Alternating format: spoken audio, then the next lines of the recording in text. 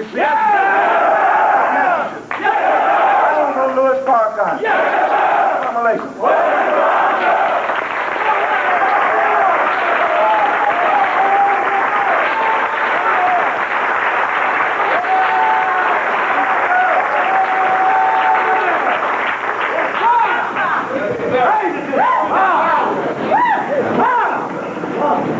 All praises to Allah.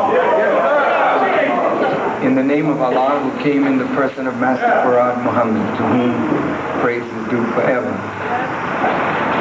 To him we give praise and thanks for raising up in our midst his messenger, the seal of the apostles and prophets of God, the Messiah, the exalted Christ, the Honorable Elijah Muhammad.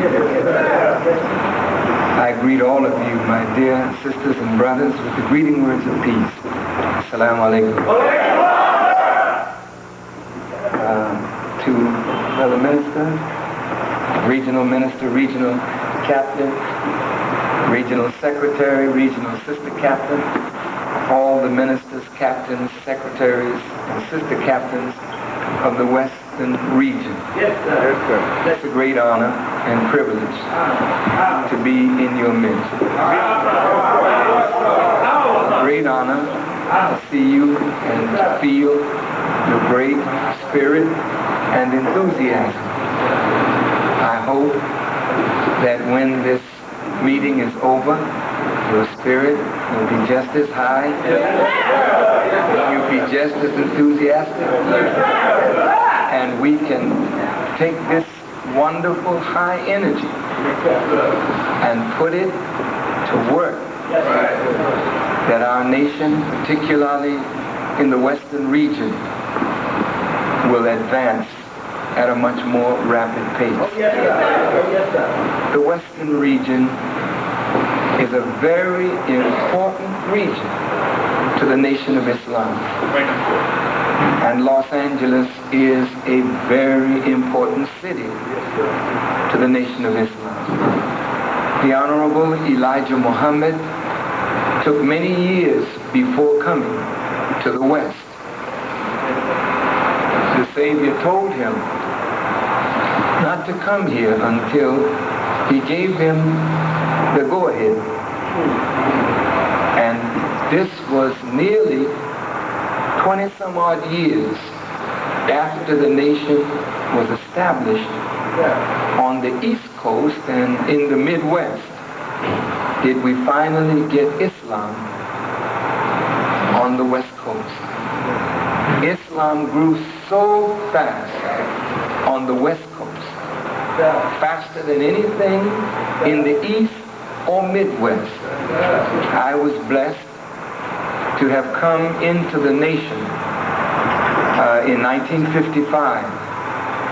And during the winter of 1955, many young brothers left New York City at the request of Malcolm X to come to the West Coast to help establish the teachings of the Honorable Elijah Muhammad.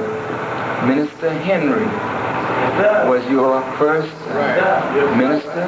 And he is passed on now, and we pray that Allah will be pleased with him and reward him for the best of what he did and not deprive us of his reward. Brother Henry, Brother Adam D., Brother Bernard Kushmir now, Brother Jabril Muhammad, Brother Larry, who is now in Charlotte, North Carolina, I believe, and several dedicated brothers came. And Minister Henry, in 1957, came to Savior's Day and made a report during, I think it was 1957 or 58, 58 it was, that the West Coast had jumped up and had almost equaled New York and other big cities that had been long established. And then we got somebody right up from the ranks from Los Angeles, Brother John Shabazz, now known as Brother Abdullah Muhammad, and Brother John Shabazz and formerly Captain Rashid, Captain Edward, and Sister Mamie, Sister Huday Sharif. These were the great, great laborers of the Honorable Elijah Muhammad, and through them, many of you who are considered, quote unquote, the old timers. We old timers, we came along around that time. This brother Wazir was Brother Randolph Seidel, at that time a brilliant writer for the local Herald Dispatch, I think. Yes, sir. And I came out in 1959 and early 1960 and met many of these older brothers and sisters at that time. I was very impressed with Los Angeles. And I can remember the Honorable Elijah Muhammad saying, Brother Farrakhan, his East Coast buster will soon be out on the West Coast busting up things. I didn't know what he meant. But it was in this blessed city that Allah sent Jibreel Muhammad to me. It was in this city that the prayers of the Honorable Elijah Muhammad for me were fulfilled. When he wrote me a letter after I had preached to 500 black preachers at Boston University. And when the messenger heard the tape, he sent me a strange letter. He said, "Thank you, brother, for your wonderful preaching to my worst enemies, the black preachers." He said, "For that one speech that you made, I will pray to my Allah that if you ever turn hypocrite on me, that Allah will go after you and bring you back." That's a wonderful prayer. I saw the letter. And you can imagine a man that had no thought of ever turning against his teacher, looking at a letter where the messenger is saying that if you ever turn on me, I love you so much for that speech that you made, and I don't go after hypocrites. But I'm going to pray to Allah that he will go after you himself and bring you back. Have mercy is right, brother.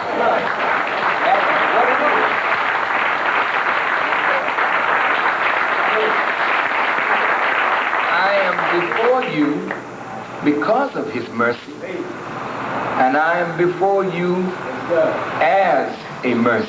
I'm not before you to condemn you or to beat upon you for any shortcomings that you may have, because I had the worst of shortcomings. You can't get any lower in the fire than to be a hypocrite. That is the worst thing to be, to believe and then disbelieve.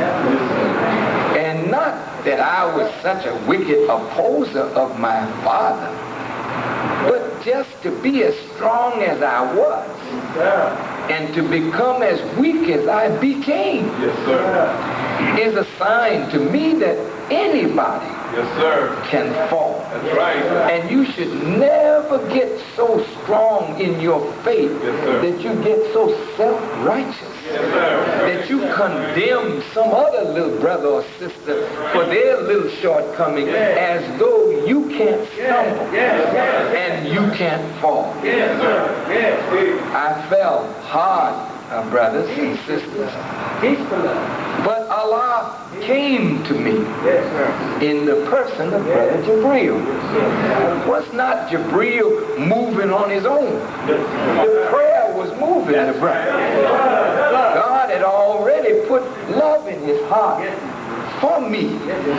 And you see, when you love somebody and you see them stumble, you don't want to see them break their neck. That's why the greatest teaching of the Honorable Elijah Muhammad is to create a brotherhood and sisterhood among us, that we would learn to love one another. Because when you love one another, it's easy for Allah to use that kind of sentiment to ride in the role of salvation on that sentiment. So since Brother Bernard or Brother Jabril already loved me, God then rode in on his love and made him come after me in my hypocrisy.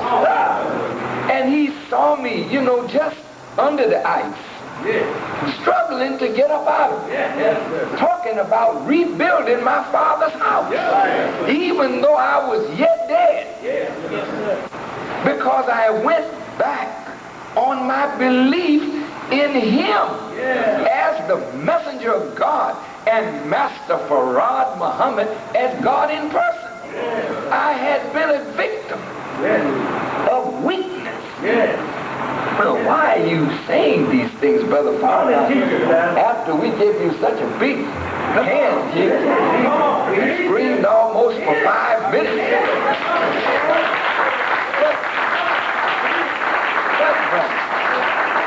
See, when you applaud me, you're applauding yourself.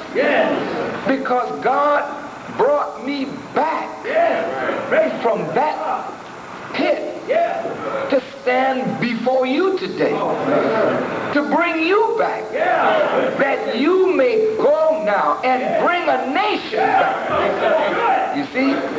So you're not here to condemn your people. We already are condemned. And just by the mercy of God, we have a chance now to go all the way. So we're not here to talk about harming our people. Even the brother or sister who's not acting right. You must get out of the spirit and mind to want to hurt your people. You must get more in the mind and spirit to redeem your people. The ugliness that you see going on in the nation, and the ugliness that you see manifested in people, is the manifestation of defects. That the messenger of Allah told us that Islam would bring out of us everything that was in us, good and or evil. Well, if Islam is going to bring out of us everything that's in us, brother, don't be shocked at nothing you see. Don't get excited because sister so-and-so or brother so-and-so went off. They went off because something was in that needed to come out. So don't judge them now. They're in the process of purifying. You can say, oh, that's no good hypocrite. Well, go blow his brain. No, don't do that. Because today's hypocrite is tomorrow's giant. You're looking at one that went down and came back by God's grace. So don't you go now and hurt somebody that goes down, because they could come back stronger than when they went down. You see, this is manifestation of defects, and you got yours, I got mine, you have yours, right? So, just for the grace of God, we still in a post. Talk to me. I mean, it ain't that we're so great, it's just mercy, isn't it? Isn't it grace that found a wretch like me? I once was lost, but now I'm found, was blind, but now I see. Well, who gets the credit then? Allah. Then shouldn't we be more humble and more tolerant and more patient and more forgiving and more long-suffering with the people of God. I think so. I think so. Well, why are you saying all of this, brother? Well, you know, a pathologist goes in to study and track disease and what ultimately caused the cessation of life.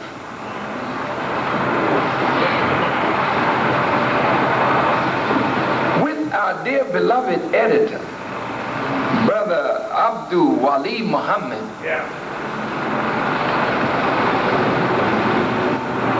the devils did their work and we had somebody to go behind them. It took them nearly 8 months to give us a full report. When my brother passed and my son called me and I went to the hospital and I looked under the sheet, I thought, well, maybe he had just gone and I could pray maybe and Allah would bring him back, because we can't afford to lose such valuable help. That's right.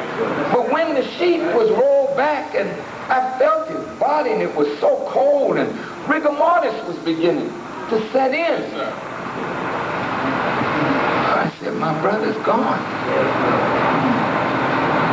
Then I had to go and ask Allah, you know, why Allah? Why couldn't you take a bum out here? Somebody ain't doing nothing. I mean, it's foolish for me to question the God like that, but we do foolish things, you know. Job, you know, questioned God in a foolish way, so I guess I can question him in a foolish way because I'm one of the fools that's trying to be made wise, you know. So sometimes you do foolish things when you're a fool. Trying to become wise. And you should be humble enough to know that we are foolish and prone to do foolish things until we become baptized in the wisdom of God and become one with his wisdom and one with him. We are subject at any time to do a foolish thing. And every now and then, each of us will do something foolish that is just unbecoming a people of wisdom. Isn't that true? Yes, sir. Yes, sir. Yes, sir. Right. Well, anyway, I was questioning him. Why you didn't take the bump over here? Look at this drunk. I was driving down the street crying. Hey, he ain't doing nothing. Why didn't you take him? We had to take Wally. I mean, he was one of my best helpers. Allah, you know, I ain't got no help as it is. And he'll get me a good helper, and then you gonna take him? Well, I'm fussing at the God. Say, listen to this fool. God talking. He don't know that I give him. I take what I give and I can give him better. That bum out there that he wants me to kill in the place of this one may be better than the one I took. He's just in a state of a bum now like he was. The preacher, the praying one that's praying to me and talking foolish. He wasn't nothing but a bum himself. But I shined him up. I can shine the bum up in the street and make him shine better than you who praying to me. So don't get beside yourself, fool. So I started to pray and ask the God. In fact, I was talking to Wali. I knew he couldn't hear me, but I was talking to him anyway. Wali, what happened, Wali? And like a voice came into my head. I didn't hear no voice now. I don't want you to go off thinking the minister hearing voices. But it's just like words come in your mind. I didn't hear any voice. And it was like Wali saying the answer is in my body. And the answer was indeed in his body. Because after 8 months, we found that there was something in his system that had no business in his system, since he was not suffering from the particular ailment that would cause him to need that kind of medication. Yes, that medication in and of itself is not harmful. Yes, sir. But if you mix it with coffee, it becomes deadly. Yes, sir. So he was a big coffee drinker. So somebody was feeding him this chemical in low doses and then building up to the day he died. He was murdered, in my judgment, Yes, sir. by somebody close. Close enough to give him coffee. Now, why are you saying this, Brother Farrakhan? Because you trust too many people. That's right. And this is a day where you can't trust nobody but Allah. You want to be able to trust each other, but you can't even trust yourself because you're subject to turn devil overnight. So teaches the Honorable Elijah Muhammad. So who can you trust? You got to put your trust in Allah, and you got to watch as well as pray. Now, a pathologist, I'm coming back to pathology,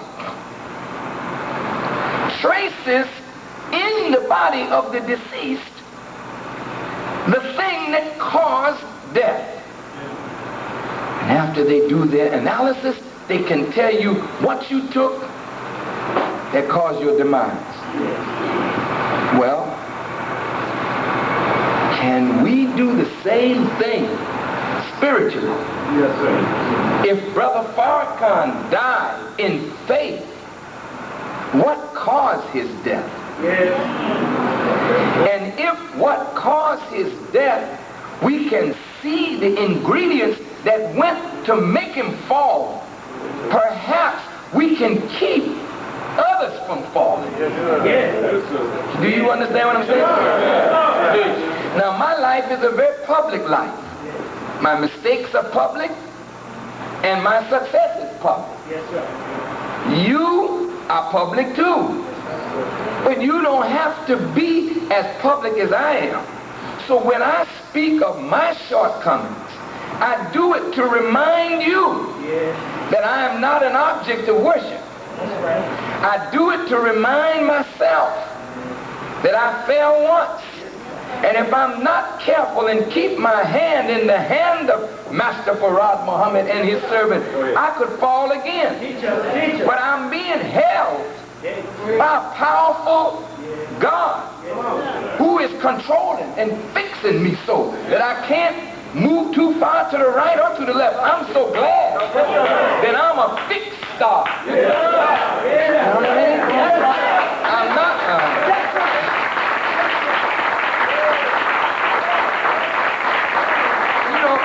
Christians talk about fix me, Lord. Fix me. Because they want God to fix it so that nobody can unfix what God fixes. But when you're in that twixt and tween, you got free will and free reign. You can be fixed this minute and unfixed the next. So don't get too carried away with yourself or your so-called position or your so-called righteousness or your great faith, because you and I can turn hypocrite overnight. So that's why Jesus said you must watch as well as pray.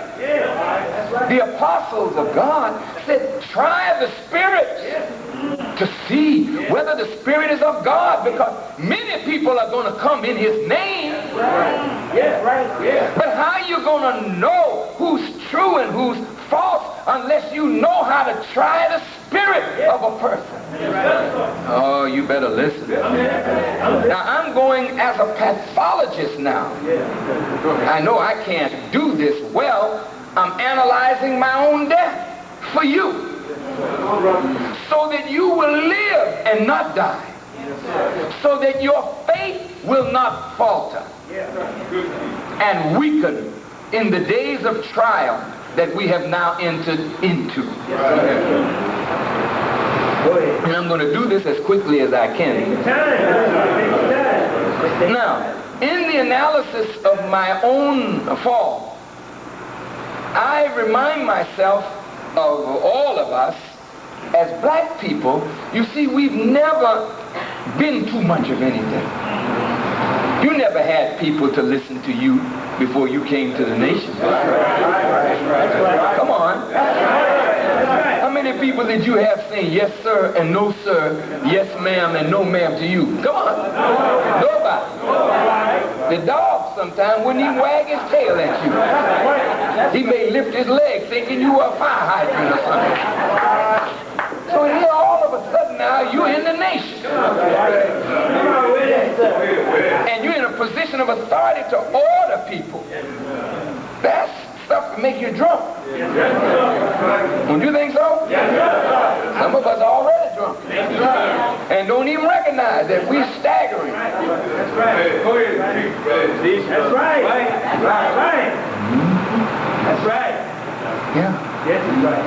Now, beloved brothers and sisters, since we didn't have anything or anybody to really listen to us and follow us and obey us, but now because of the apostle of God, the Honorable Elijah Muhammad, we came into this nation, and because there was a dearth of talent, meaning there wasn't a lot of people around that knew a lot of this and a lot of that. We had to use what we had. So some of us got into positions by default. That's right. Nobody else was doing nothing, so we just defaulted right into it. But it's true. Now, you know, I was in show business before I came here. But I grew up like most of you in a house with no father. And my mother was a real hard lady. You know, she didn't play. She come from the old school in the Caribbean. They don't praise the children. For what? What you do? I'm looking to mama, you know, for gratification. Let me know you love me. But she don't know how to show love because she didn't receive too much. She loved me, but she didn't know how to demonstrate it. I never seemed to do nothing right. If I washed the dishes, I broke a glass. I know what it is. If I cleaned the floor, I left some dirt in the corner. If I made the bed, it wasn't perfect. So this woman was a perfectionist, you know? So she would come find the dirt in the corner and then show me the dirt in the corner. Not all the clean that I had done. Show me the wrinkle in the blanket as I put the spread over the wrinkle and show me the mark on the window. You know, then cuss me out for breaking the glass. And so I couldn't do nothing right to please her. So I had a serious ego problem. Not ego over ego. You ain't got no ego. The ego killed before you got out there to get it murdered. Mama killed it. Daddy killed it. Do you understand? I don't know whether my life fits your life, but if it does, then we're going to heal today. That's what this day is all about. It's all about getting well. All praise to Allah. Because, brothers and sisters, you're on call today. You got a sick nation out there, and we're administering medicine and sick ourselves. So we got to heal in order to make the believers well. So we got to take our medicine. So the doctor, we're just going to do some pathology today. The study of the disease and the path that the disease takes to bring the organism to ultimate demise. And since hypocrisy is the lowest depth of the fire, it's worse than being a devil. Because a devil can't help but be a devil. He was a made devil. But a hypocrite can be a believer and then a disbeliever, then an opposer, all in the same thing. See, a devil just can't be but a devil. Oh, that's the devil. Oh, that's the devil. But a believer who turns on the God and the messenger and the minister and then seeks revenge because Allah enriched that believer out of his grace. This is a terrible thing. Well, you don't want to be that, do you? I don't want to be that. I don't want to see no believer turn to a hypocrite. So let's stop right here and see whether we're on the road. Yeah, bring the road. Not to Damascus. Maybe you are on the road to Damascus and you need to meet Jesus on the road and turn you around, because you may be headed for hypocrisy now and sure spiritual death, and you need to be turned around. You're good people. You're very good people. The fact that you would even come into Islam says you love the truth, except that the devil sent you. If the devil sent you, then you're not good. But if God sent you, you're all right. I would be foolish to think that everybody in here God sent. Where there are 2 or 3 of you gathered together, there I am in the midst of you. That's the FBI talking. So some of you are sent by Satan, others sent by God. But whoever sent you, you're here and sick. So let's take the medicine. But anyway, where was I?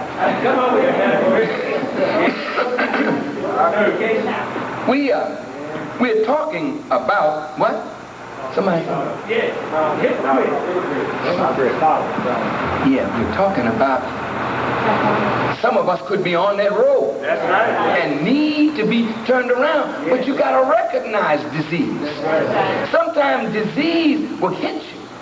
And you walking around with it, don't even know you got it.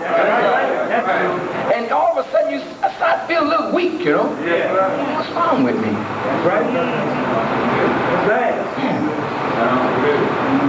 Yeah.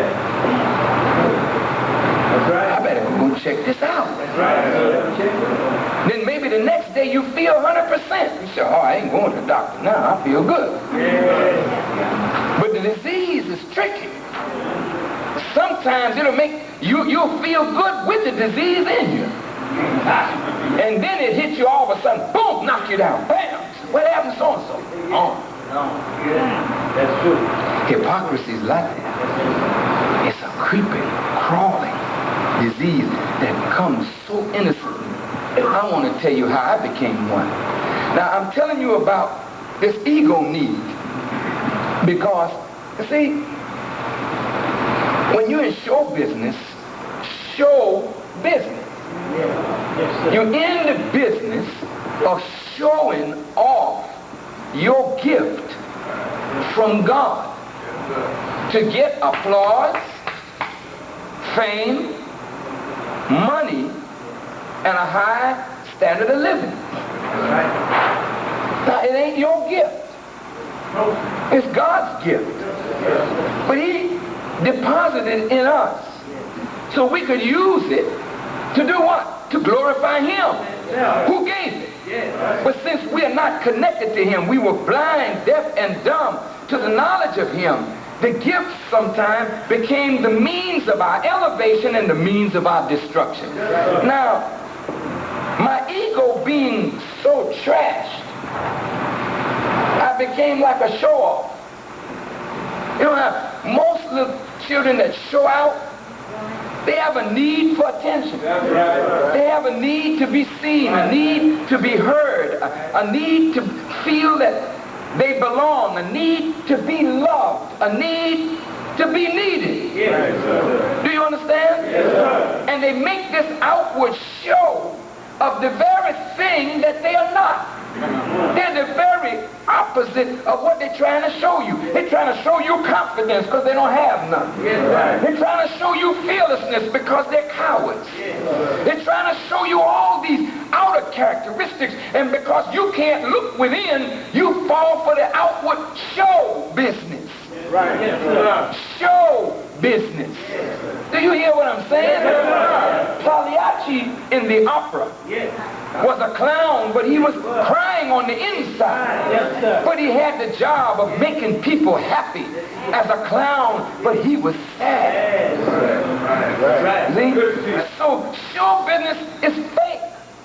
You go out on the stage for ego gratification. You do your act, you work your show, the people applaud and they smile, they buy their drinks or they buy their ticket, and you go to your agent, the agent said you did well. He takes 15%, your manager gets 20 to 30%. But you don't care nothing about money. You just want ego gratification. Money, well, you all look after that end. I just having a good time.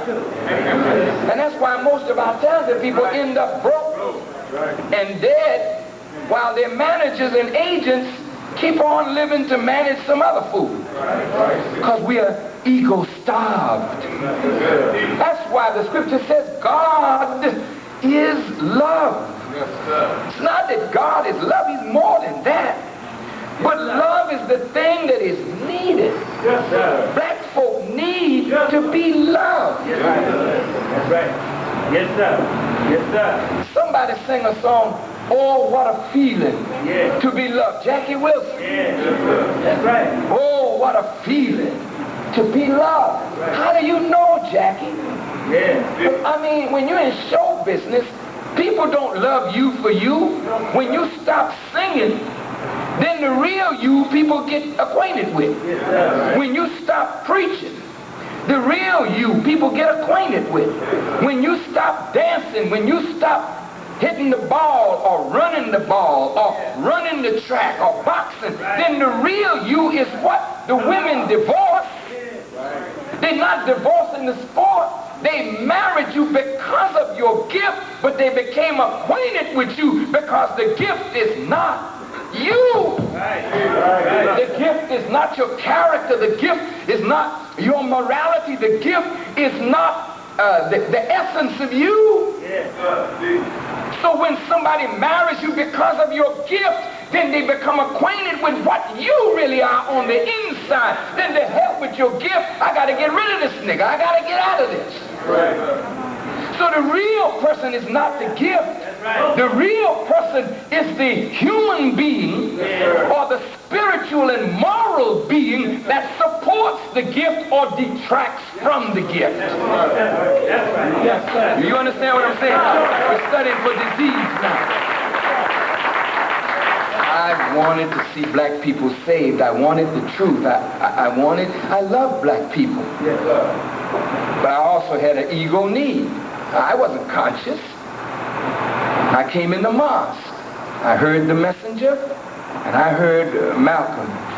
And I came in the mosque, and I registered, and I went through the process, my wife and I got my ex. I was one of the first college students to join the nation. And, I realized that I wasn't so smart. So my teachers were unlearned, but I put them over all my learning because they were followers of the Honorable Elijah Muhammad. I love that man. I love what he represented. I love the truth that he gave for the salvation of our people. But I had a need. 30 days out, the messenger sent word down, get out of music or get out of the temple. Well, he knew I was in mosque number 7, and he knew that I was a musician. He was trying me because he had his eye on me. I didn't know this, but he had his eye on me from day one. Because Malcolm and Captain Joseph had told him about me. So he was looking for me and looking at me. Said, now if he's the one, I'm going to try him right away. Might as well. That's right. Might as well. And in 30 days, he sent the word down, get out of music or get out of the temple. Most of the musicians left the temple. And they were not as prominent as I, but it was their livelihood as it was mine.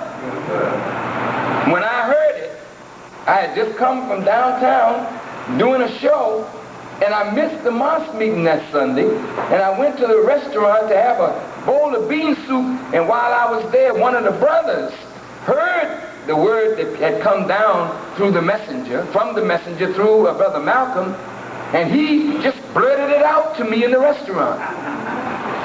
over the bean soup. It's always people that want to give you bad news. News that will hurt you, ill affect you. Malcolm may have taken his time and led up to it. Joseph might have taken his time and led up to it. But this brother, he just blurted it out. Well, I got up from the table and walked outside. I didn't walk maybe 20, 30 paces, and I made up my mind. I said, I can live without music, but I can't live without the message. So, test number one. You gotta love him more than you love anything that gives you personal gratification. If it's your music, if it's your art, if it's your wife, if it's your husband, if you don't love God more than you love any earthly possession or being, the Quran says you're not worthy of him. And that's how he will test you, by what you love. Music was my life. And he asked me to give it up. And in less than 30 seconds, I made up my mind. I can't live without you, dear apostle. I'll make it without music. And so I got a job. I never worked a day in my life. Not in no factory. Now I'm in a factory with a wife and children, and I was such a clumsy worker. I mean, I was sincere, but I didn't know what I was doing. You know what I mean? My mother had me playing this violin. Sometimes she let me mop the floor, you know, but most of the time she said, I'll do that. You go practice. Since you didn't do it well anyway, you know, go practice. So my first job, I was selling storm windows and storm doors. I ain't never been a salesman. And my base pay was $35 a week and whatever I could get in commission. But I never got no commission. I wasn't a good salesman. I didn't know how to sell. They didn't teach me. You know. So I got $35 a week to feed my wife and a baby and one on the way. I lost that job quick. And then I went and got another job. I didn't care about where I worked. I just had to work to feed my family.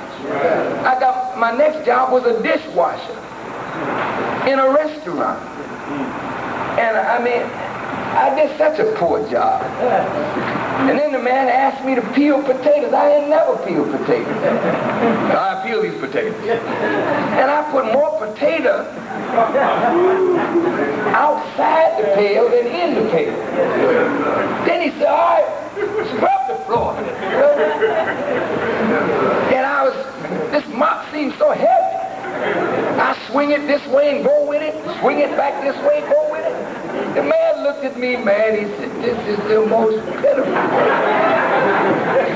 And he worked me so hard that first day I overslept. And I called him and told him, I'm so sorry I overslept. He said, don't bother. Don't even come in. Just come and get your pay. $12.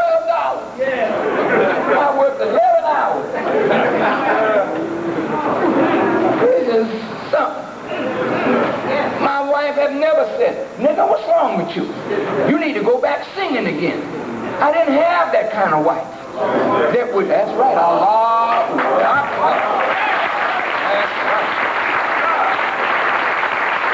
She was willing to go along with me as long as I went along with the Honorable Elijah Muhammad. And I'm saying all of that to say that I was sincere and committed. My uncle meets me. He's dead now, but he certainly was a good Muslim. And he said to me, I said, I'm ready to die for the Muslims. He said, you better be careful who you die for, because everybody that say, Assalamu alaikum ain't no Muslim. And I looked at him and said, what kind of man is this? I'm in the mosque now. I think everybody in the mosque is sincere. I'm ready to die for all the Muslims. And my uncle tells me that everybody that says Assalamu alaikum ain't no Muslim. I started looking at him funny. And then I began to understand how that thing works. That smart brother who knew the Bible and Quran in New York, he came and said, read this. I was an assistant minister then and a lieutenant. He said, read this. He didn't say nothing. He just said, read. And it was about a story in the Bible about somebody named Malcolm, M-A-L-C-H-A-M. But he was dropping a seed against Malcolm. He didn't like Malcolm. I love Malcolm. Now he's trying to separate me from Malcolm. But he don't do it with a word that he speaks. He just let me read something and says, a hint to the wise is sufficient. You see, the seed is planted. Boop, boop. Just drops in, you know, real nice. All of a sudden, the mosque slows down. We having a dinner. I'm a lieutenant, and I'm wondering why ain't nobody got the spirit to sell the tickets. Why nobody's got the spirit to do the work. It's because subtle seeds have been dropped in the mosque against the leadership. And the man was so subtle. I'm on the rostrum next to Malcolm and loved him, but was the victim of a seed. Malcolm at that time was going back and forth. I mean, he would be on the road 600, 800, 900, 1,200, 1,500 miles a week. He just driving and preaching and driving and preaching. So this day, he's tired. And he stands up on the rostrum, and somebody in the audience gives him a clipping from the newspaper that bears witness to what he was teaching. Then Malcolm says, at the end of his teaching, and if you ask for this back, I'll rock your jaw. So, woo. Now, Malcolm's tired. He's not speaking as a man should speak, because when you're tired, you know, you're not as careful. But when he said, I'll rock your jaw, I said, the man didn't do nothing. All the man did was offer him an article. Why you gonna rock the man's jaw? That was water on the seed. And before I knew it, I was beginning to think, Malcolm, is he falling? And then I was sent to Boston. And when I was sent to Boston, Sharif, the supreme captain of the nation, had to come because the seed had become so deep in the mosque. When it was exposed, it got people all the way from the rostrum. The only thing that saved me from getting 90 days in class F was that I had gone to Boston, so they couldn't question me. Adam D., who was one of the excellent teachers, he got 90 days in class F, and all these people got busted. Then the mosque came alive again because the seed was exposed, and the seed planter was exposed and put out. Then the mosque began to grow again. Go to sleep. That's right. This is your life. You are right now in a position, and seeds are being dropped about you. That's right. And once the people are separated from you, then you are vulnerable. That's right. And every one of us in the labor have to go through this in order to understand the road of the apostle. Y'all all right? I'm going to take a little time.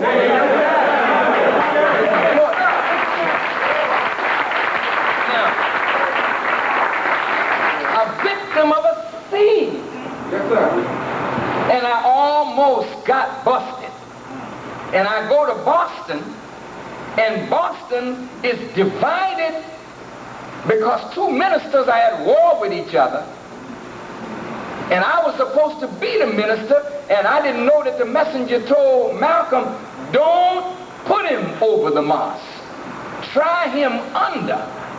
And if he can work well under, then he's qualified to go over. So right when I'm supposed to be the minister, Malcolm does a reverse on me and says, you'll be the captain.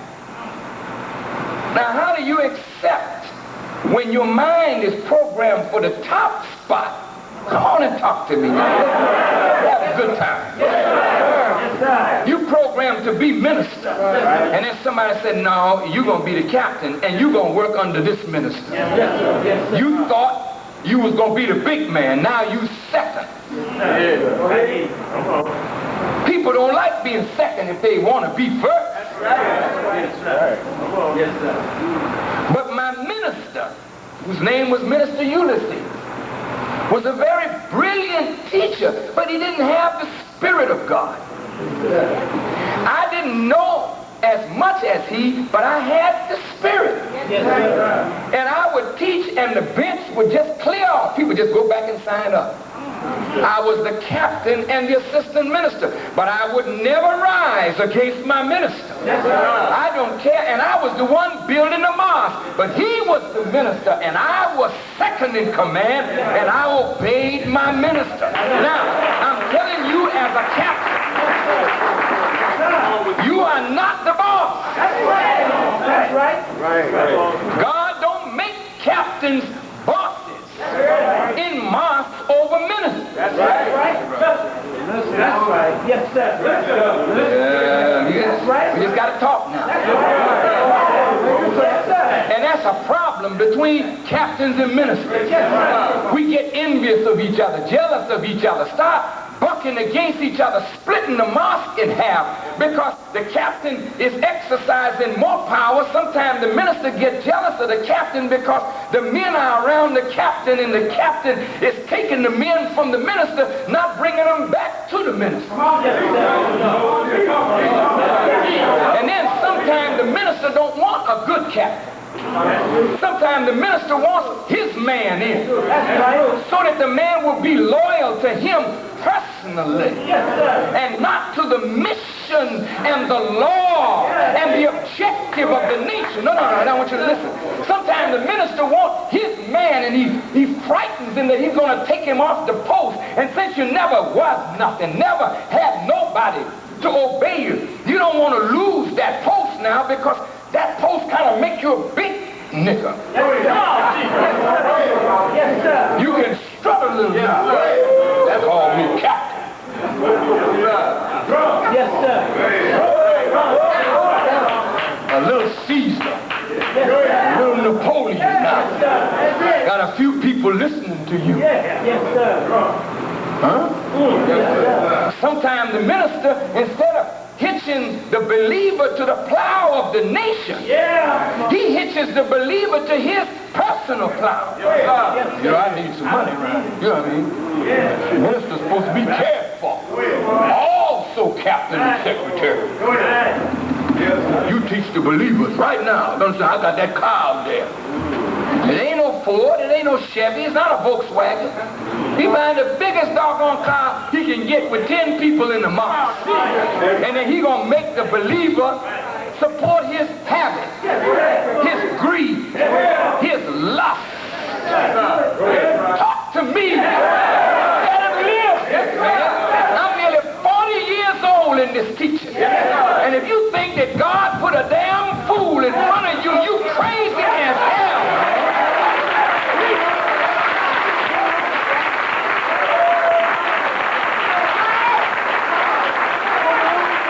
Talking about disease.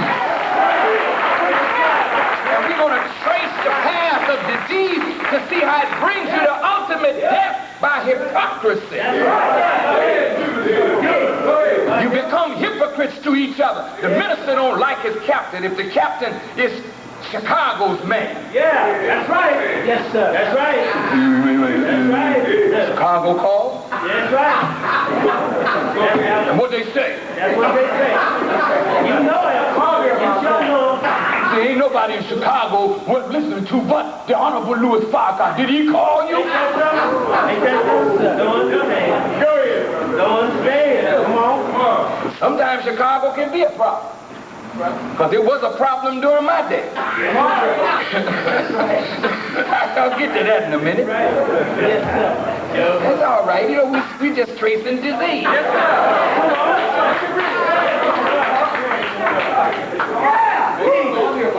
And if you find yourself sick, you know what I mean, just holler out for the medicine because I got a whole cabinet full of medicine. from the Honorable Elijah Muhammad, the supreme doctor. And we all can get well, brothers and sisters. There's no need for any of us to go to hell. Not one of us. Except you just want to go to hell. Let's go on. Now, it's interesting that I just escaped being busted. I don't know how I would have reacted had I gotten busted that early.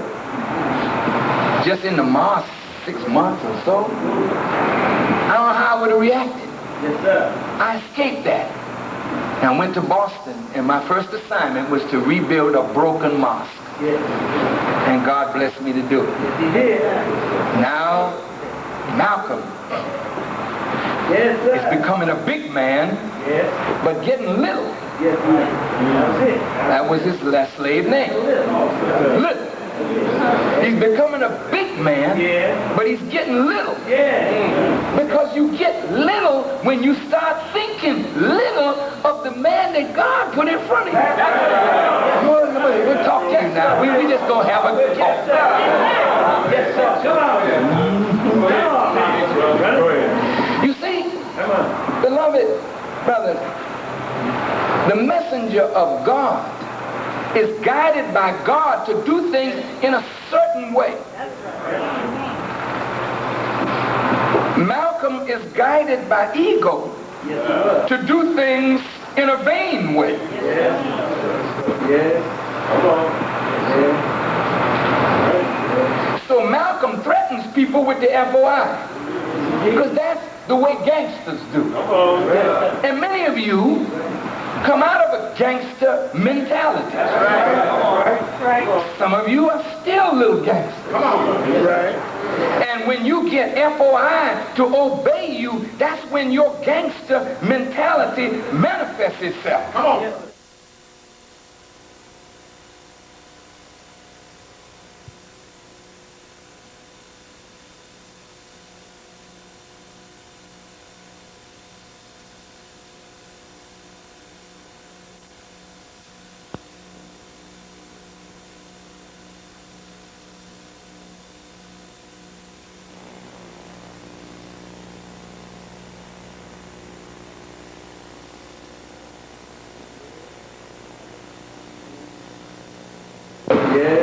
Come on.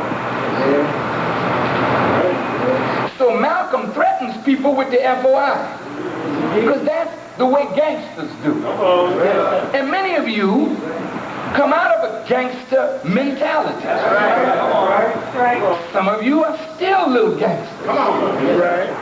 And when you get FOI to obey you, that's when your gangster mentality manifests itself. Come on. Yes, sir. Because now you got some tough thugs. Yes, sir. You understand? And you want to whoop everybody. Come on. Yes, sir. Come on. Talk to us. Talk to us. So this Malcolm was a gangster before he met the Honorable Elijah Muhammad. He wasn't a great gangster. He wasn't a good gangster. He was just learning to be a gangster and got caught. And was doing 7 years or 15 years in prison. I think it was. And after 7 years, 7 months, and 7 days, he came out. He came out because the teaching of the Honorable Elijah Muhammad went in and brought him out. Now he's getting famous and big. But as he's getting bigger and bigger and people are praising him and praising him, he's beginning to think less of the wisdom of the man that he said God had put in front of him. Well, why he make such a move like that? Right here in L.A. When our brother Ronald X. Stokes was shot down, and several of the Muslims were wounded, one of whom is paralyzed today. Right. Malcolm wanted the FOI to go out and kill police. That's right. This was the secretary of the mosque. Now, I'm telling you what the messenger told me. This is what I heard in my ear from his mouth. He said they could kill 100 secretaries. I'm not going to put the FOI out there to fight unless I know I have some soldiers. He said, I did that once in Detroit, brother. We went right to the police station and got into a fight in the police station and whipped everybody in the police station. He said, when I got to the mosque the next night, was nobody there but me. God had given us the victory. But they got frightened after they thought about what they had done. And never showed up again. So he said, before I ever put some soldiers out there for combat, I got to know that I have a soldier. And you're not going to know that you have a soldier until you try your soldier. That's right. Yes, sir. So Malcolm wanted to, because he was out there saying, ain't nothing in the Rexall drugstore will kill you quicker than a Muslim who has been offended. So now a Muslim has been killed, and the Rexall drugstore got plenty of drugs in it, and we ain't killed nobody. Malcolm feel bad, and he blaming the messenger. That's right. See, the messenger ain't having that. No, that's right. But it's a secret thought. Yes, sir. Yes, secret thoughts. Yes, sir. The people beginning to admire Malcolm. Yes. They go to hear him speak, and they like Malcolm's preaching above the preaching of his leader. Malcolm really fought hard openly to beat that down, but what was happening to his heart in the process? See, it ain't what you talk on the outside, brother. Let me just tell you what's killing us. It's those secret thoughts that we harbor in the heart of hearts. Yes, sir. That we dare not speak. Yes, sir. That is where hypocrisy takes place. It's not a disease of the mouth. That's right. It's not a disease of the ear. It is a disease of the heart. Yes, sir. Yes. Y'all all right? Yes. Teach us. Teach us. Thank you. I didn't have one. Thank you very much. Yes. Oh, brothers and sisters, I thank Allah for this privilege Yes, sir. to share some of my life We blessed. that we might escape some. Blessed to have you. Praise. You know, Blessed to have you. and I'm not ashamed, Ain't ashamed. you know, to tell you my shortcomings and to show you my failures, so that you would not be proud Yes. in your shortcomings. Yes. If I can confess mine in the open, at least you as ministers and captains and secretaries and sister captains can go in a closet Yeah. and talk to God about your Yeah. because you are the real problem. The problem is not the believers, the problem is the leadership. And if the leaders get better, the believers will get better.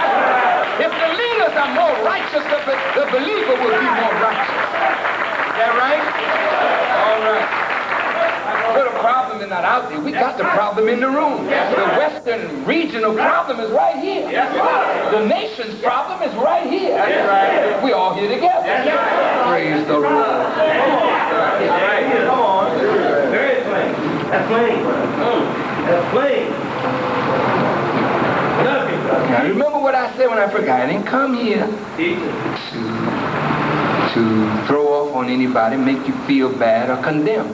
But truth, it illuminates the hidden recesses of the heart. See, nobody knows your secret thoughts but you and God. Unless you told your secret thoughts, because see, when you start getting weak, you don't keep your stuff to yourself. You find somebody that you have confidence in. I'm going to tell you something about the Supreme Captain. I'll tell you something about the minister. I heard, you know. I'll tell you something about the sister captain. I'll tell you a little something. But don't tell anybody. But I'm beginning to watch this. I want you to watch it too. We'll watch it too. Let's drop these little seeds, you know what I mean? And they start looking like you. All of a sudden y'all get this crooked neck and bent up expression, like somebody threw dust in your face. You know what I mean? All of a sudden you start getting dark. Because your mind has taken on a change. You can't see yourself. But anybody who saw you the last time when you were well and see you now getting sick, they can tell something has affected you because you don't look the same.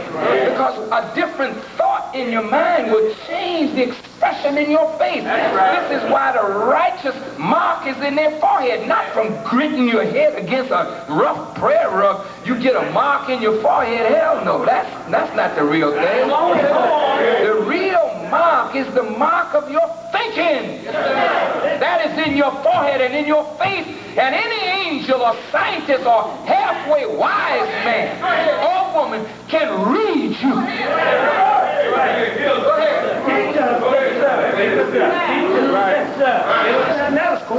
Come on. You can put Vaseline on it and rub it down with baby oil or grease or whatever you want to grease it up with. Still, there's no light behind it. Something is happening to you. And we need you alive and well, doctor, so you can heal the people. But if you start getting sick, where's their medicine coming in? Y'all all right? Come on, let's go a little deeper now. Now I'm in New York. Malcolm already dropped the seed on me. Listen to Malcolm's seed. He said, you know, I believe that the Honorable Elijah Muhammad is jealous of me. I heard it. I never wrote the Honorable Elijah Muhammad and said, dear apostle, your minister here said you're jealous of him. Because, you know, you don't want to be how you are when you're buddies. You ministers, you are all buddies. You captains, you're all buddies. So you talk buddy madness sometimes. You know what I'm talking about. And you know, when you start getting bent out of shape, you usually bend somebody else. Just talking. So Malcolm, he loves me. I'm his student. I love him. I really love Malcolm. So he figured, I ain't going to tell nobody. He was right. So he just dropped it on me. Yeah, you know, I can messenger jealous. This was near the end as Malcolm was going out. That's a seed. Now, I leave Boston. A house that God sent me to that was broken apart with a schism from ministers. And God sent me to heal Boston, and it became one of the finest mosques in the nation.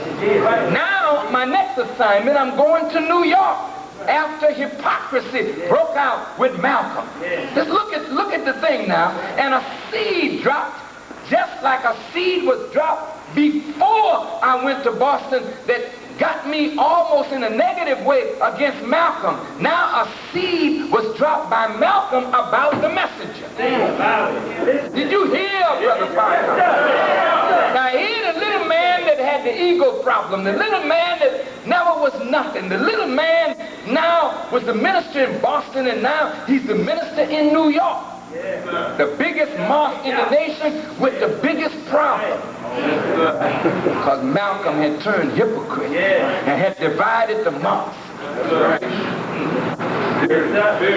Now I go and meet with the messenger. The messenger looks at me and he says, I'll never teach another minister the way I taught Malcolm. He never would have been so formidable an enemy if I had not taught him so much of the prophecies. Think about it. He's letting me know. He said, now, he added one more thing. He said, I'll never teach another minister like I taught Malcolm until I have thoroughly tried him. So he's letting me know, buddy, don't you expect no behind the door teaching. Because I'm going to thoroughly try you. So I became his national representative a few days down the line.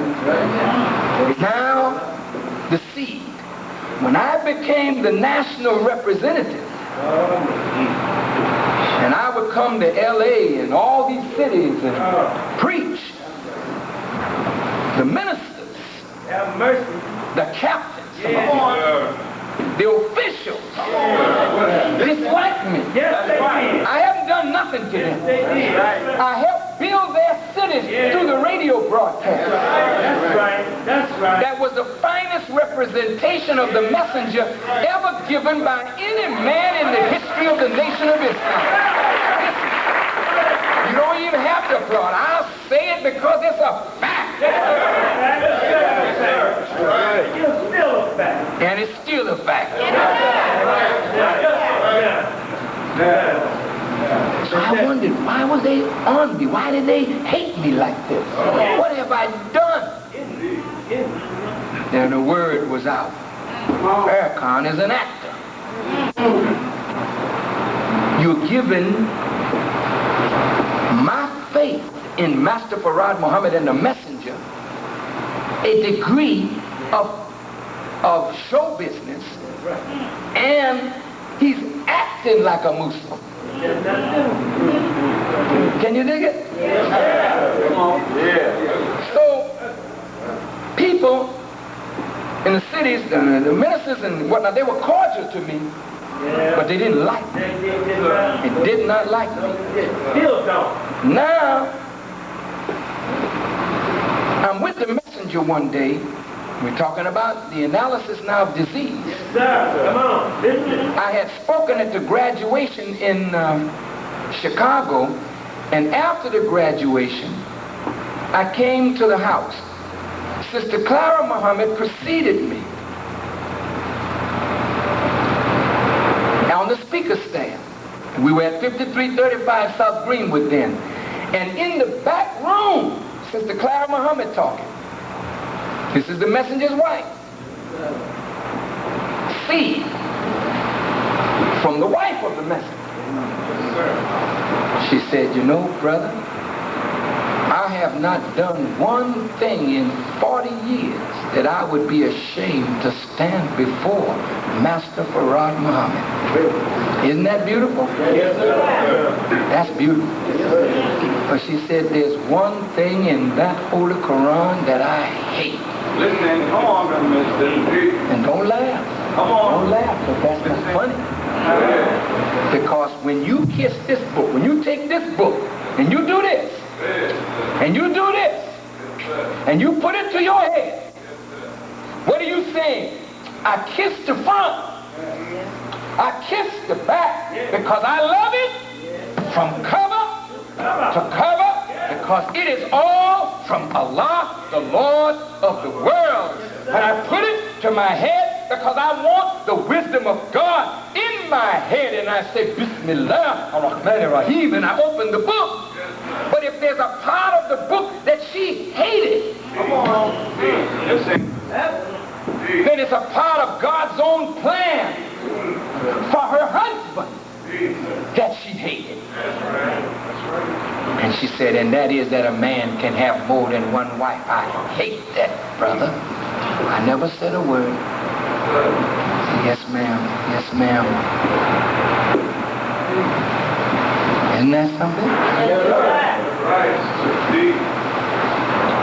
Now, if she hates that, how could she love her husband when she finds her husband has now taken wives by the order of God? How can she love that, or love those women, or love the children from those women if she hates the fact that God has put that in his book? Do you understand what I'm saying? Now I come to the house. The sisters at the table are praising me to the high heavens. I mean, I never heard such talk that really embarrassed me. They were praising me so much. The messenger got angry. And he took his handkerchief, threw it down on the table and said, yes, this is so that when he turned hypocrite on me, the whole world will see him. Yes, sir. I said, oh, where'd that come from? But now, mind you, I don't see tomorrow. I don't know that I'm going to fall. He knows it all. But I couldn't see where that came from since I'm faithful to him. So the seed come back from Malcolm. Because walking in Malcolm's shoes. The same ministers that hated Malcolm now hate me. The same people that worked against Malcolm now working against me. So I say, well, is there something to that? You understand? Now it's 1972. Sister Clara Muhammad is on her deathbed. She stands for me. When a person is on their deathbed, brother, you pay attention to what they say. Sister Clara Muhammad is crying. I'm taking the napkin, the tissue from the side and wiping her eye. And she said these words. She said, Brother Farrakhan, she said, help my husband. He's getting up in age and he can't do like he used to do. Help my husband, brother. Say, he's not gonna let you. There ain't nothing but jealousy, but you help him anyway. Now this is a sincere woman. I don't want you to misjudge her. She's sincere. She's on her deathbed. She loves her husband. She produced him 8 children, 6 boys, 2 girls, and she didn't see none of them helping her husband. So on her deathbed, she's saying to me, help him, Brother Farrakhan. He's getting up in age. He can't do what he used to do. Help him, but he's not going to let you. But it ain't nothing but jealousy. But I'm trying to warn you about this weakness in words in my husband. He's going to stop you, but don't let him stop you. Help him anyway. That's the seed. Don't give a damn if it's from his wife, from his mother. That's right. She misunderstood the man that she had lived with all her damn life. Do you hear me? So don't think because you live with a man that you know the man. You don't know no divine man. You a damn fool if you think you do. My mother didn't know me. And my wife don't know me. And none of my damn children know me. And none of you know me unless you know me from divine. You don't know me. How dare you think you know me? You judge my actions from your weak perception. If the wife of the messenger can misjudge him and live with him and love him, Come on, Brother Park. then what about us? Wake us up, brother. You better think now, because I'm bringing it home to your house. We're talking about pathology of hypocrisy. Bring it out, brother. Bring it out. Come on with me. It's good. I love Clara Muhammad. She's my mother. A spiritual mother, one of the best women I ever met in my life. And I will defend her honor with my life to this day. But she misunderstood her husband. Yes, sir. Because she thought that when he tries his minister, Go ahead. that's a sign that he's insecure with the popularity of someone that he made. Yes, sir. Go ahead. Yeah. Come on. How do you know, Farrakhan, that your father was not a jealous man? Because I have no sign of envy in me for none of you. I want to free you so you can teach and bring out what God has put within you so that we all can glorify God. I know who the giver of talent and gifts is. It is Allah. And I don't want to be one that is envious to stop your progress. But if you misperceive my desire to correct you in your madness with somebody trying to stop you from shining as though you're going to outshine a sun. Go ahead. Come on, say this.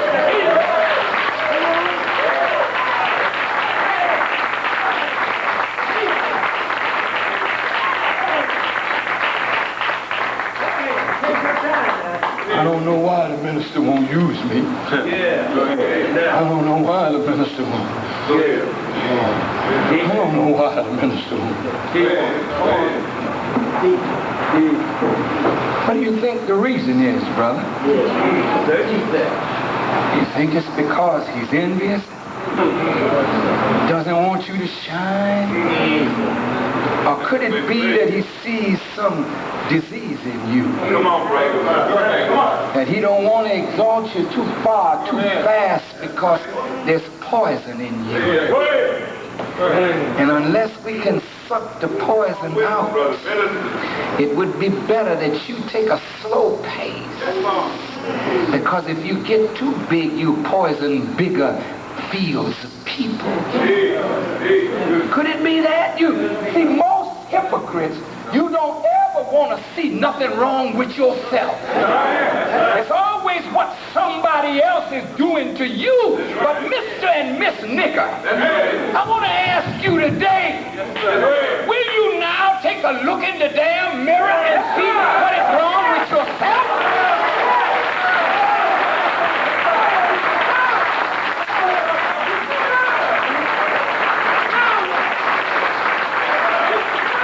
Everybody's against you.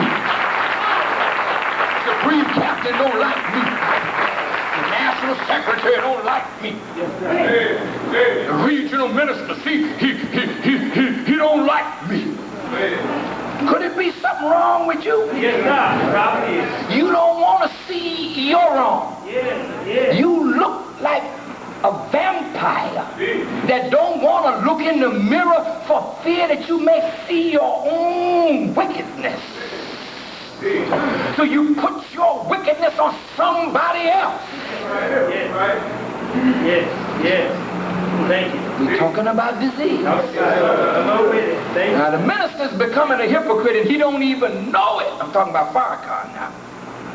Yes, sir. Because my father, Honorable Elijah Muhammad, telling a sick ego man, you are my Aaron. He said, God has made me to take his place among the people. I'm making you to take mine.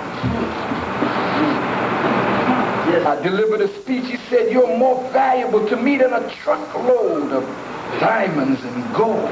Thank you. I delivered another speech. He said, you're more valuable to me than 1,000 airplanes with 1,000 head of sheep on every plane. I made another speech. He said, you're more valuable to me than all the wealth that is in the earth. Because that I found when I came here, and I'll leave it when I'm gone. But through you, Brother Farrakhan, I will get all my people. Listen, that's not the punchline. The punchline is that an ego-sick Negro was hearing the best word that a man could say to another man. That's right. And I disbelieved it. Because I didn't think that much of myself. And I thought, well, maybe he's just saying this because he wants to manipulate me or use me a little more, because he told Malcolm that Malcolm was Aaron, and look how Malcolm ended up. So I began to cast doubt on the word of a man that I said was the messenger of God. And if the messenger of God can be deceitful and manipulative, Think about it. with me in one instant, then perhaps I can believe that he's that way on a broader scale. So the seeds of hypocrisy are already sown. Because I doubted my father in the good that he was saying to me about myself, because I never thought much of myself. And I don't care, brother, how well we dress and how much we posture. But as a man thinketh in his heart, so is he. And if you think nothing of yourself, you don't even hear when the messenger says good word. You want to believe it, so you act the part, but inside you're shallow and empty. Yes, sir. So I acted and strutted the part. But inside I was shallow and empty, because I wanted to believe it, but I just couldn't bring myself to believe that the messenger was saying those good things about me. I sat with him one day. He looked at me and said, "You are a beautiful man." I said, "Not me, dear apostle, you." He said, "Brother, you are a beautiful man." Not me, dear apostle. You are the beautiful man. I didn't want to accept nothing like that. But the beauty that the apostle saw was the beauty of a heart, man. That loved him and the God and loved the people and loved the truth and would sacrifice his life to redeem a people. And that's beauty, man. That when you turn on the man, he don't turn on you. When you cuss him out, he won't let those that want to kill you kill you. Because he's beautiful. Come on, listen. His heart is possessed with the essence of the beauty of God himself. And that's why the scripture says of David, he was a man after God in his own heart. And I couldn't believe this stuff, man. And the final thing, in 1974, the last time I saw the messenger, all of his major ministers were sitting around a table. December the 6th, 1974. And in walks Captain Elijah Muhammad Jr. And he starts talking about the minister in Detroit, Minister Hasty Muhammad. And he said, Minister Hasty, the apostle, was referring to you in his teaching as a snake. The whole table got quiet.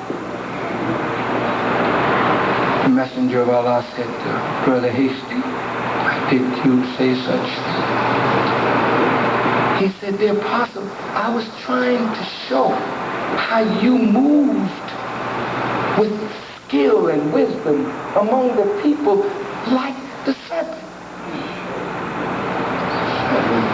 He said, well, brother, you have to be very careful of the examples that you use when you refer to the messenger of God. That's all he said. Then Junior didn't stop. He said, and the apostle, Brother Hasty is telling the ministers that you said that Farrakhan here is the chief hypocrite and is going to do a job worse than Malcolm. And he said that he got it from you. I'm sitting there, you know, and my head almost fall in the soup.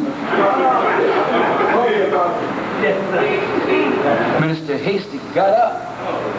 He said, the apostle, I ain't going to take all of this by myself. Every one of these ministers around here been saying the same thing. And he said, and you did say that to me, dear apostle. Valora Najib, his personal secretary, screamed out, he never said no such thing. And I said to myself, why don't you shut up? You don't know what he said every minute that he speaks. But I didn't say nothing. I'm hot now, man. I'm upset. I'm hurt. Because now I'm beginning to see why all these ministers hate me. Some word has come down from the top.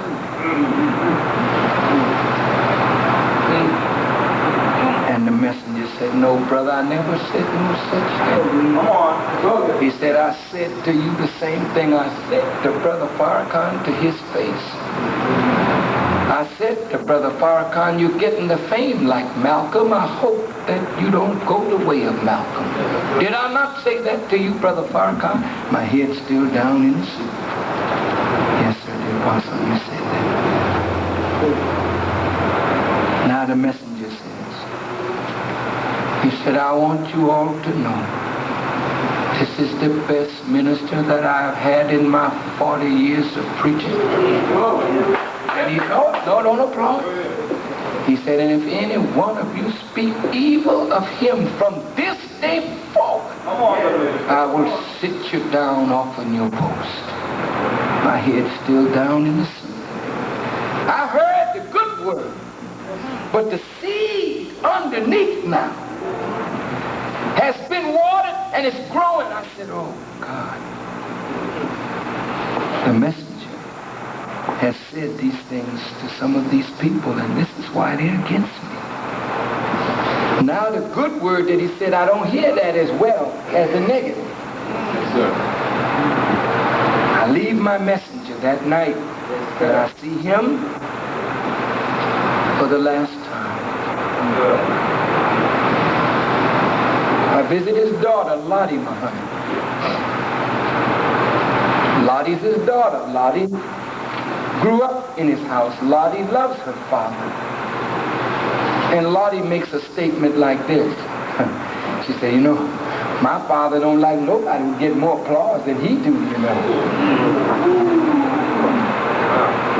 Now the wife, the daughter, the minister. And the minister here got the seeds in his head. Now he's catching hell from all these ministers. He know it's coming from the top. I knew that Rasul was telling people, Abbas Rasul, that I was Korah. And this was spreading in the top. So in 1974, when 70,000 people came out to hear me, I sent Abraham Basha, the first officer, back to the Supreme Captain. I said, tell the Supreme Captain that if I'm an actor, all y'all need to start acting like me, since you're believers and making no progress, and I'm an actor making progress. Y'all need to start acting. I said, you give the Supreme Captain that message.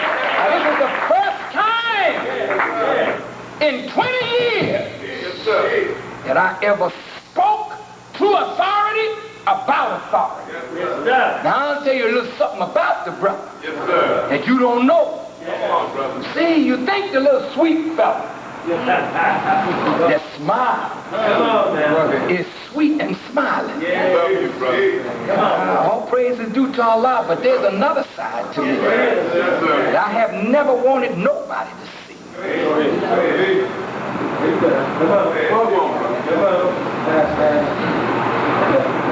Ask Wali Baha about the other side. When he came to my home in 1974, driving the truck, and I thought I was going to help him, to help the messenger spread and sell more fish, and I set him down in my living room in New Rochelle, New York. And he want to put a tape recorder on me in my house so he can take back what I say like I'm some damn wicked enemy of my father. I told him, get you out of my house. I'll break you. Yes, sir. And I threw him out my house. He's assistant captain. But I'm the national representative. And you're not going to play me for no punk. Because I'll kick your backside. Ain't no big nigga big enough. When God get in your collar, you become a faggot. You hear what I'm saying? Karate don't make you big. God damn it, it's God that make you big. Do you hear what I'm saying? Now you listen to me good. I stopped there and I went to Chicago. Now I'm going to challenge everybody in leadership. And I sit with the messenger first. I said, dear Apostle, I'm going to meet with your laborers today. And I'm going to talk to them about what they've been spreading about me. Come on. Messenger sat in his chair with his head down. I got every one of them together. Come on. I said, Rasul. Yeah. Nada Ali was the one that told me, so I had him there. I said, now you tell Rasul in my presence what you told me that he said. Come on. Speak. Yes, sir. Yes, sir. And when he spoke, I asked Rasul, did you tell the people that I'm Korah? He said, yes, I did. The messenger said that Korah is yet to be revealed. assumed it was you. I said, you assumed? I said, you see me doing a good work, you can't wait till I turn. If I have not turned and I'm doing a good work, why would you hinder my work? I said, Sharif, you say this too?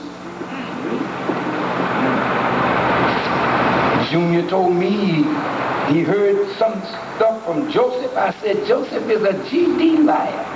I said, bring him here. I challenge them all. And when they, excuse me, but you know, Brother Farrakhan, look, I'm going to tell you something about me. When you get me to that point, I will kill you. And I don't give a damn about no consequence when you get me to that point. I'm saying all of that to say that a man that God has raised, man, and makes him a mercy, he's slow to anger. And he's very forbearing, but don't you take that for weakness. That's right. Those laborers were shocked that the little minister out of New York had called them on the carpet and found them wanting. And I mean, whipped them. And when they went back to the messenger said, I told you to leave that brother alone. That he would get after you all. Did not I remind you of that? Now what am I saying now? Now the messenger is gone. And I believe that my father is dead at that time, and I can't make sense of all the good things he told me. Because if he's dead, he can't come back and reveal no book through me, and I just was confused and messed up. But I wouldn't fight Wallace for leadership because I didn't think I was qualified to lead, and I loved you too much to start us spilling each other's blood over who gonna lead. I was like Solomon. Hell, I'd rather see the baby whole in the hands of the wrong mother than cut the baby in half. You take half and I take half. So you got it, WD. And I said, as long as you back your father, I'll back you. And when he started tearing up his father, I went to him, to his face, man to man, brother to brother, which is something you all do not do. You have a disagreement with your brother, you take it to somebody else. You do not go to the person with whom you have the disagreement and speak straight words. You go talk to somebody who has no power to correct the situation. You got a problem with brother, the regional minister? Why don't you come to him? Why would you go to another minister in the region and undercut him, undermine him? If he's wrong in his judgment, so what? You can't violate structure and organization because of your pettiness. Organization is more important today than truth itself, because an organized lie is more effective than disorganized truth.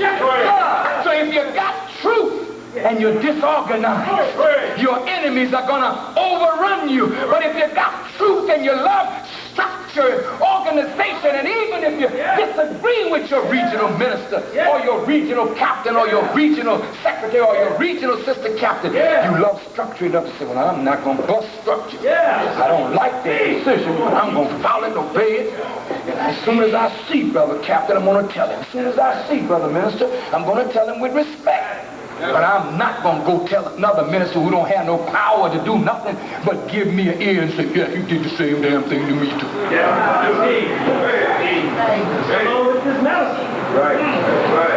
You become little hypocrites already because you don't want to face your brother like a man. He ain't God. Ain't none of us God. What power do we have except the power that God gives us? And you as a believer have power with truth.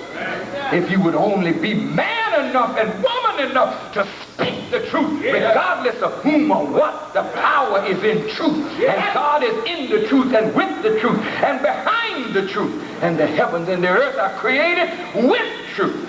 You've got the power of the heavens and earth with you if you speak the truth. If you look at authority figures, the real authority in the house of God is the truth.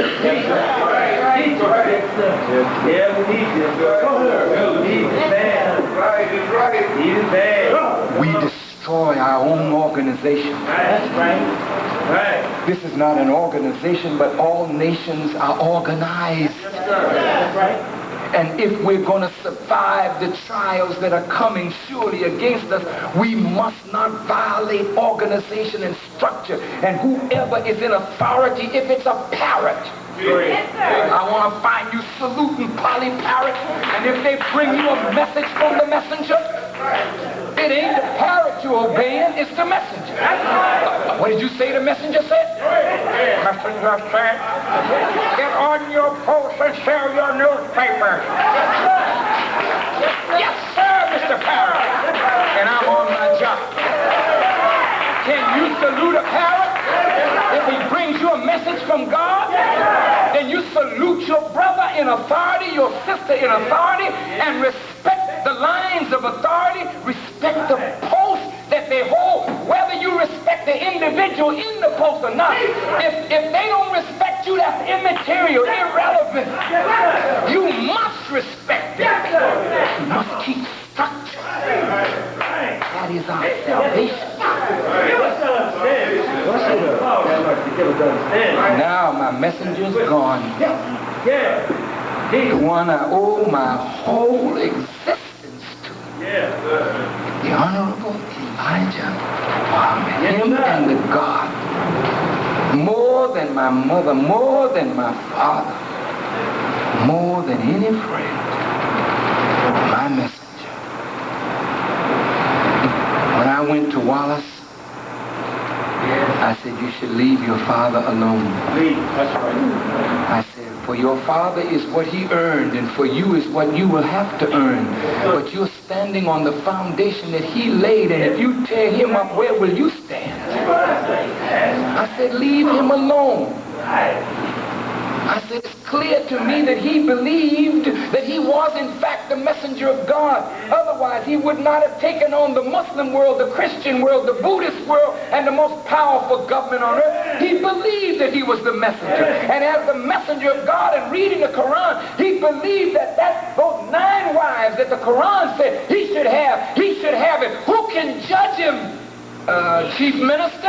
And he said, nobody. This is us in private talking. I'm straight up with him as a brother. And if he were in this room today, he would tell you, I never attack him in the public, but I went to him as a brother to a brother. And even when some of you came around me and started talking to me about what that nigga did, he ought to be dealt with, I would say, leave him alone. He only did what Allah bid him to do. What are you angry about? Because he made manifest in you and in me our hypocrisy, our weakness. That was his job. He was like salt pork put on a boil to bring the thing to a head. Now you don't be angry with the pork. Be glad that the pork was there to pull the poison up out of you. So don't blame Wallace. He did what he was supposed to do. He manifested us to God and to ourselves and to one another. So which ones of us got any right to be arrogant today when you're dealing with a sick people when we are sick ourselves? Which one of us have the right to talk about putting people out when you hardly got them in? I'll show you my power. I'll put you out. That's what I'll do. We need it.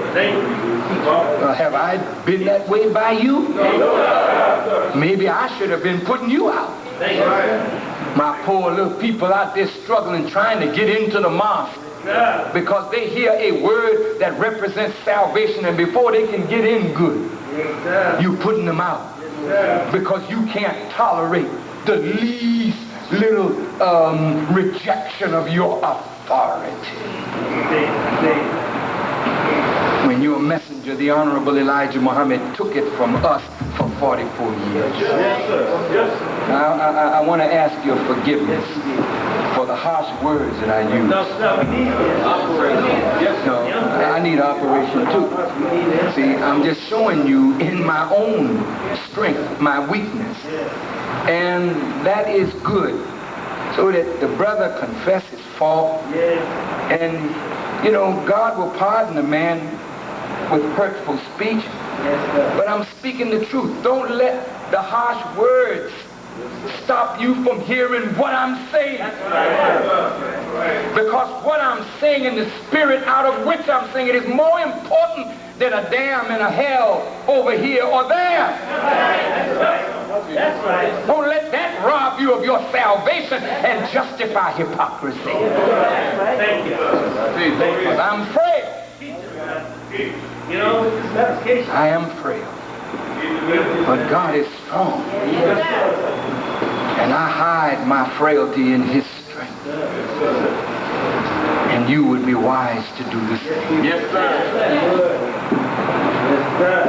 And so I fell because I disbelieved in simple things. And without my knowledge, I began to doubt my apostle. I loved him so much, but yet there was that thought in the back of the mind. Somebody dropped the seed, and people I respected were just feeding the seed. And now let me come to us today. We're walking together, aren't we? They still coming. You see, I stood up not for money. I stood up because I love my father. And I love you. Yes, sir. And I want to see our people free. Yes, sir. And I know the only power that will free them is the power of Master Farad Muhammad and his messenger, and the power contained in the truth that he revealed to his servant. It is that truth that got us all back up again. It is that truth that cleaned us up again. It is that truth that put us on the path again.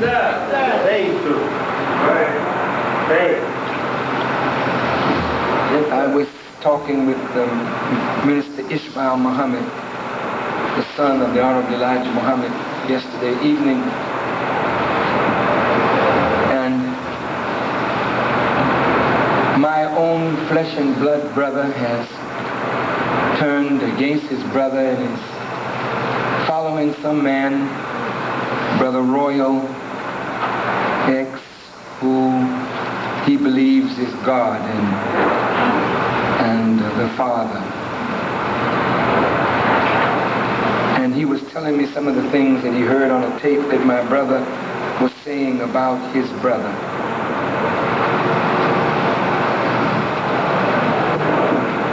And it really hurts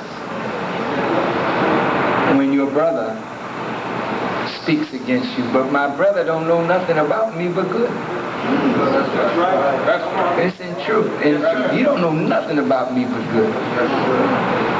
But he's talking about my lifestyle. The believers are poor. Farrakhan looked like he's doing all right.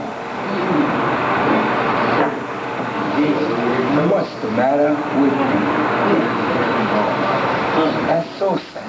Yes, sir. How do you want me to dress? How do you want me to look? Do you want me, who is the representative of heaven on earth, Yes, sir. to look like hell? No, And if I waited for some to want me to have something, I'd never have anything.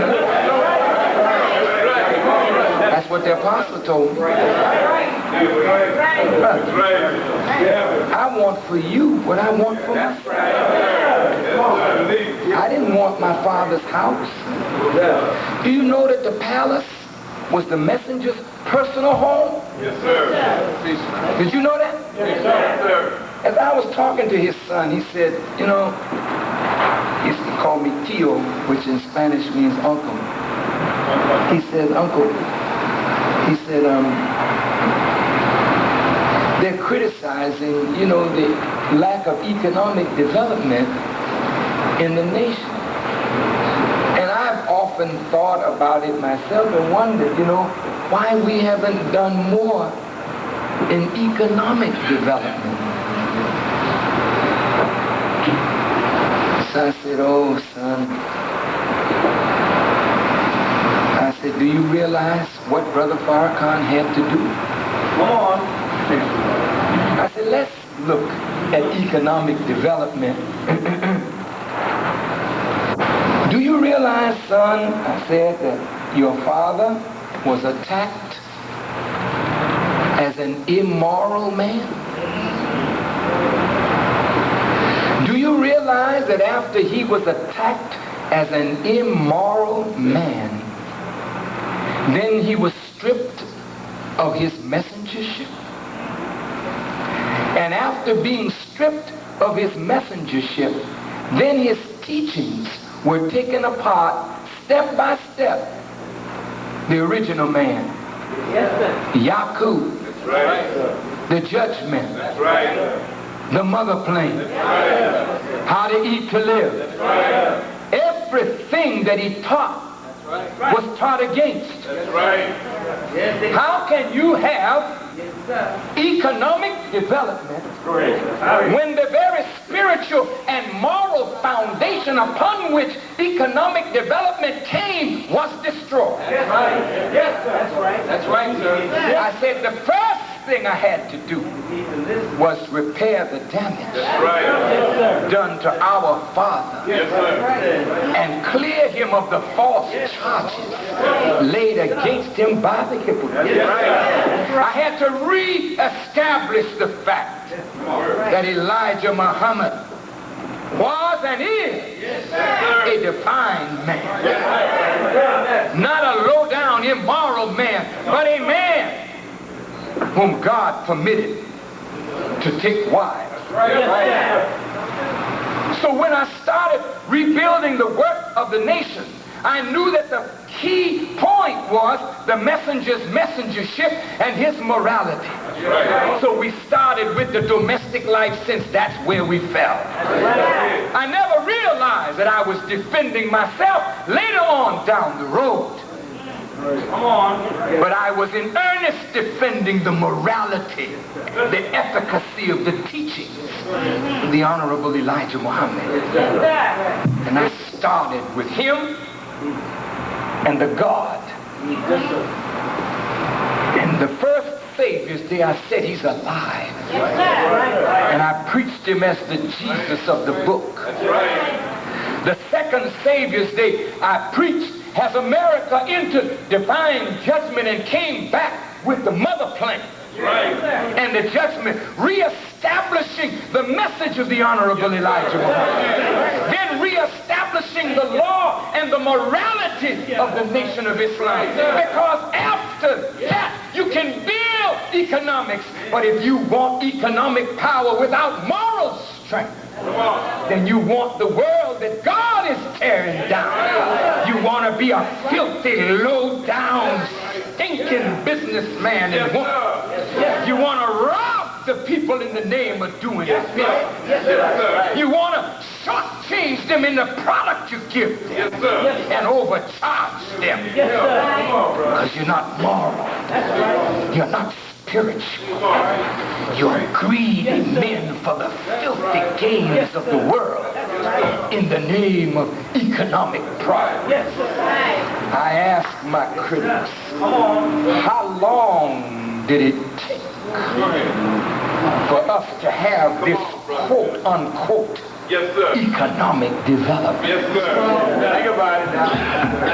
He just How many years did the Father work?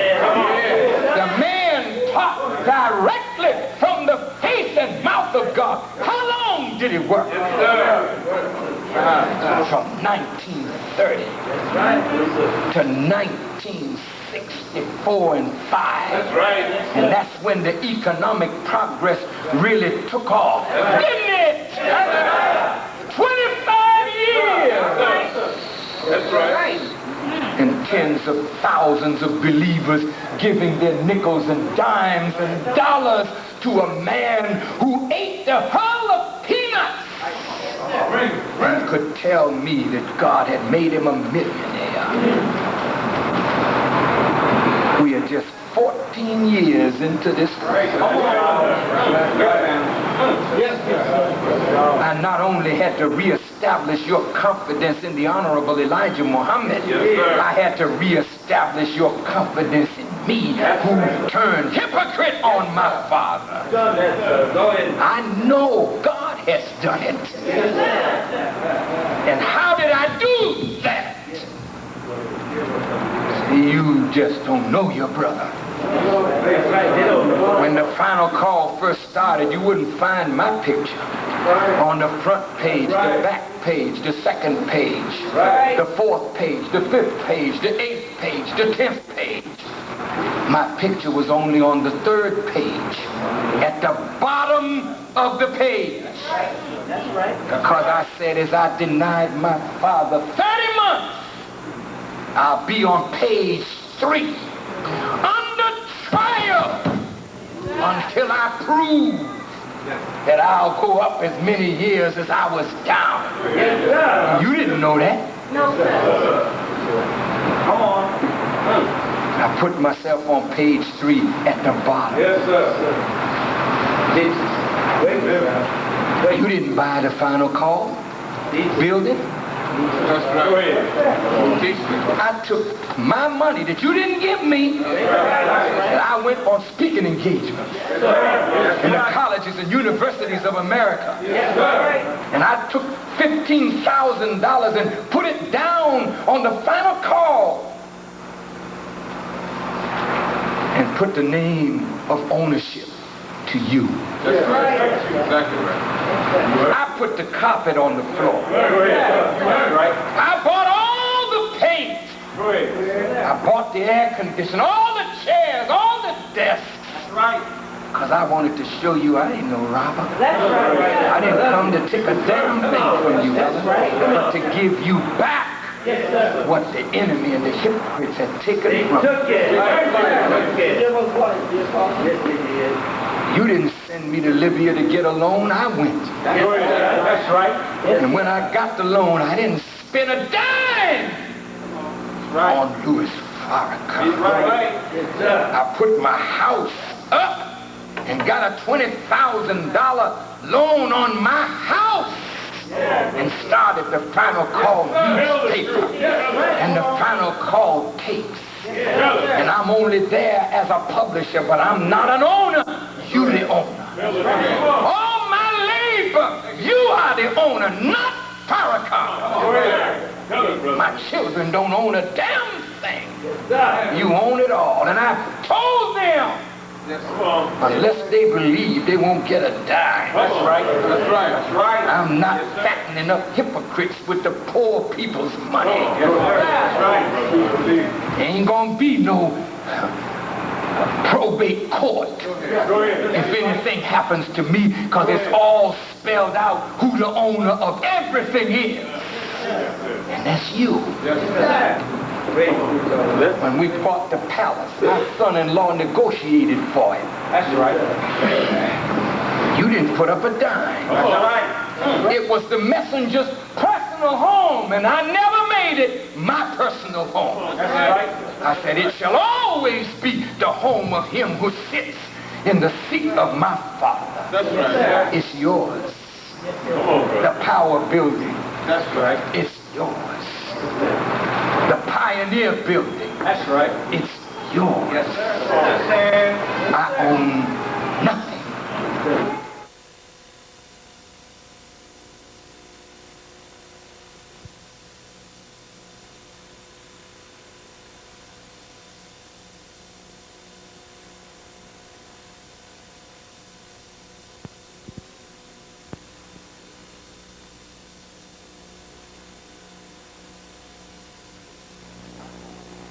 I own nothing.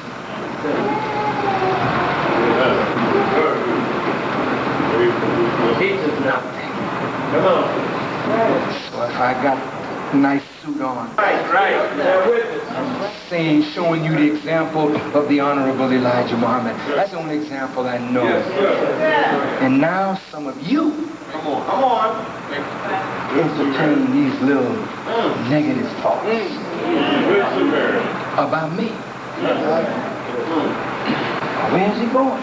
Where's he taking this? Messenger said for you to obey me. That's right. He don't love you. I don't love you more than he loves you. And if he told you to obey me and he loves you, he knew that I would never tell you to do nothing against him. That's right. He knew that. Yeah.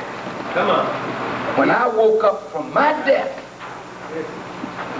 from that day I've been trying to prove myself to Allah and his messenger, as well as to you, that all I'm trying to be is a sincere believer in the cause of Islam. That's right. Teach us right. I have never asked you to call me no messenger. Come on.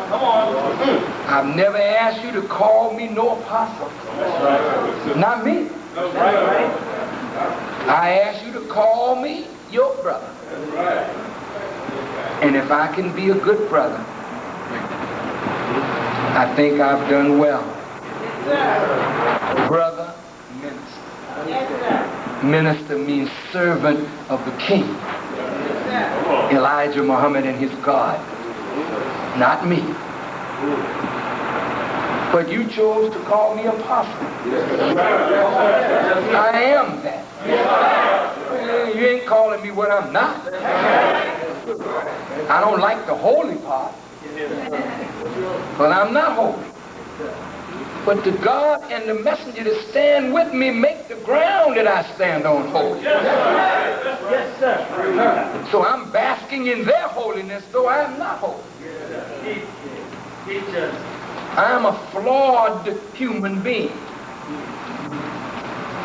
Do you hear me? Let me say it one more time, so that my worshipers can find some other idol. Correct, sir. No, but my father, Elijah Muhammad, stood up on the rostrum and said, in the presence of Allah, I'm nothing but a filthy worm. How many of you heard my father say something like that? Yes, sir. You heard him say it? I heard him say it on several occasions, and it was like a knife going through me. I said, oh no, dear apostle. That's right. Come on. You ain't no filthy worm.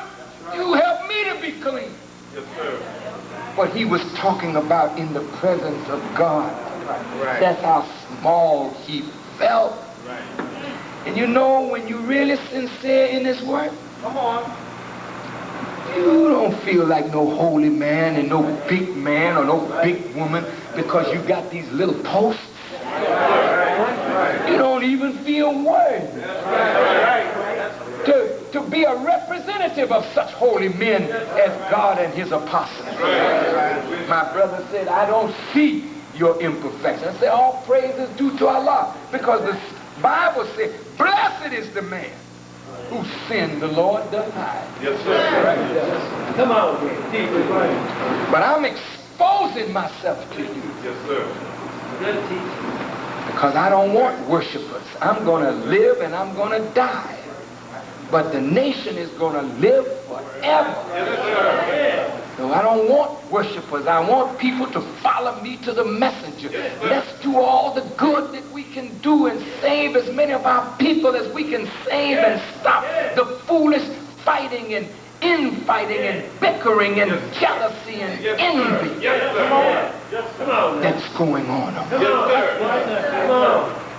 Yes, sir. I've been standing here for a long time, Love it. All right. Love and it. I have not finished. Yes, sir. There's some business aspect of this. The spiritual aspect, I think I've Yes, sir. Appreciate it. Good.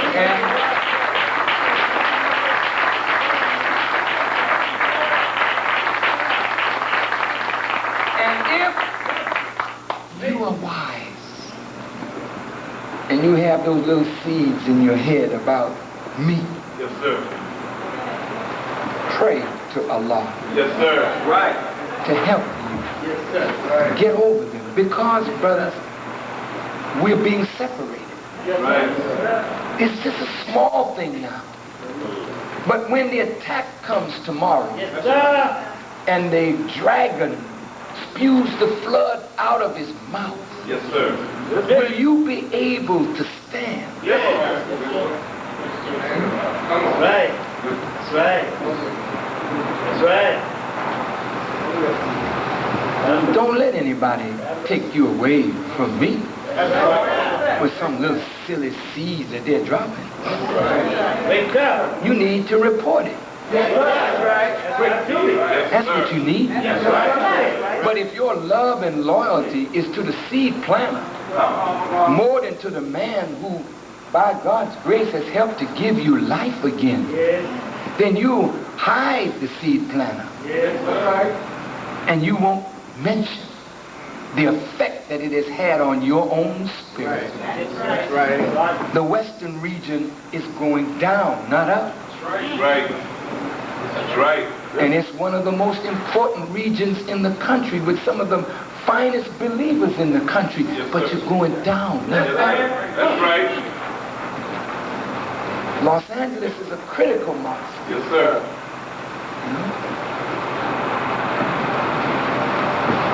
Oakland, San Francisco, San Diego, and all of the mosques in between. Over to Denver and Phoenix, Arizona, and Las Vegas, Nevada. Come on. What a wonderful region. Yes, sir. People out here hungry for the truth that you have.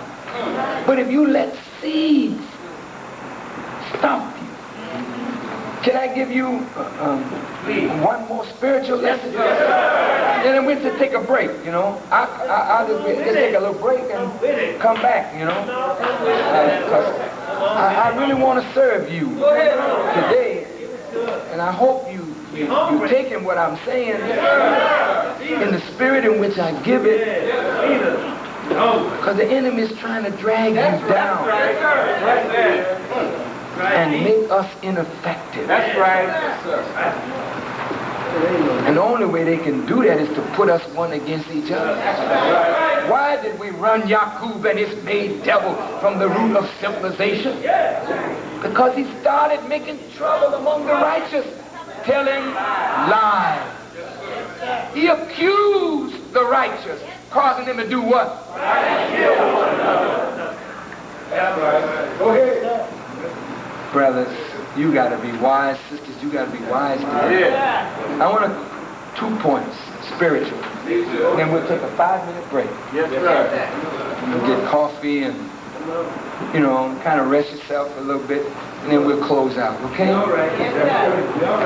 I am so honored, you know, that you come so far to be here with us today. Thank you, sir. And I want you to know, brothers, I mean, I love you and sisters, and I want us to make it. I want us to make it. Because we can make it.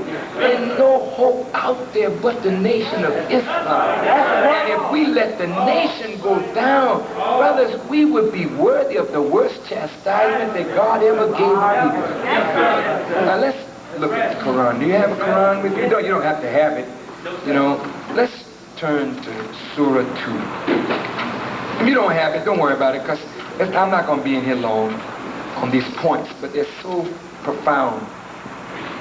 Now, many of the ministers are suffering economically. You don't have a lot of money. Is that right? How many ministers need more money? Can you raise your hand? Brother got up 2 hands. How many captains need more money? How many sister captains need more money? Yeah. Sister and brother secretaries, how many need money? Okay. Tell me something. Who made the promise? Wait. Who? Master Farah Muhammad. What did he say? Money. Oh. That's what he said. Now, set yourself in heaven at once. With yourself. Then he told you what your real self was. What is your own self? He said, on condition that you submit and put your mathematical theology to work in its proper terms. Then you can secure for yourself luxury, money, good home, friendship, and all walk of life. Who wrote the problem book? Farrakhan? Oh. Come on. What's here? Leonard? Abdullah? He didn't do it? Who wrote it? Then the promise of money, good home, don't look at me. Don't look at me. Look to the God who promised you. I'm only repeating his promise. His promise ain't binding on me. His promise is binding on him. Now let's talk about money and luxury. You know, the messenger loved to see his followers looking good. Man, when the follower could drive up to the house in Chicago in a brand new Cadillac and get out with new suit, more hair, and sharp. That's when he would just throw his chest back there. When he would find you in a little apartment and come back and see you in a new home, the messenger would feel good. Our God is fulfilling his promise. Now, if you don't have money and luxury and good home and friendship and all walk of life, I think it's time for some self-examination. That's right. Now, are you ready to examine? You see, the Quran says you can tell the believers they are what? They are what? Yeah, now that word success, that's a relative term. What is success? Success is the ability to achieve one's goals, objectives, hopes, aspirations, fulfill our needs, and even accomplish our wants. That is success. When you can do all of that, you can say what? I'm successful. I'm successful. Now, Messenger of Allah said that Master Farad Muhammad gave him the 23rd Psalm. Okay. Told him, you say that. And we all used to say that. The Lord is my shepherd. I shall not want. Stop. Messenger said, you know what that means? I said, no, sir. He said, it means that you will never want for anything that you will not be able to achieve. Well, if you want things and you have not been able to achieve them, then we got to check the belief. Because you can tell the believers they're the successful ones.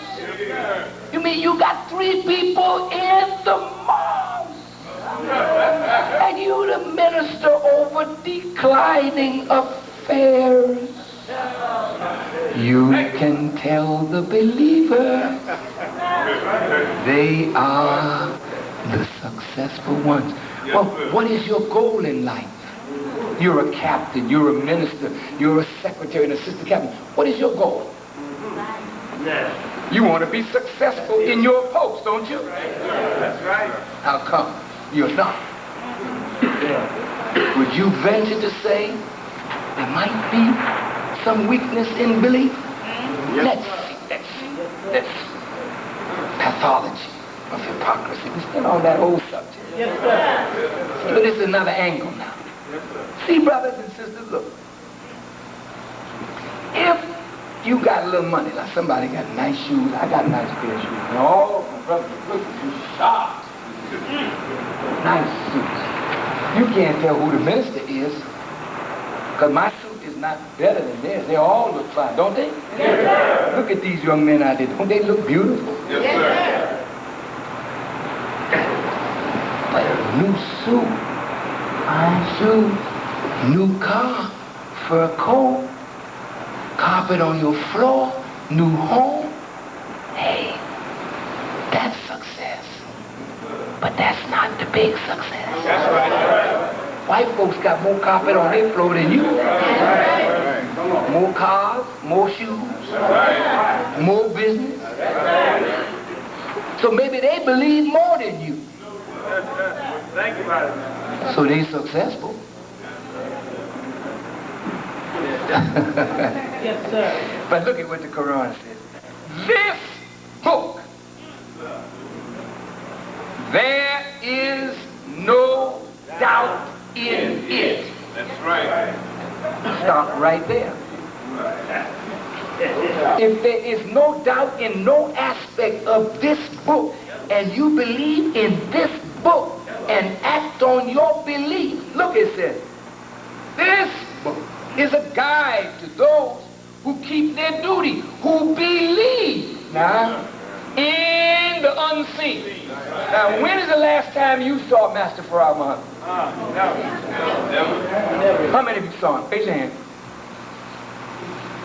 I never saw him. You didn't either? No, sir. No, sir. You believe in the unseen? Yes, sir. See, the Holy Quran says here that the word unseen is al-ghaib. Means unseen or unperceivable by the ordinary senses. Some scholars say it means the absent one.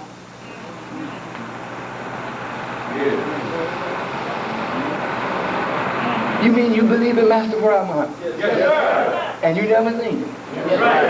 That's right. Yes, sir. Yes, sir. This February he'll be 114 years old. You believe he's still living? Yes, sir. What is the basis for your belief Now, that he's still living? Since you've never seen him, faith. faith in who? Seen No, put 500 in there first, because you guys better get back to the source now. Now, what did Elijah Muhammad tell us about the lifespan of Master Farad Muhammad? Come on. He said 400 years. He would live approximately what? Approximately how long? 400 years. Would you say it again, sir? 400 years. 400 years. I think so. That's what he said. Yes, sir. Did you hear him say that, Sister Evelyn Muhammad? Yes, sir. Approximately 400. He could live longer than that if he wanted to. But he'll live a minimum. Now, if you don't believe in the messenger, then you can say, well,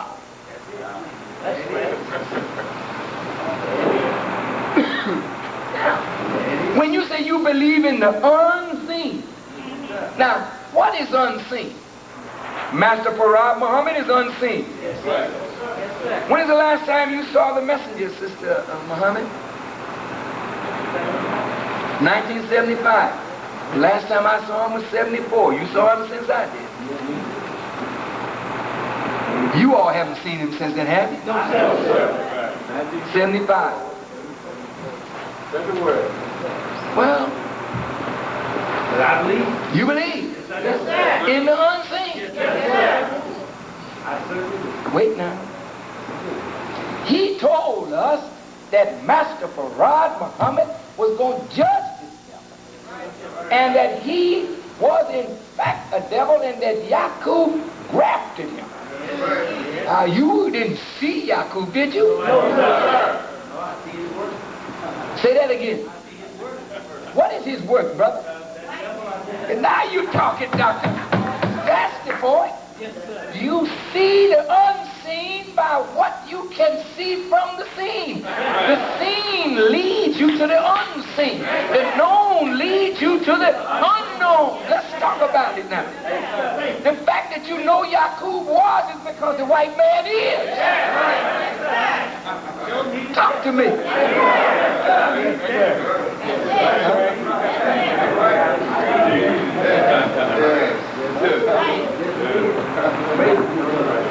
Yeah. All praise is due to Allah. How many of you saw the wheel? The big wheel. Half a mile by half a mile. You saw it. You're lucky. Anyone else see it? 3 in the whole class. The rest of you believe in the How many of you saw somebody drop a bomb with a drill on it and see it go into the earth with a timing device and go down a mile or 2 and explode and bring up a mountain? How many of you saw mountains brought up on the earth? You believe in the unseen power that produce what you see. The messenger said we were going to have a nation of our own. We would be free, justified, and equal in a land of our own. Do we have it yet? But do you believe it's coming? You do? Then you believe in the unseen. But how are you going to keep believing in the unseen unless you keep up prayer? See, because belief don't stand by itself. There is the remembrance of Allah that constantly supports belief. When prayer goes down, belief weakens. When spending out of what we have been given goes down, belief comes down. And when there is a lack of faith, the works are minimized. So Paul and the apostles said, show me a man of faith, and I'll show you a man or woman of works. Works. Jesus said, let your light so shine before men that they may see your good works and glorify your Father which is in heaven. Now you got whole city to yourself. And the scripture said, if you had faith, the grain of a mustard seed, you could move mountains. You ain't moved your city. Your city don't even know you there. How come? You can tell the belief. They're the successful ones. Quran says, who believe in that which has been revealed to thee, who believe in the revelation of God to Muhammad, and that which was revealed before thee, the books given to the prophets, and of the hereafter they are sure. These are on a right course from their Lord, and these it is that are successful. So, if you are weak in belief, you are weak in works. It is faith in God and setting up no rival or partner with him that caused the prophets to do impossible things. I'm saying to you, Brother Wazir, Brother Captain, Brother Secretary, Sister Captain, and fellow laborers from number 2, and all of you that labor, you can do more, and we can do more than what we are doing if we increase our faith. Yes, sir. Yes, sir. Thank you. If you don't have enough money, then you have not put your mathematical theology to work. So now you want to blame me? Minister, see, the messenger used to take care of his ladies. Well, I don't know about that. I don't remember that. I took care of my messenger. He gave me something, but I wasn't looking for nothing from him. He gave me a field to work, and that was big enough for me. I was going in that field and get something out of that field for my father and for myself. And if I didn't get nothing out of that field for myself, I wasn't going to my father and asking for nothing. I went to my father to give him something, not to take something from him. I'm saying this, brothers. If you don't have anything, then Allah is he who straightens the means of subsistence for whom he pleases, and he amplifies it for whom he pleases. And if he amplifies your means of subsistence, he's trying you. And if he straightens your means of subsistence, he's trying you. But after difficulty comes ease. And after ease comes difficulty. Yes, sir. Right. Yes, sir. So look, come on, get some more faith, man. Faith. Yes, sir. What is the attendance in Denver? What is the attendance in Las Vegas? What is the attendance in Oakland, in San Francisco, in Vallejo, in Santa Barbara, in Sacramento, in San Diego, in Compton? It's showtime. So you did. You believe that Master Farad is God? Yes. Of course you do. But you have not put your faith to work. You're sitting on it. You buried it. You like that man that received the talent. And the owner who gave him the talent went off in a far country, long journey, and he stayed a long time. And the boys said, oh, hell, he ain't coming back. I'm going to bury mine. That's what they did.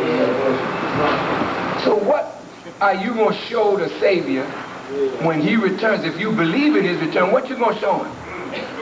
There's 3 people here, dear Apostle. Me and these 3. 2 of them 600 pounds apiece. Bad, ugly, rolling out. 6 meals a day. Here they are, the Apostle. Here is your problem.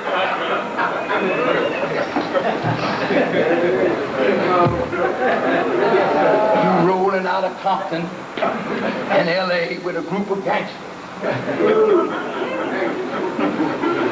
Hey, Holy Apostle, here he is. Rat boss, Lord. You want to be a thug? No. Or you want to be a Muslim? Where's your fruit?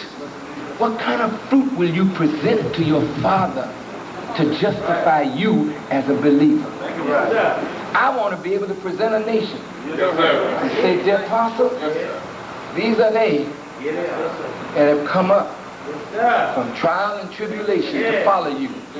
I don't want to see a bunch of misfits, big bellies, down on their knees, walking to meet the Lamb.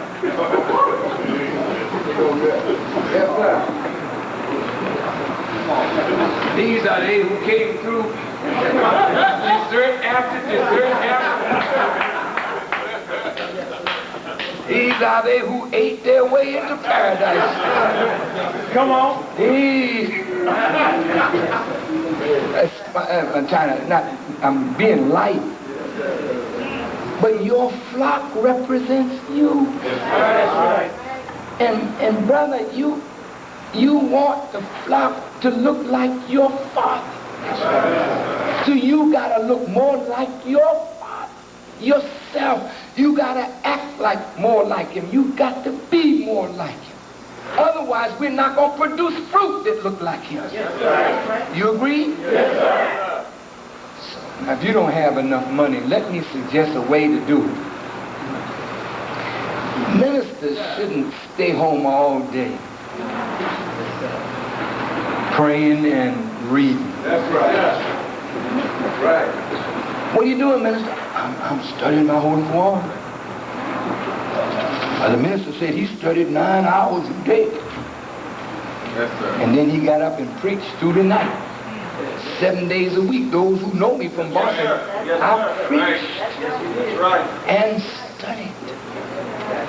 This is the truth. Yes, sir.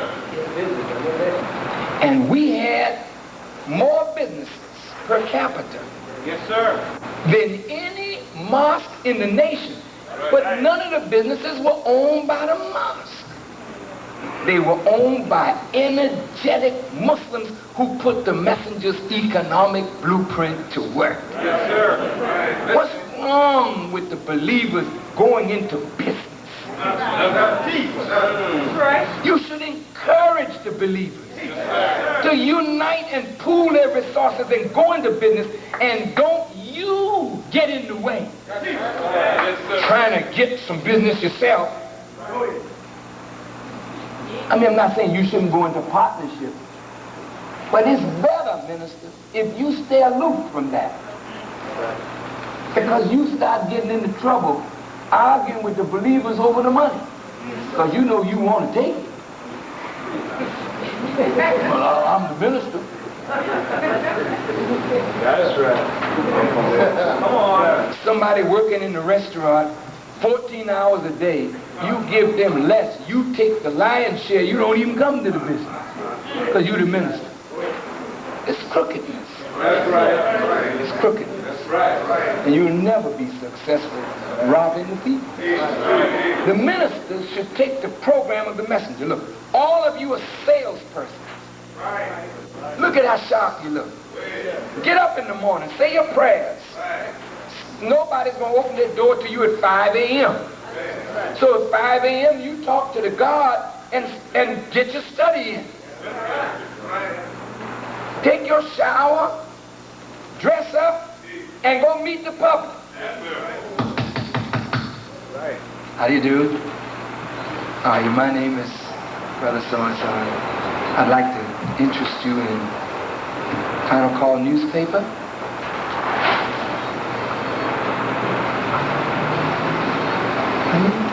Dignified man like you. How did the Savior get in?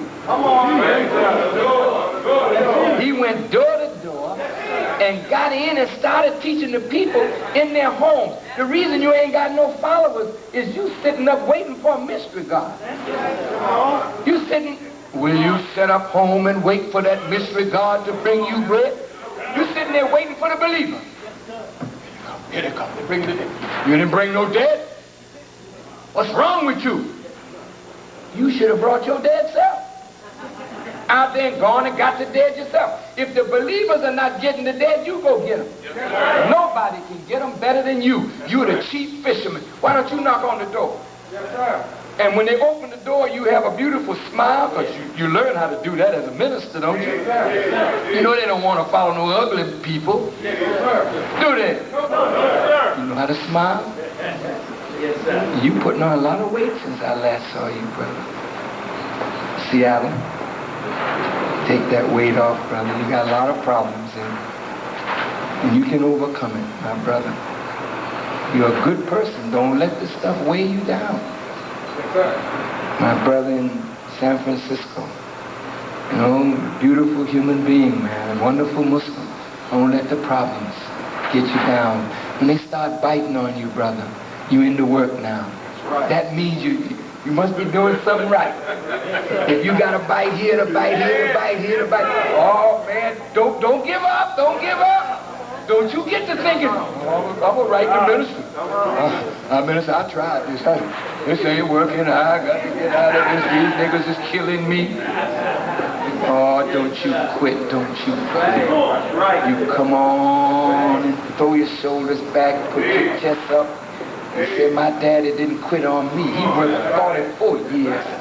I'm going to just rearm myself with stronger faith. And I'm going out now.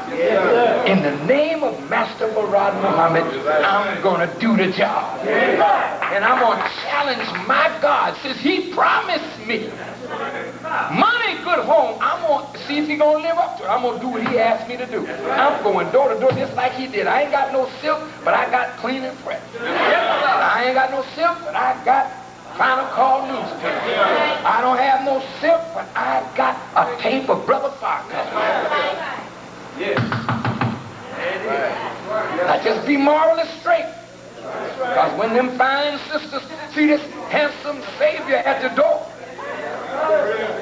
they gonna want to save you, brother.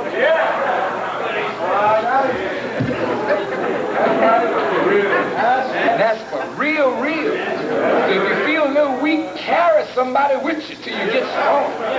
And don't get too strong that you don't carry nobody with you, because the moment you think you're strong enough, that's when they'll get you. But when you start knocking on doors, meeting people in their homes, sitting with them, giving them the paper, and then coming back regularly, give them your card. You start talking to them, just like the Savior did. He said, would you like to hear more of this? Well, here, we're meeting in such and such a place, and you're welcome to come. That's right. And you may look and they walk right in the door. That's the same man who's selling me that clean and fresh stuff. That's right. He's the minister. And before you know it, you got blocks of people looking for you. The little children say, here come the X-Man. The little gangbangers start protecting your car. The mothers and housewives begin to tell one another, that man is something. I had a problem. He came in here and he gave me some knowledge I had never heard before, but it solved my problem. Before you know it, the whole city's talking about you. Not because they came to the mosque, but because they didn't come to the mountain went to them. You don't have no money? You get you a customer base. And don't sit around waiting for the believers to give you money. But if you go earn some money, the believers will give you some. Then what you earn and what the believers give, then you new pair of shoes here, carpet on the floor, payment for my car. Your money is in the hands of the people. But if you don't go to the people, you will not be successful. No minister should be poor with the kind of products that we have and the love that God is putting in the hearts of those people for Brother Farrakhan. You just have to knock on the door and find out where those people are. And they'll buy your tape. They'll buy your videotape. They all got a VCR. They'll buy your paper. They'll buy your bean pie. They'll buy your product. And anything else good you got to sell. Then they'll come to the mosque and they'll sign up and follow you because you came to their aid in their home. The messenger said the grave that the people will rise from is their homes. And until you can get truth into the home, they will not rise. All right? Last point, and we'll take a break. How many of you in here are ugly?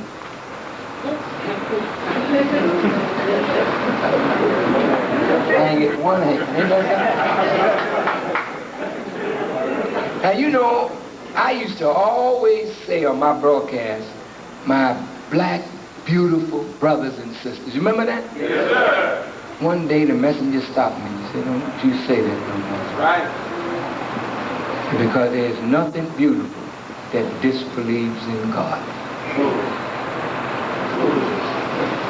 Now, if you look at that, and we go into FOI, we have, whose soldiers are we? In the MGT, the Vanguard, is that drilling? Whose soldiers are we? Who do you say your soldiers are? Muhammad. Right. Muhammad, right? That's whose soldiers you are. Our soldier is one who is obedient to who? His commanding officer. If Muhammad is your commanding officer, you are his soldiers, you obey him, don't you? But are you really Muhammad's soldiers? See, 50,000 years ago, in the circle battle of the gods, a problem arose. One of our scientists by the name of Shabazz wanted to take his family down into the jungle to make a people close to nature. He put his plan before the 11 major scientists, so he was one of the majors himself. And they turned his plan down, didn't they? What did he do? He said, I want to do it anyway. And he said, I'm not going along with you 11, one of whom was the God. I'm rebelling. They said, well, you can't make your man here. You take your family and you go into the jungle of East Asia, as they now call it Africa. Right? Now, if belief in God is the essence of beauty, when you believe and obey, then rebellion against God is the essence of ugliness. So when Shabazz rebelled, did he make a beautiful people? No. Come on now, let's look at some ugliness now. That man took us down in them jungles, brother. And he laid something on us. His kinky hair come from 50,000 years ago, and you all still trying to straighten it. Come on. If I say not me, you've been made to love the kinks. And that's the first step in getting you back to God. Love yourself. Because we were so ugly. Now the messenger couldn't tell you this straight out. But we were so damn ugly, brothers and sisters. Till everybody in our family rejected us. All our black brothers and sisters who had straight hair and keener nose, they rejected Shabazz's family. Not only were we rejected by the rest of the human family and despised, but we were rejected and despised by God. Now just take that and put that in your pipe and smoke that around a little bit. You think it's this white folk that rejected us. But to be rejected of God and the holy wise scientists and despised by them. Now look, when any of your children rebel against you, your father, and they don't want to go along with you, you tell them you got to leave. Go. And they leave your house, and they do contrary to you and what you taught them. You may love them, or you may grow to dislike them entirely. One day I wrote the messenger. This was one of them letters, because, you know, I write the messenger and let him know I'm going crazy. You know, so if I mess up, he can straighten me out, you know. Well, this day I wrote him and told him I hate them damn scientists. I hate them all. And I told him that. Leaving us down in the jungle for 50,000 years, sending prophets to these devils, and ain't sent us nothing. And we down in the jungle for 50,000 years. How could they be merciful? When I got to the house, I was trembling.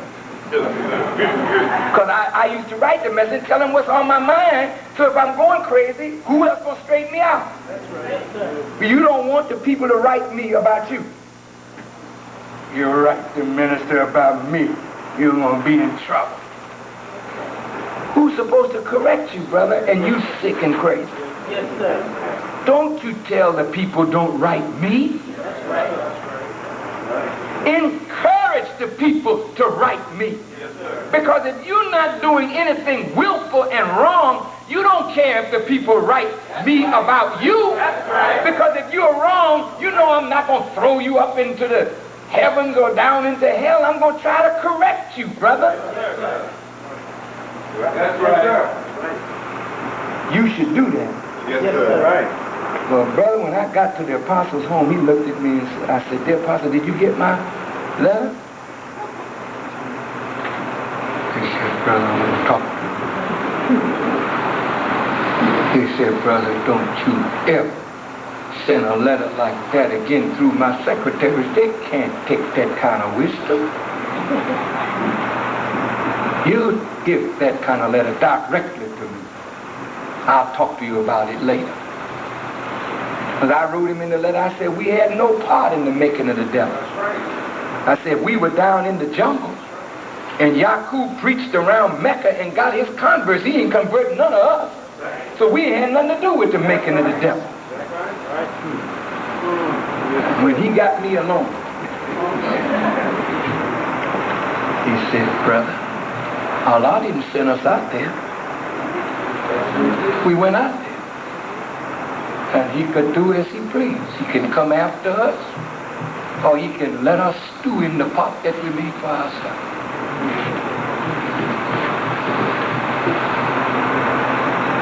Well, that kind of softened me up a bit.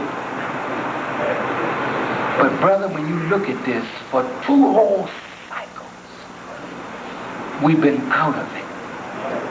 Despised and rejected of the gods. We in the jungle of Africa with plates in our lips hanging down, ears hanging down, wrapped our heads so they become like combs, mocked our faces. I mean, we brutalized ourselves. Now, Shabazz did make a people to conquer the jungle life. Now, that we did. But we were some ugly dudes in the meantime. And we were ugly because we were the children of rebellion against the will of God. Now, when you look at the prodigal son,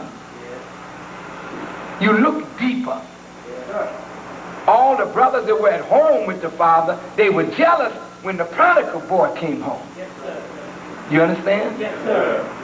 When you look in the scripture and you look more deep, you see yourself as being despised, rejected, unloved, unwanted by the whole circle of the human family, all the way up to God. I'm going to close. When I ask you, whose children are you? See, when the regional minister say, Brother Farrakhan wants such and such, so and so, and you say, Or when I say to the regional minister, brother, I want you to do, Come on.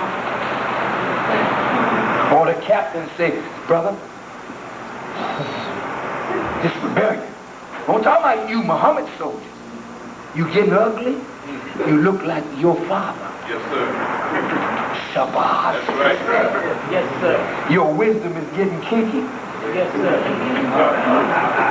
Good chief. You getting ugly? Yes, sir. Because you're in rebellion against God. And show you why Master Farad Muhammad is the most merciful. Because his father said it's time. His father went up in the Caucasus Mountains and got him a woman that he could clean up to produce a savior that would come after the sheep that had been lost for 50,000 years. Now all the rebels of God have been in the Western Hemisphere, living together, giving each other hell. You got the Native American. He rebelled 16,000 years ago. You got the Caucasian, Yaqub's rebellious devil. Then you got the children of Shabazz. Then you got the Buddhists who deviated 35,000 years ago. Now all of us, all messed up. Now the Savior comes. Why did the scripture say he came alone, brother? because nobody backed him. Yes, sir. The angels of heaven didn't back him. So he turned his back on Mecca and came 9,000 miles to the ugly, rejected stone. I mean, think about Master Farad. That's why when you call him the most merciful, nobody had mercy on us like Master Farad, brother. And his father made it. And then he superseded his father. Yes, sir. His father belonged to the circle of God. Yes, sir. Yes, sir. He was outside the circle. Yes, sir. Are you listening? Yes, sir. And he came alone to come get the ugly children of Shabbat. And he declared, I'm going to make you the most beautiful people that ever lived. Yes, sir. And he started with this word. And all of a sudden our diet changed. Just look at you. Do you see you are some beautiful? You ain't as ugly as you once was. No, now you and I was ugly now. Ugly. Then you got ugly. Now I'm getting better. Beautiful shine in your face. Just look at you. Everywhere you go, the mark of Master Farad Muhammad is on you. They can look at you and say, that's one of the Muslims. Why? You're looking different. And you know what? It's cleaning up your genetic makeup. Because now the babies that you produce, go look at your children. Go home. Look at your children. Look at your grandchildren. All you had to do was change your diet, change your belief, and start submitting. Not rebelling, submitting to Master Farad Muhammad. And your babies come forth more beautiful than you. And you look at your children and say, good God, where they come from? Showing up. Some of them, their hair's different from yours. Where they get that hair from? Lips ain't as thick as mine. Where they get them lips? He's taking away the mark of Shabbat. Your mark of Shabbat is gone, brother. That kinky hair is gone, man.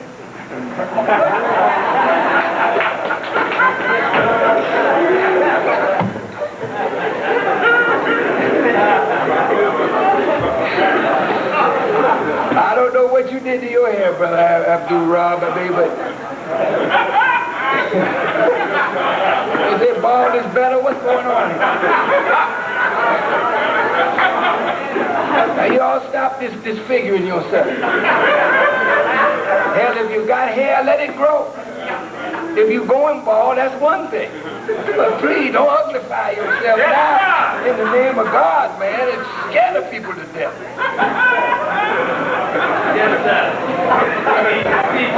Excuse me. What, am I saying something wrong? You're a handsome man, brother. I want you bald up your head. Your hair was so curly and nice. Didn't even show a sign of Shabbat. We don't know whose child you been. Oh, we just having some fun. We're going to take a break. We're going to take a break from ugliness. Now, all the ugly children of Shabbat, I want you ugly ones to know that if you and I submit to Master Farad Muhammad and follow his messenger, the mark of his beauty will come into you. But even though Shabbat's made us ugly, now you know the black man is God. He's so fixed.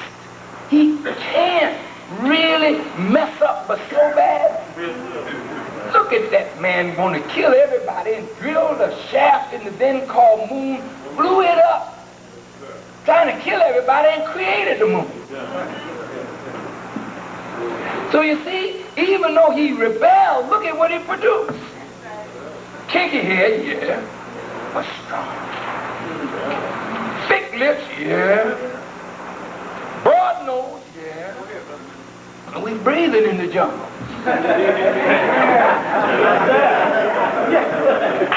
And we conquered the jungle life.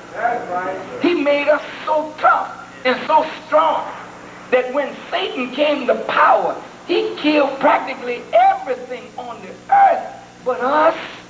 Don't care what he put on us. We keep on bouncing back. We just like nature. Indestructible. So we become the strongest of the strong because of Shabbat. So we thank him. He rebelled, but he produced something 50,000 years later. That's a blessing. And now, Master Farad, the most merciful of those who have mercy, have chosen to take us to his bosom and bust up the circle of scientists that rejected us by lifting us up and making us their equal. And that's why when you read in the book of Revelations about the Lamb that walked up to him, that sat on the throne and took the book out of his hand. And the 24 was weeping because nobody was found worthy to unloose the seals but a lamb that looked like as if it had been slain from the foundation of the world. Then the 24 took their crowns. What did they do? They didn't lay them down. What did the scripture say they did? Cast them down. Well, that means that in the beginning they weren't in it. They weren't with it. But they were overpowered. And they took their crowns and threw it at his feet and said, worthy is the Lamb to have riches, honor, glory, and power forever. That's the price. You paid for 50,000 years in the jungle and 6,000 years under Satan's rule and 400 years under direct torment of the worst beast the world has ever known. Now God has come to put you on top of it all as the most beautiful people. If you submit, sit yourself in heaven at once. You can tell the believers. Are you a believer? Yes. Will you go back to your cities and be more successful? Will you work hard in the name of Master Farad Muhammad and his messenger and bring the lost found? Sell the newspapers? Pay the poor rate? Get up the obligatory charity? Inspire the believers to go into business? Have more peace and unity among the laborers? And don't leave the sister captains out when you meet? Treat them like they're not a part of the mosque? Will you do that, or will you include the sisters and respect and honor them? You will do that? Then let's take a break and think about what has gone on for 2 hours and come back, and we'll have the last half hour on strictly business. Thank you. 5 minutes break.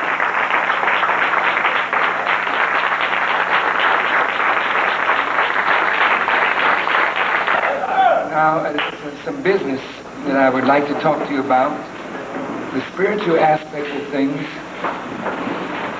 I hope has been helpful. Yes, sir. Very much. Yes, sir.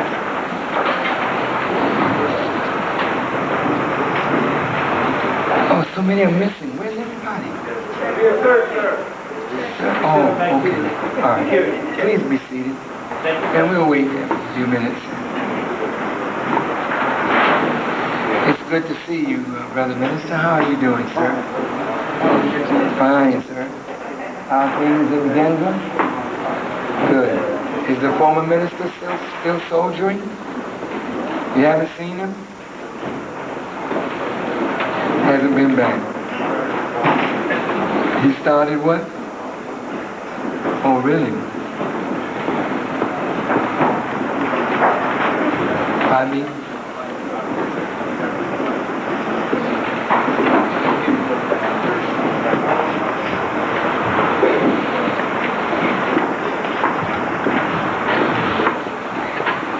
Never worry about those who leave the circle to start something on their own. Believe me, if they cannot submit to those that are authorized by God and his apostles, then you can believe that there will be those who will rebel against them. And it won't be long that they won't be successful. Don't even worry about it. Just double your work.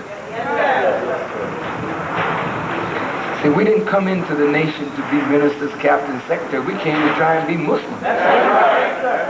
So if you get busted or I get busted from this position, that don't mean I'm going to stop being a Muslim. Should it? No. Oh, Brother Joel, I thought that was your seat up here. Yes, I remember this, brother. Come over here, soldier. I love you so much.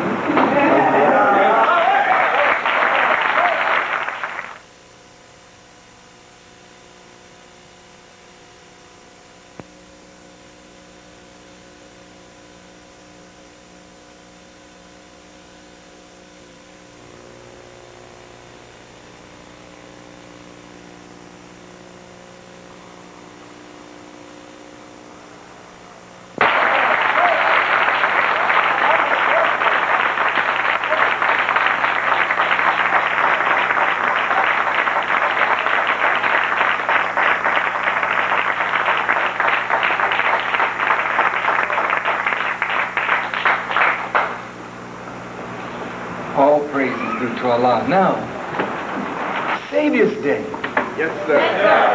is just around the corner.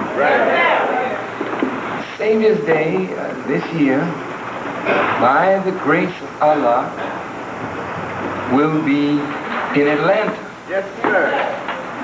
Savior's Day next year, if it is the will of Allah, will be in Los Angeles.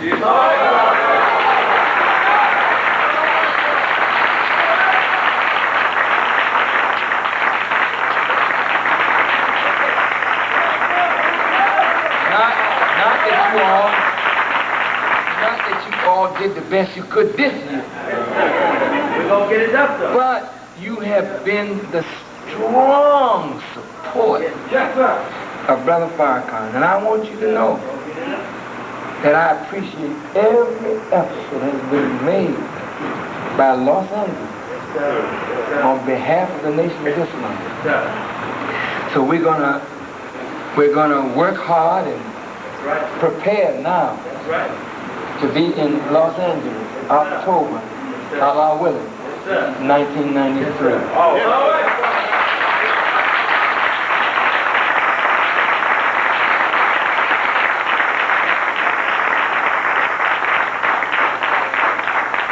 But this year, we're going to be in the messenger of Allah's home state. In the dome. I was just down there. That place, something. 70,000 in the stands. Another 12,000 on the field. 82,000. And I believe. I'm a believer. You can tell the believer. They'll fill the dome. That's right.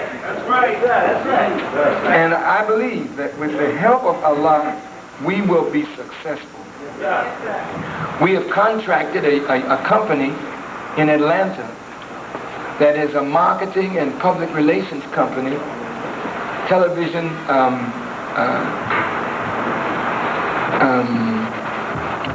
advertising firm, and they have promised that their work will help us to fill the dome. So we have a national and regional advertising campaign that should begin within the next 10 days or less. And we will be advertising nationally about Savior's Day. But the focus is going to be on the southeastern part of the United States. Georgia in particular, Alabama, Mississippi, Louisiana, Florida, Tennessee, South Carolina, that area we believe we can draw the majority of the people from there. It's going to cost about $300,000 to put on Savior's Day. Now, that's not a lot of money, but it is a lot of money to poor people. And, you know, every time we do something like this, we always go to the believers, and the believers are kind enough to go in their pockets and do whatever they can. This year we're coming to the believers again, but we don't want you to go into your pockets at all. I think we've done enough good work. Can you take this fan off for me?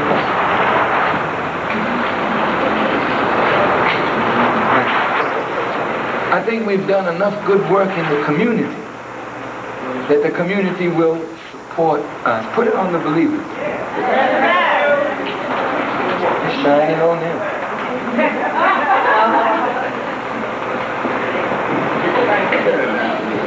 Thank you. Thank you, brother. Oh, you're welcome, brother, because it wasn't doing me no good.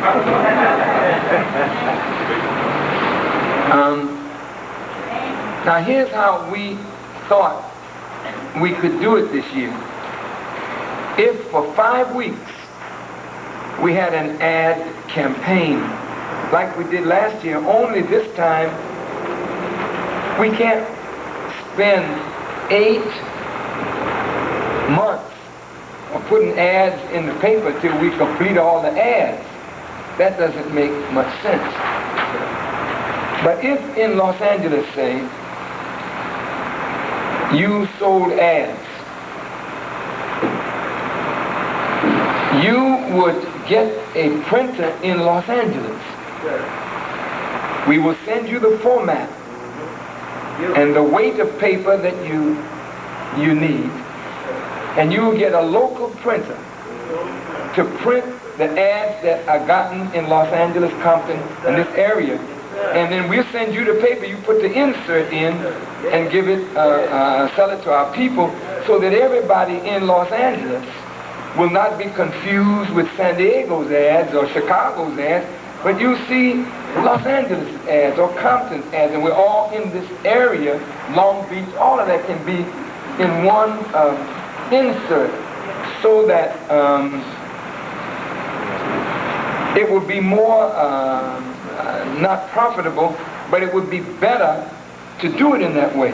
The business community really wants to help us, and we know that they will advertise, and it's a wonderful way for the believer to get a good commission on the ads, so you can make the trip to Atlanta free. We don't want you to have to pay your way. But if you sell the ads will pay your way, your hotel bill, your Savior's Day gift, and put some money in your pocket. The people want to help. We need to go to the people and let the people help us to help ourselves. Now, if you agree with that, Oakland and will have her own insert. San Francisco will have its own insert. The smaller California communities that are in Northern California, we can't have it printed, say, if you only raise a small amount of money in your communities, it would not be feasible or practical to get an insert printed, and you only have, say, $3,000, $4,000, $5,000 worth of ads. So the smaller communities, we will have to pull you together and say, call it the Northern California region. And we'll have you marked by your cities, but you'll be together in the insert. Do you follow what I'm saying? We believe that if the nation did this, we could put on Savior's Day and make it the greatest Savior's Day in the history of the nation. It's a very important Savior's Day because we are on the eve of a very critical political election. Neither Bush nor Clinton has the majority of the American public with them. Most of the people are laying out. Now is the time for the Nation of Islam to put before America and the world the solutions to the problems that America faces and black people face as taught by the Honorable Elijah Muhammad. If God blesses us with 80,000 people in the dome, now you can believe this has not happened before. You do believe that? Yes, and we do intend to accomplish the unbelievable. Yes, because we believe. Yes, and if we, or when we fill the dome, we intend to have it nationally hooked up by radio and possibly by television. That the speech that we make, America and the world will be looking at the nation. We have to do what we have to do to save ourselves and our people. Now remember that the movie Malcolm X is coming out November the 20th. And the devil intends to hurt us with this movie. I'm not sure how Mr. Lee, Spike Lee, did the movie. But I know that the devils did not give him $33 million to do some credit to Malcolm or to us. And Mecca did not allow him in Mecca with a Jewish photographer to film the Hajj for nothing. They are fearful of our rise and the people's gravitation toward the teachings of the Honorable Elijah Muhammad. So to show Malcolm as the hero that denounced the messenger and went toward Islamic orthodoxy would be what they would hope for. The hypocrites would hope that Malcolm's condemnation of the Honorable Elijah Muhammad and the subtle hints that it was members of the Nation of Islam who murdered Malcolm, not subtle but just openly stating this, would create a spirit in the youth of our nation of vengeance. Already we lost a brother in Memphis, Tennessee, less than 3 weeks ago. He was selling papers at an hour that he shouldn't have been out selling papers, 1 a.m. in the morning, in a busy section, I think it's Beale Street, down in Memphis.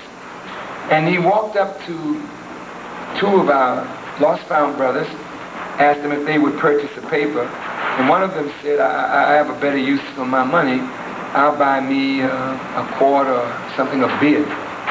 So the brother left them and was talking to two of our original sisters, and they had agreed to buy the newspaper. And as they were reaching in their pocket to get the money to purchase the newspaper, one of these lost founds who had previously rejected the paper came over and told the sisters not to buy this so-and-so paper from these so-and-so Muslims. And he made a derogatory remark about myself and then said these are the MFs that killed Malcolm X. So the brothers, it appears, did not want an altercation in that area because it was heavily populated with people and therefore a lot of police were out there. So when the lost founds got in their car, it appears that the Muslims got in their car either by accident at the same time or by design. And either they followed the car till they got to a red light where both cars had to stop in observance of the red light, either by accident or by design.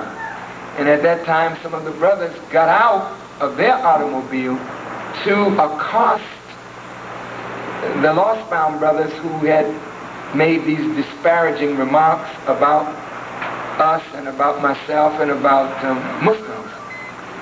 And so a Happy Jack brother of ours grabbed the brother on the driver's side. Of course, he reached into his pocket and pulled out a weapon and fired and hit the brother 5 times.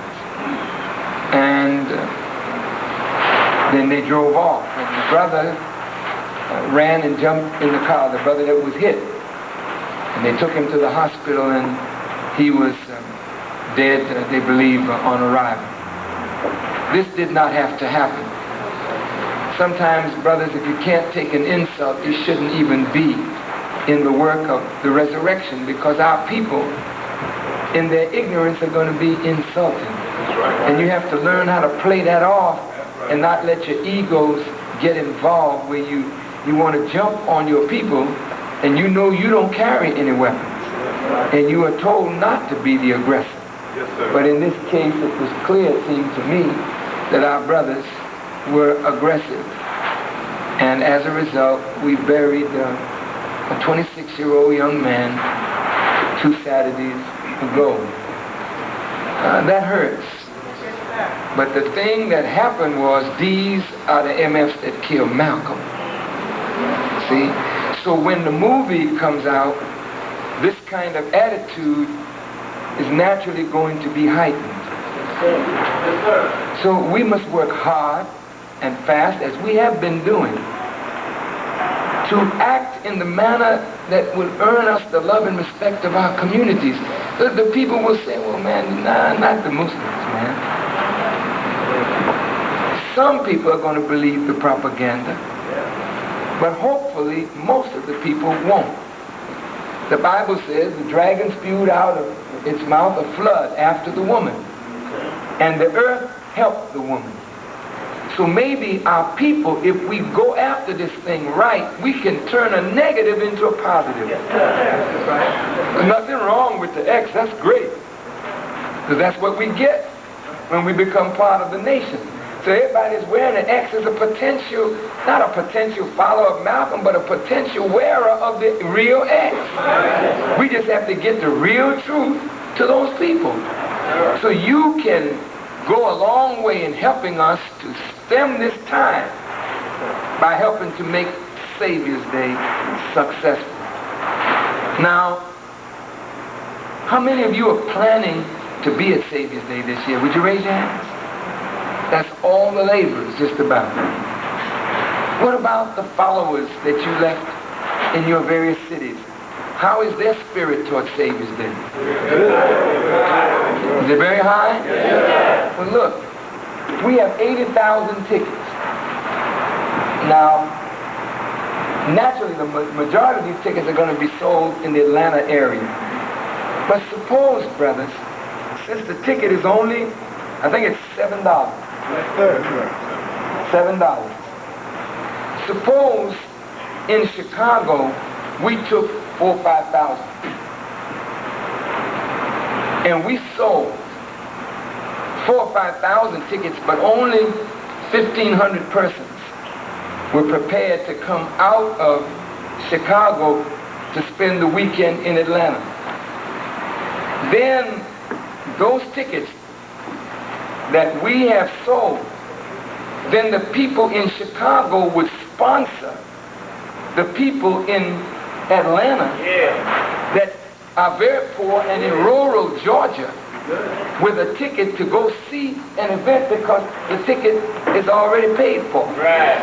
And many of our people will give us $7 if we tell them that it's our national convention. It's in Atlanta in the Dome. Will you be able to come? They say, well, no, man, I can't come. Well, would you sponsor one of our people in Georgia to go and hear the message of the minister? Yes, sir. Would you sponsor somebody? It's only $7. We would appreciate it. And if you in LA, you know that's a long way from LA to Georgia. So if 300 or 400 came out of Los Angeles, but 1,500 to 2,000 bought tickets to sponsor people. And if we knew that, then we could immediately gather those kind of people from the projects, because there's enough people in Atlanta to fill the dome 3, 4, 5, 6, 7, 8, 9 times over. I don't know what you think of the idea, but every seat, all praise be to Allah, every seat in the dome should be sold out before we even get to Atlanta. Now what we need to do is keep a running count of how each city is doing and how the overall total. We just set a chart up in the mosque, 80,000, and how close we are to filling it. And if you know that your dome is sold out a week ahead, then I can contact television. And we do a simulcast on radio and C-SPAN or BET, so that even if the people can't come, they can tune in now because it's already sold out. Yes, sir. You understand? Yes. We got to fill the dome. Yes, sir. So between the selling of ads and the proper commission going to you, you send the rest of the money to headquarters. When you take your format to your printer, you get the price to print how many. See? Now sometimes it don't even pay them to print up for 1,500. If that's all. How many are you taking in Oakland? Where's Oakland? How many are we taking in Oakland, sir? 2,600. How many in San Francisco? 3,100. See, that's too small. You know, a printer may print up 5,000 or 6,000, but he won't print up 2,600. So Oakland and San Francisco would have to do it together. You have to combine. And Northern California, you would have to combine. Is there about 5,000 in Northern California? Yes, sir. What about Seattle, Tacoma, Portland? How are you doing, sir? No, with your newspaper. We're doing, we got 850 this time. We've been getting 1,000 every week. Is 1,000 stretching you hard? No. Tell the truth, I mean, brother. We only have a few brothers right now, but it shouldn't be after we get back. You see, we have, in some places, brothers that will sell 1,000 by themselves. Right. Right. So if the faith is right, if the spirit is right, brother, 1,000 is no weight at all. See, the burden of the mosque program really falls on that minister and his leading the charge. You have to be inspired and inspirational. We can't have professors in the ministry. If you're a professor, you go in the classroom. But a minister got to thunder. A minister got to have fire. A minister got to be able to move. You can't move you without no fire now. My brothers and sisters, Allah came to us in the virgin. Why won't these people respond to the truth? You ain't got no fire, man. You all got to fire the people up. 1,000 is no papers. You should even be ashamed to take a drop. That's right. So look, brothers, get your hearts and heads together Yes, sir. and go on to the top. Yes, sir. I'll say more in a minute. Thank you, Seattle. Where's Tacoma? Tacoma and Portland. 3 wonderful young ministers. Don't you let old age catch you, brother. Yes, sir. Old age will sneak sneak up on you, brother. That's right. You look around, brother, and you be old. Just like that. Old. So you got to keep old age off of you, brother, and you can't keep old age off of you if you act old. Right. Walk old. Right. Talk old. You know, some of you just got tired, you know what I mean? And I'm trying to get all these tired ministers to either go out to pasture or let me give you a shot. And kind of, Jared talk for old folks. And get you some iron in here, brother. Because a tired preacher just, you ain't got no converts. And you know, the people can tell when you're not on it. That's right. You go to the mosque, listen, I mean, they beat you down so you don't even want to go to the mosque. I mean, I got to meet Sister Susie again, and she just got... See, at first it was a love affair, you know what I mean? And you thought it was an easy job. Just like the messenger did. He thought he could finish the job in 3 months. He said if you had told him he'd be here 40 years after the Savior left, he would have told you were crazy. It's a hard job, brother. It's the hardest job ever given to any man in the annals of history. Yes, sir. So you know it's not going to be easy for you.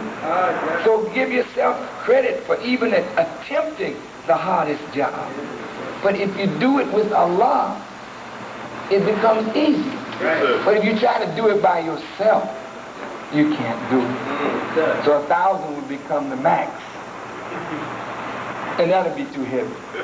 But when you do it with Allah, 1,000 is nothing. Yes, sir. May Allah bless you all. Come on now, let's increase. Thank you. Thank you. Now, let's see if we got that correct now. You will be getting advice, written instructions from national headquarters on the ad campaign. You will be getting an allotment of tickets. And I don't want you to say, because you're in the northwest corner, these people are not coming all the way to Atlanta. There are people who will sponsor the people in Atlanta. So you just talk to the people as though I'm coming there. And they'll buy that ticket. Yes, sir. But we do that in Seattle. Some gets papers too. So it's not 1,000 papers for Seattle to come in. Oh, I know that. If it were, brother, I'd be looking for 3 new ministers. That's right. No, that's right.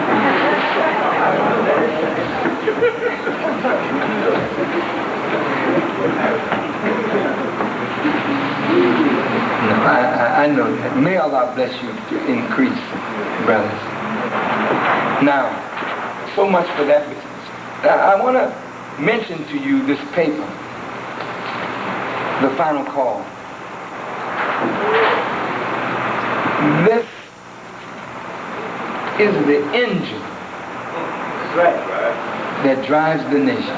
Yes, sir. As it was with the Honorable Elijah Muhammad, so it is today with us. Yes, sir. You may not know it, but as I was telling you earlier, the first things we had to do is restore the messenger and put trust in leadership again. Then we had to get our mosque. Yes, sir. And you all were asked, and you came through beautifully. Yes, sir. And we got Mosque Mariam, and we refurbished it. And the next thing we had to do was reopen the school. Yes, sir. Not business first, mosque, then school, Yes, sir. then business. Yes, sir. And if you read the last newspaper, you read that out of a graduating class of 10 students, Right. 4 out of the 10 Yes, sir. will be in who's who Right. in high school American students. 4 out of 10.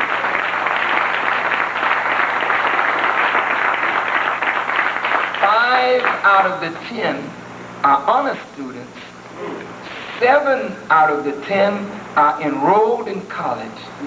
And the last 3 have promised me that they will go to college. And the number 2 poll gave out 5 scholarships to the top honor students.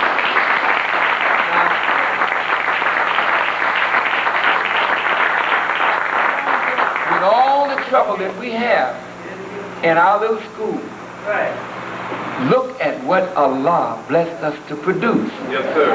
Now, my critics can say you didn't open the business, but we opened the mosque and Yes, we sir. opened the school. Yes, sir. The Salam restaurant is there. It's a shell. It's a very expensive shell. $750,000. Every piece of steel. It's not no little giant building. It's steel, high-grade steel. And the finest concrete on that steel. Now we're about to close it in, then go on the inside and make it what we want it to be. It'll be a $3 million enterprise, but it's the first thing that we will do in this dispensation. Yes, sir. We retrieved by the grace of Allah and the blessings of Allah, the mosque, the school, the palace, and the pioneer building. Yes, sir.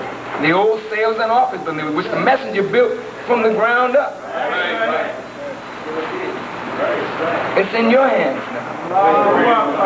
Now, when the Salam opens, that'll be a brand new, modern structure that will house a modern bakery and a Blue Seas snack shop and a Salam fine dining with a bakery factory that will put pies out all over the city and bakery outlets all over Chicago, giving jobs to our people. But the spiritual and the educational had to come first and second, and of course with moral development, now you get into economic development. So, brothers, this paper, every time you sell it, I want you to know that the school could not have come this far without your help.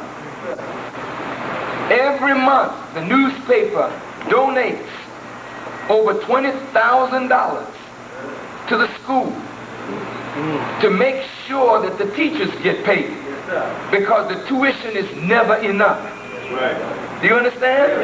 So when you sell the newspaper, you keep the teachers teaching and the students learning. Now we're trying to put in an ultra-modern science laboratory. We have a small computer laboratory that we're going to expand because modern technology is what we need. We want to call in the architects to see if we can put a second story on the school so boys and girls can learn at the same time. Boys upstairs, girls downstairs, and they can stay more than 4 hours. They can stay 6 hours. You understand? You got to help us do that.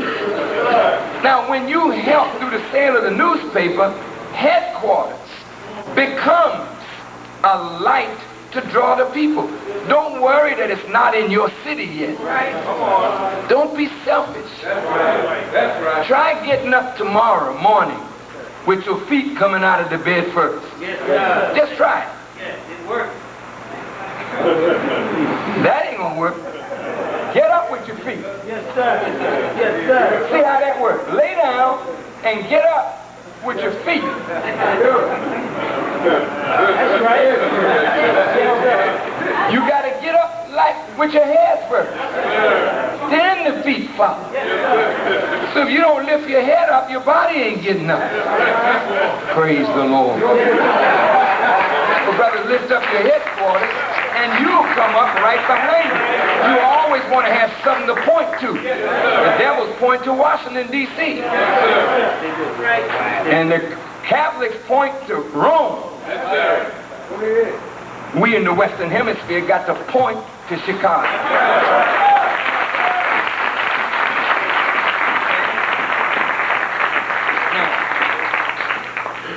the products. I know Brother Leonard has already instructed you on the products, but I wanted to make a statement about our products. I made mention in a lecture that it is treason. Yes, sir. Right? To go into your home and find Revlon and not clean and fresh. That's right. I know you like Luella Boss. Sisters, I mean, Krell and whoever else makes these fine products that y'all love so well. But you know these Jews, when Ford denounced them and wrote that thing on the International Jew, no Jew would buy a Ford. They don't care how beautiful Ford looked that year, they were buying Chrysler or General Motors, but they would not buy Ford. When you understand the value of having your own product, Yes, sir. and the value of putting your dollars that you spend for soap Yes, sir. into your own product. Yes, sir. If just the members of the nation bought our own soap and we didn't use no other soap in our house. No, don't bring no ivory in here.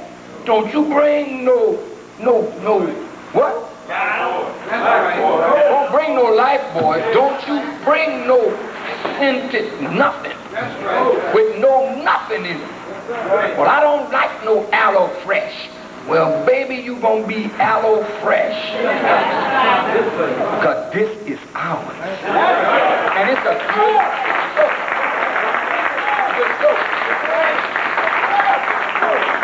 Raise your hand if you're sure. You didn't offend that woman next to you, did you? No, because when you aloe fresh, you clean and fresh. And if you don't like the bar soap, did you see the new packaging? Is that it with you? Now, I can't show you my skin, but no. But I'm not lying. You know, I work out every day. And I have a masseuse that comes in, you know. And you know, when you're an athlete, the strength of a masseuse, I ain't talking about somebody just rubbing on you, but somebody who really knows what they're doing, to take the lactic acid that builds up when you work the muscle, or they call it ash, because you're burning calories, and it has a deposit that it leaves, which renders the muscle somewhat sore. But when you really look after your body, and I've learned a lot since I got on this health kick about caring for yourself. Yes, sir. And you know, it takes money to care for yourself. God help the poor people that can't go to a dentist. Now, of course, I use the liquid soap, and I like both, but I like the bar, you know. But I'm talking about clean and fresh body lotion. My masseuse, I turned him on to clean and fresh, and now all the people that he rubs down, they don't want nothing on their body but clean and fresh. Nothing. And my skin has taken on a total change. You can't, if I may say this, Brother Lynn, you can't be chinchy with the clean and fresh. Well, where's the body lotion? You ain't got none? Bring the product.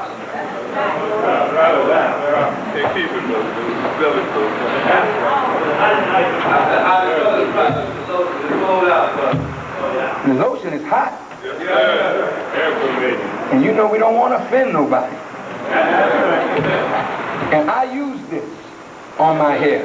Yes, sir. Yes, sir. Very good. It is good. It's one of the best hair pomades that I have ever used. I like it because it's not hard. It has the right texture for Shabaz's children who's trying to get to be Master Farah Muhammad's children. But until it gets like the Savior's hair, you know what I mean? And notice my hair is kind of straightening. You check it out, and I ain't using no stuff now. Clean and fresh. I'm telling you the truth, Mike. See, that's that rebellion straightening out. You know what I mean? Some of them kinks, they need a little help. This is really excellent. But my skin shines and glows all the time. You know how if you cheat, this is, and not cheap, I don't want to say it like that. If you use these oils, like baby oil, your body just soaks that stuff up and it's gone. But if you take clean and fresh and don't just put a little dab on, I know you want to be sparing, make it last long, but you want the effect.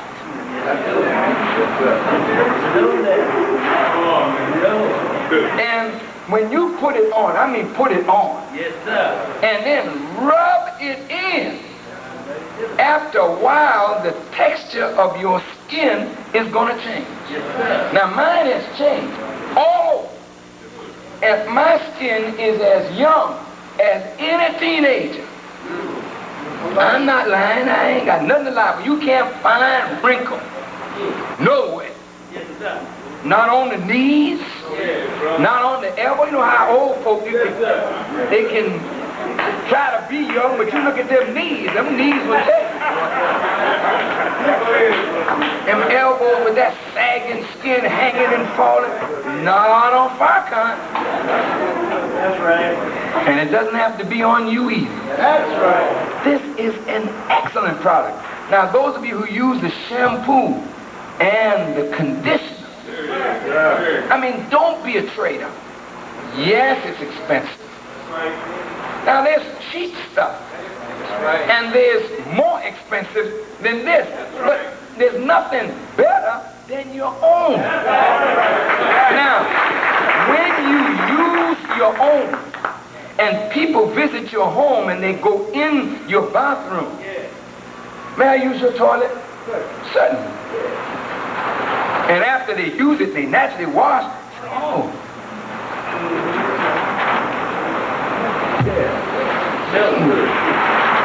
Feels good. Oh, by the way, where did you get that? Yes, sir. And before you know, you have made a sale. You made a customer. This is wonderful product produced by the nation. But what do we look like using anybody else's product? Well, it's not intelligent.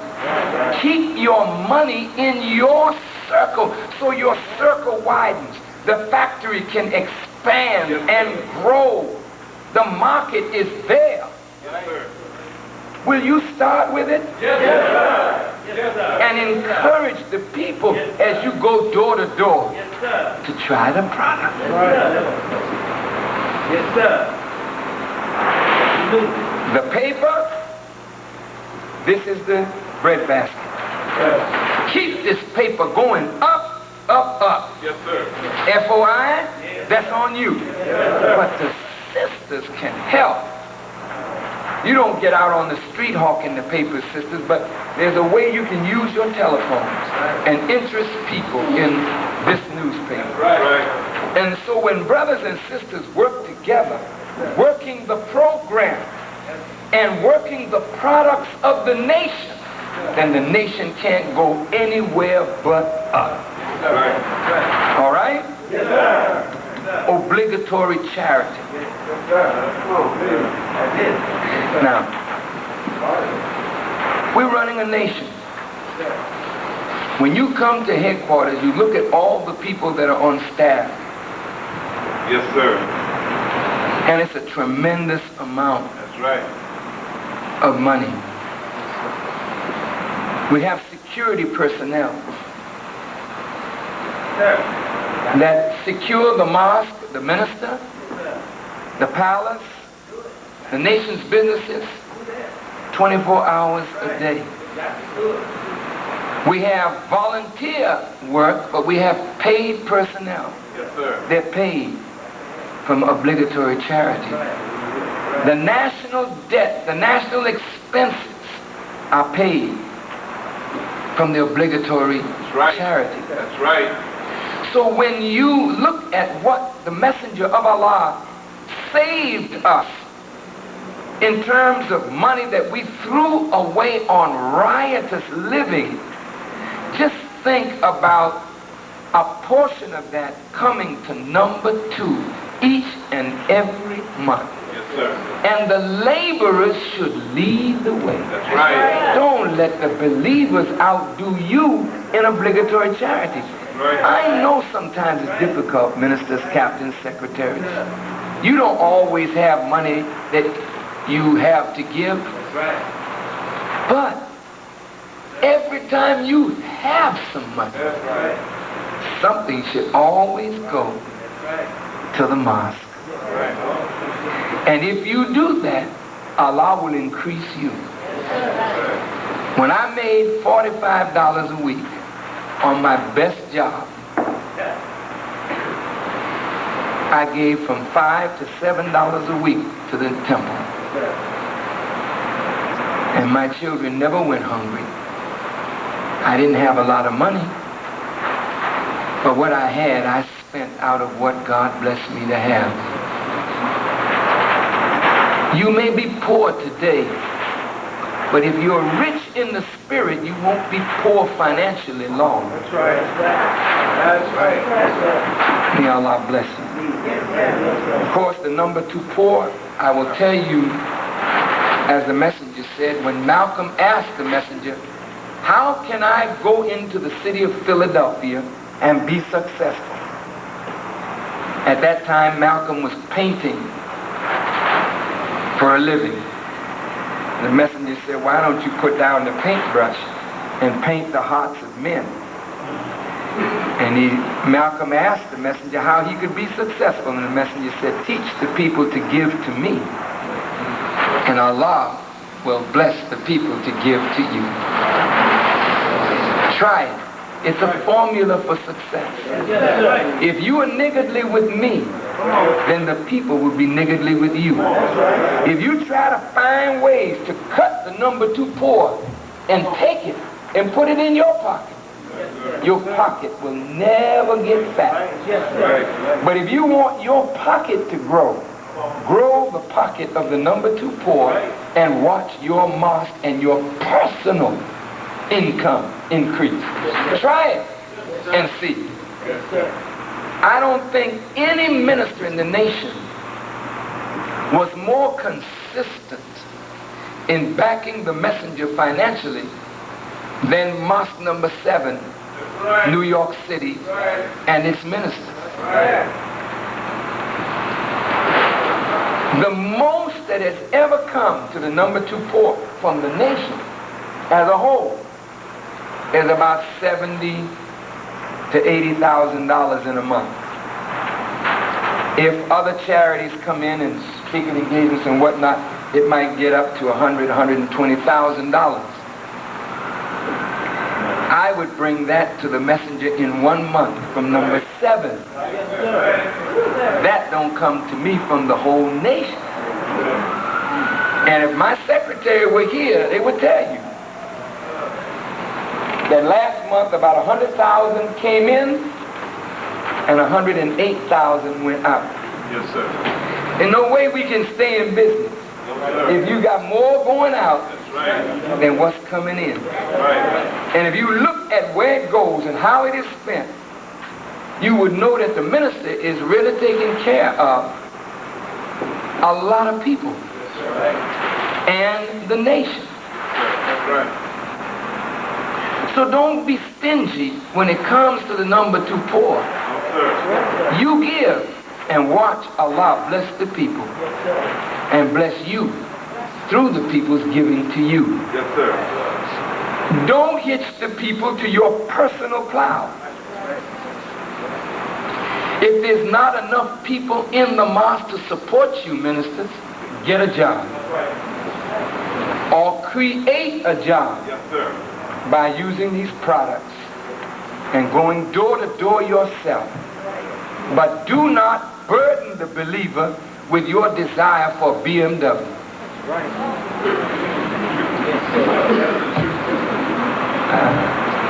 Junior Hare said BMW means black man working. So that's what the black woman wants, a BMW. They want a black man working.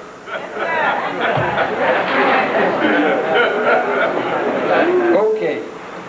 So now, the business side of it is over. It's less inspirational, isn't it, when you talk about money?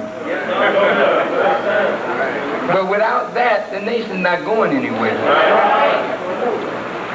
Now, I want to look at the regional laborers, and I want you to ask me questions on any problem area that you're having that I might be able to help you with. I want Minister Wazir to please stand, Brother Captain Wali, Brother Secretary, Sister Captain Alex. Now these are our regional laborers. They are to be respected and obeyed. As long as they don't teach you to do anything against the religion of Islam and against what Allah and the Messenger have taught us, you should obey these persons. Now, Brother Wazir has been in the nation a long time. He knows a lot. And he can, if he works harder, make Los Angeles worthy of hosting the nation in 1993. It's going to take hard work, Brother Wazir.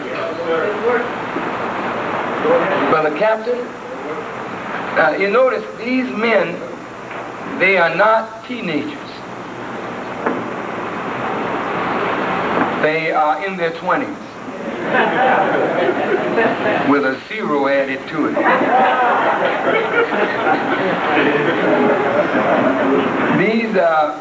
These are seasoned men. Now, youth needs to see youth. And when you're getting older, you can't act old. That don't mean you're supposed to rap and dance in the floor and act a fool, but you are supposed to be right down to the modern times. Quick thinking, fast moving, cleanliness, in and out. Is that right? Yes, sir. And then you're supposed to get these young people and groom them and step back and push the youth out front and guide them. Don't hold on to these posts like squeezing the posts. Hell, you're going to die and leave it one of these days, so why not get some young person and train them? Huh? Yes, sir. Sister Captain Alice, a teenage sister captain, has great responsibility. She's done an excellent job.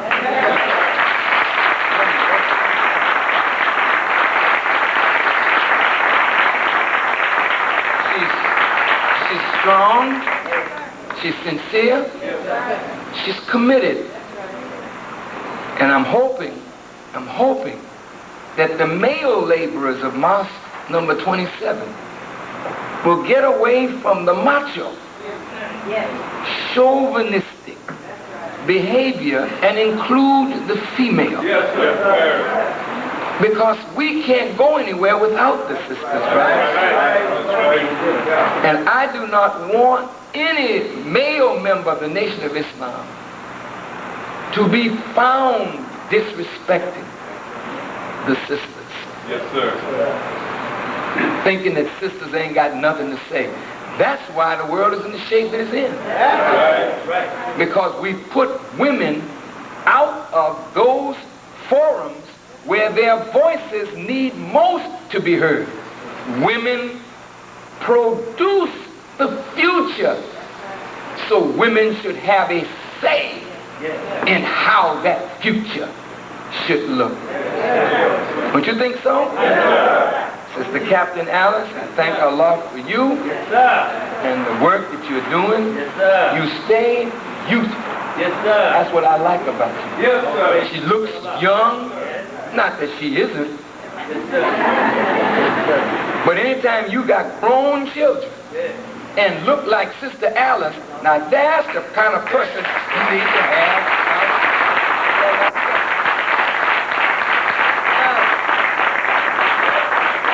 Brother Amin, you have lost weight, Brother Amin.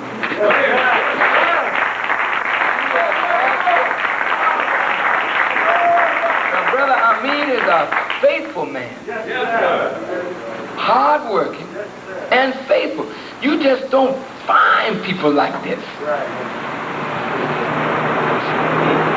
I want you to back him, secretaries. And I'm so glad you're losing this weight, brother, because we don't want to lose you. Or no untimely demises. We had enough of that. May Allah bless you. Wali. Captain Wali. I don't know what you all think of him, but I'll tell you what I think of him. To me, he's an anchor. He's an anchor. When things not going quite right in L.A., that anchor has kept the mosque where the mosque should be. That's a good man and a faithful man and a hard-working man. And he's got younger men that he's training. Captain Halim, where's the captain? Oh, there he is. Young man. And his staff. Beautiful young men. Let me tell you, brothers, you all got the makings of the finest mosque in the nation of Islam. You got the makings, but you got to make it. That's right. Soldiers, that brother been with me almost from the beginning. That's right.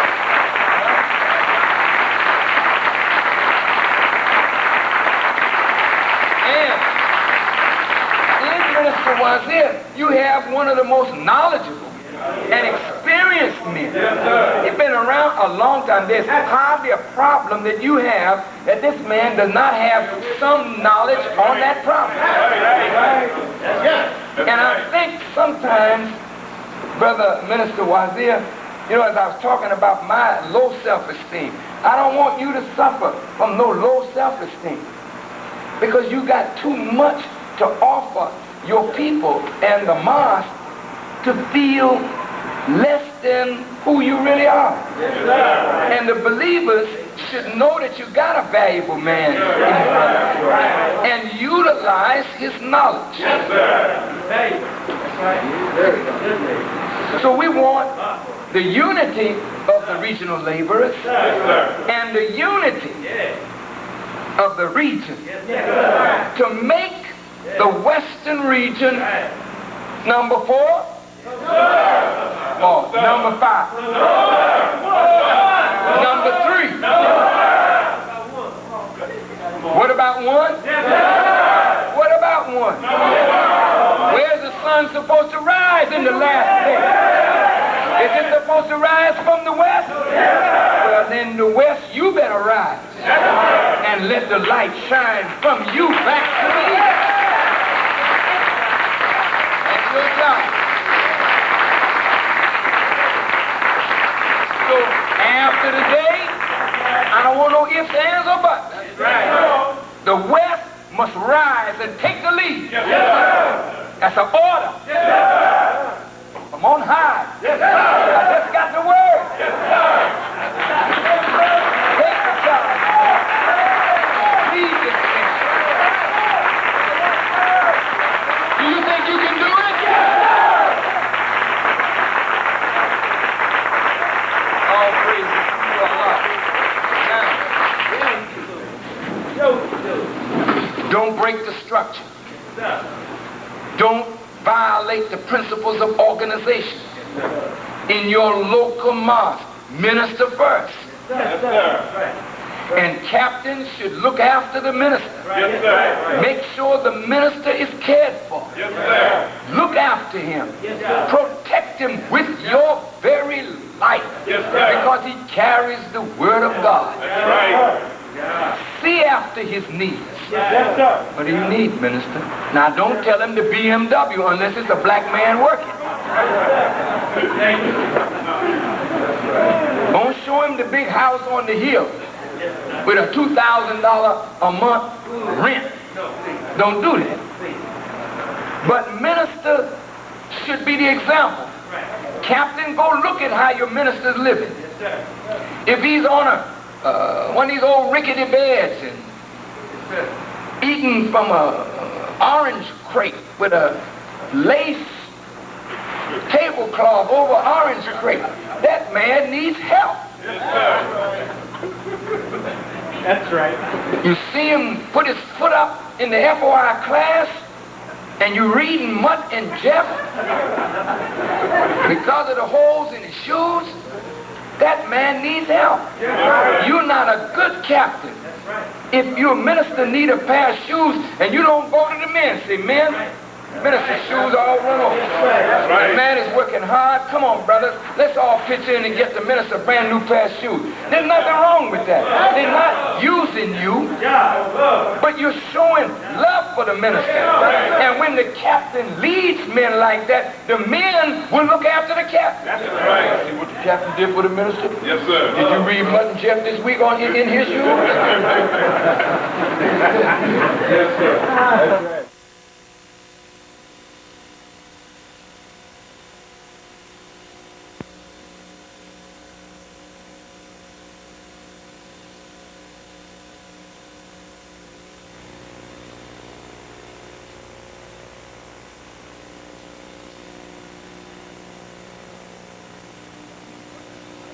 That's right. You see him put his foot up in the FOI class and you reading Mutt and Jeff because of the holes in his shoes, that man needs help. You're not a good captain. If your minister need a pair of shoes and you don't go to the men, say, men, minister's shoes all run over. The man is working hard. Come on, brothers. Let's all pitch in and get the minister a brand new pair of shoes. There's nothing wrong with that. They're not using you, but you're showing love for the minister. And when the captain leads men like that, the men will look after the captain. That's right. See what the captain did for the minister? Yes, sir. Did you read Mutt and Jeff this week in his shoes? Yes, sir. That's right. Yes, sir. That's right. Captains, Yes, Yes, sir. don't be jealous of your minister. That's right. Don't do that. That's right. Help your minister. Yes, sir. Be a good lawman. That's right. If the minister starts deviating, you should be the first one at his door to tell him, look, That's right. minister, you're not right. That's right. Brother minister, you know you were out last night in the red light district, 3 a.m. in the morning. What was you picking up out of it? That's right. Now, I'm going to have to report you to headquarters, but I'm coming to you first. Brother, you clean up your act, because we can't be successful if the minister is not at home at night, Love. hanging out in the streets. Right. We don't know where you are, minister. Sometimes the minister don't even come to the mosque. Sunday he comes and asking for the secretary to give him some money. But he's not there on Wednesday night. Captain always there because he's pushing program. Minister nowhere to be found. That's not good. Ministers, be there. Yes, sir. That's your focus. Yes, sir. Now, after the minister is cared for in a reasonable way, the captain and the secretary must be cared for. These are the pillars of the mosque. And you don't forget your MGT captain. That's right. That's right. And if you work together, pray together, you'll grow. Yes, sir. That's right. Good teaching. Now, are there any questions, problems, things that you feel I can be of service to you? I'm sorry?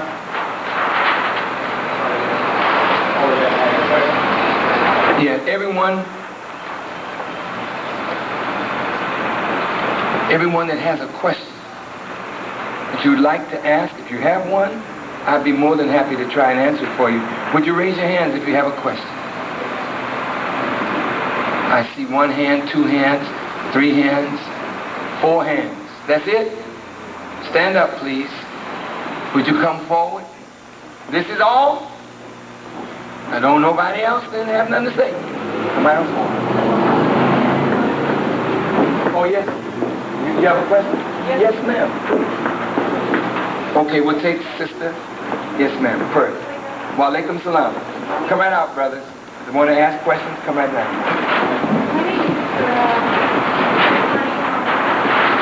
I work at the University here. Yes.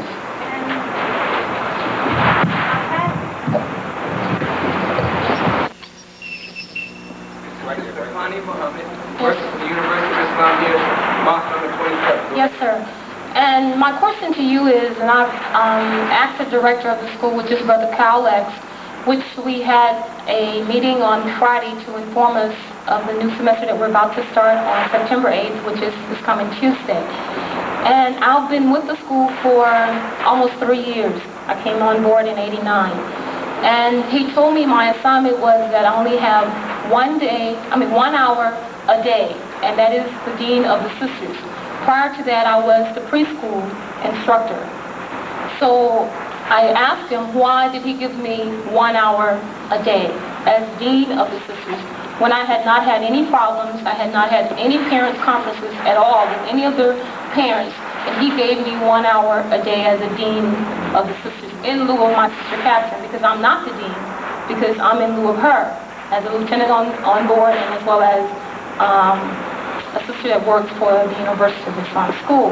So I had a problem with that because prior to this incident, there was one that arose, and he gave my position over to another sister that worked for the preschool and had cut me down for 4 hours a week. And I didn't like that. I kind of like put it on the floor 4 hours a week. Really, initially, he gave me 4 hours a week at that point. And I'm next in seniority here, other than one brother. And all the other sisters and brothers that works here got a full time. Of course. Thank you for raising your concern. I would instruct Sister Captain, Brother Captain, to look into it. I don't know the circumstances, naturally, because you're giving me your side. And the person who is the head of the school would have to answer why this is so. Your question is not properly directed to me, but it should be directed first to the educator who cut you down to 1 hour, and he should be able to explain to you his reason why. And if it is not satisfactory to you, then you take your complaint to your sister captain and to the brother captain and minister of the mosque, as they are his head. And if there is justified reason, then she should be made to know that. And if the reason is not justified, then to cut her down to 1 hour, why? As people are in the nation, they come petitioning for justice. Yes, sir.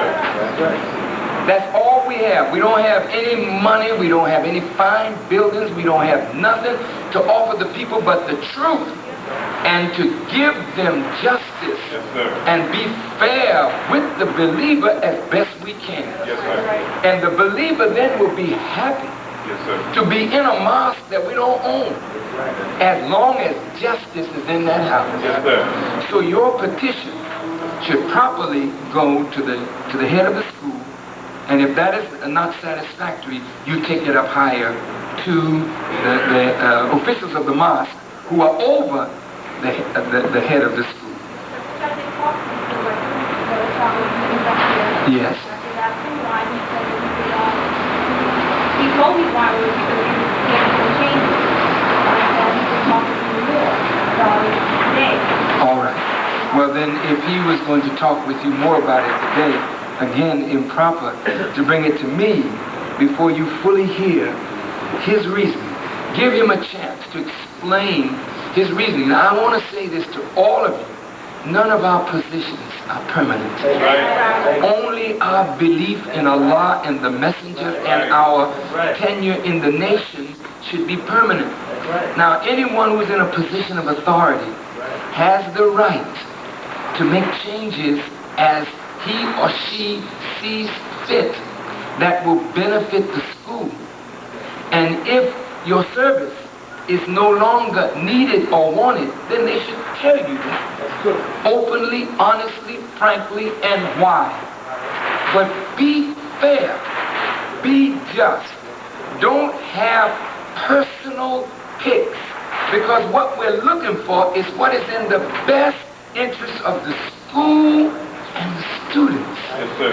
And if that is the criterion by which we make our decisions, then that should be clear whenever you sit down and speak with the Director of Education. I will be anxious to know what the results are after you speak with him. Okay? Thank you very much. Yes, ma'am. I'll wait, man. I'm gonna wait. Come here. I'll wait till you finish. Along with what Sister Connie Muhammad has said, when we were in Chicago in July, I had a chance to sit down with Sister Shelby, the national instructress of the University of Islam, and question her as to how the University of Islam should be properly run. For example, the uniform code. Our children here the sisters wear brown, and they're to be in navy blue jumpers, white blouses, and she outlined for me what was to be done. And what the young brothers were to wear. And Brother Captain Wally also spoke with her, and she told him the same thing. And there's some things that have not been done as far as reporting to Chicago from Los Angeles. And I had asked that they provide some money so that I could get some of the sister seamstresses to make the jumpers for the children here in the school to help alleviate some of the burden. The brother and sister director and directress of the school here. And to date, I have not received the monies, and schools... Let me just say very quickly. Yes, sir. We were talking about structure earlier, organization. If you don't respect your national headquarters, you will not get respect in your local and regional headquarters. Now, Sister Shelby has struggled for years to establish the school. We're not perfect. We're a long way from where we want to be. But it would be better if the head of the school here had a meeting with the national, not local, but the national director of education, which is Sister Shelby, and run things according to a guideline given to her by the minister, by Sister Tainetta Muhammad, by the Honorable Elijah Muhammad.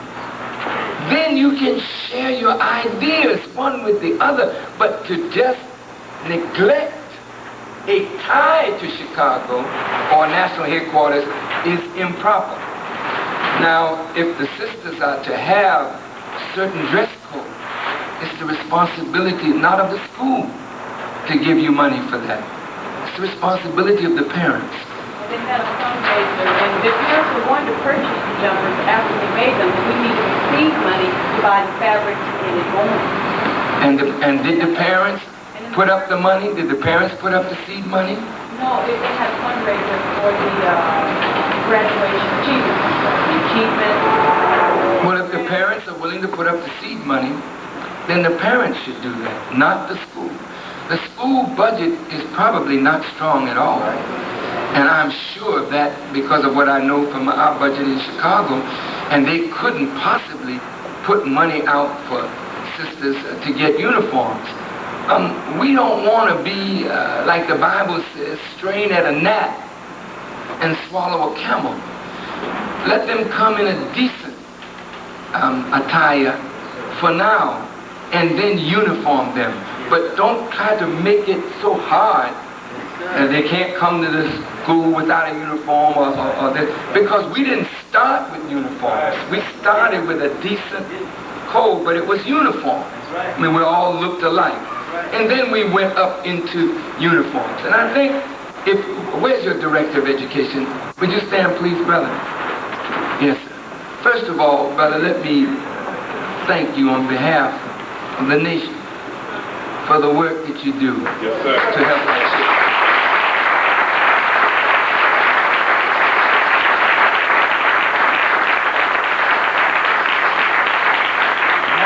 One of the greatest things that any of us could do is educate our children in the way of Allah and give them the best equipment or knowledge possible that they can go out into this world and become achievers. I do feel we were supposed to have a meeting at the banquet, but something happened and you weren't able to come, I believe.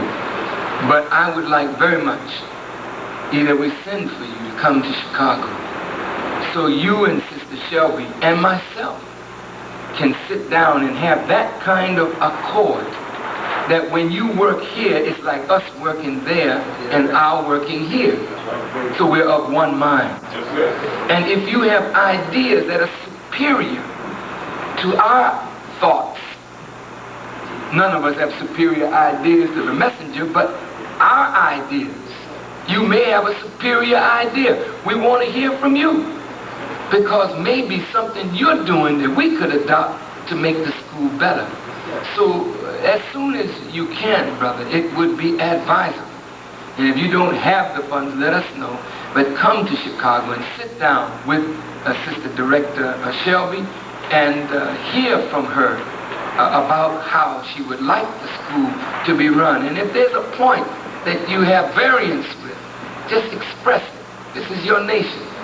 And you're free in your nation to bring the best out of yourself. But we must observe structure, organization, these principles. We're not out here on an island by ourselves.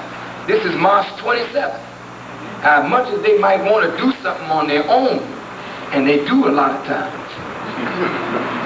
And when they do, they get in trouble. Yes, sir. It's always better to hook in to your headquarters so you know you're backed in what you're doing. Yes, sir. And you want to know that you have the backup of your nation behind you in the education of our children. Yes, sir. So I hope that you will have that conference with Sister Lieutenant and explain to her your reasons for cutting her back. And of course, that's your reason. You're entitled to that as the head of the school. But let it be fair, let it be just. And then let's make some arrangement to get to Chicago as quickly as possible. Thank you very much. Thank you. Brother Alfred, how are you? Good to see you. Good to see you, Brother Minister. I'm just trying to find out if we can resolve the situation that we have in Las Vegas concerning the brother. Will we have time to meet today? I don't think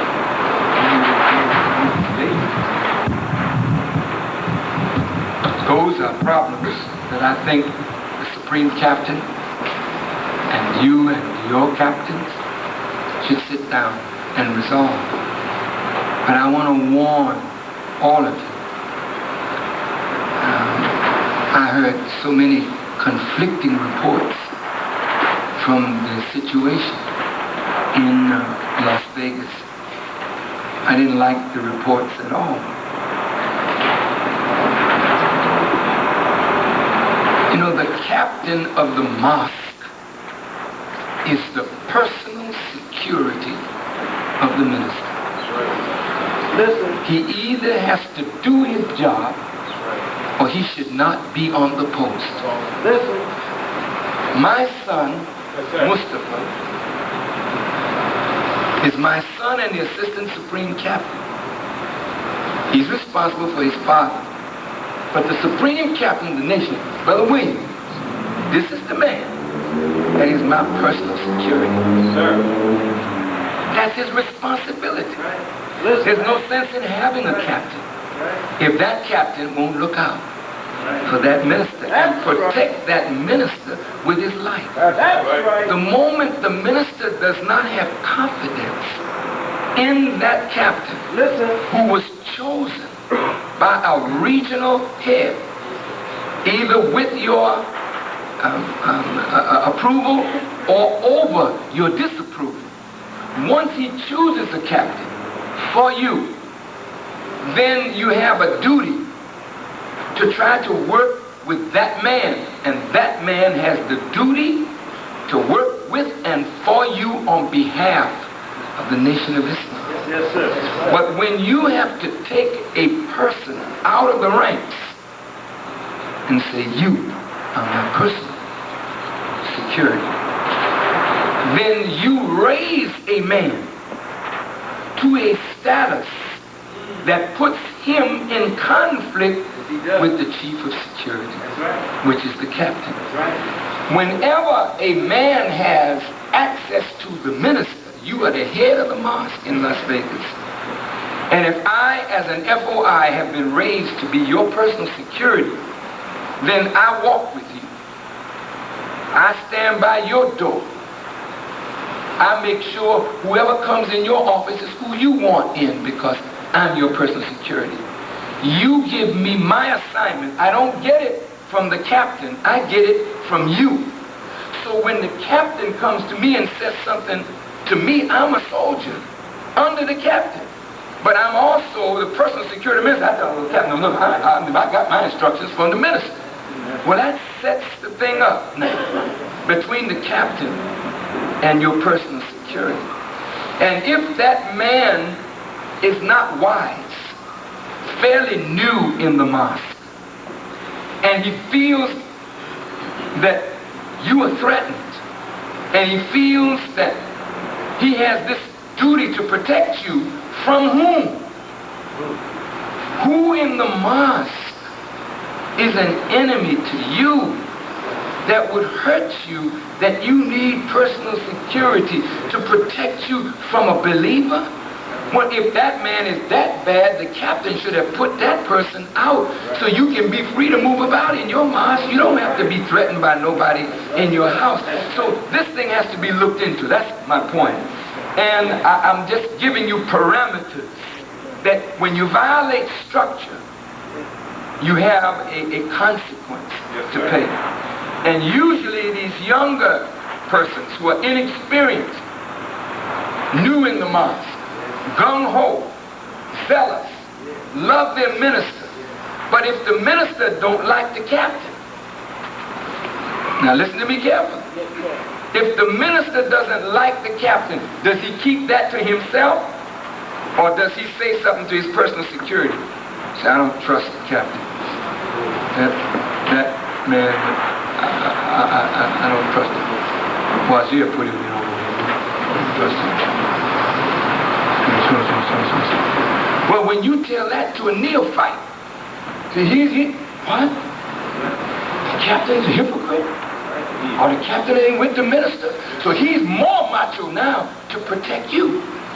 And then he flies in the face of his captain, a lieutenant, don't like it, take him in the back, beat him up. Or many get him and beat him up, which is totally wrong, inappropriate behavior. You know, a captain has an awful lot of power.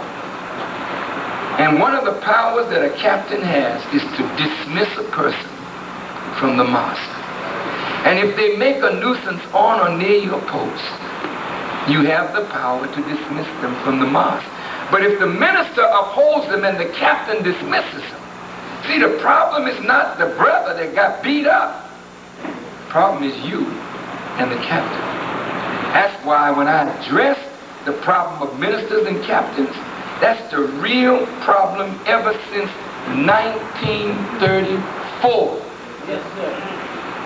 When the first captain, Halak, rose up against his brother. We've had problems with captains and ministers ever since.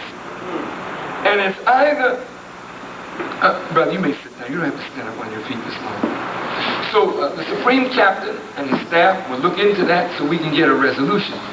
And when they bring it to me for adjudication or judgment, when all the facts are fully known, because I do not believe I've heard all the facts, then I will make a judgment.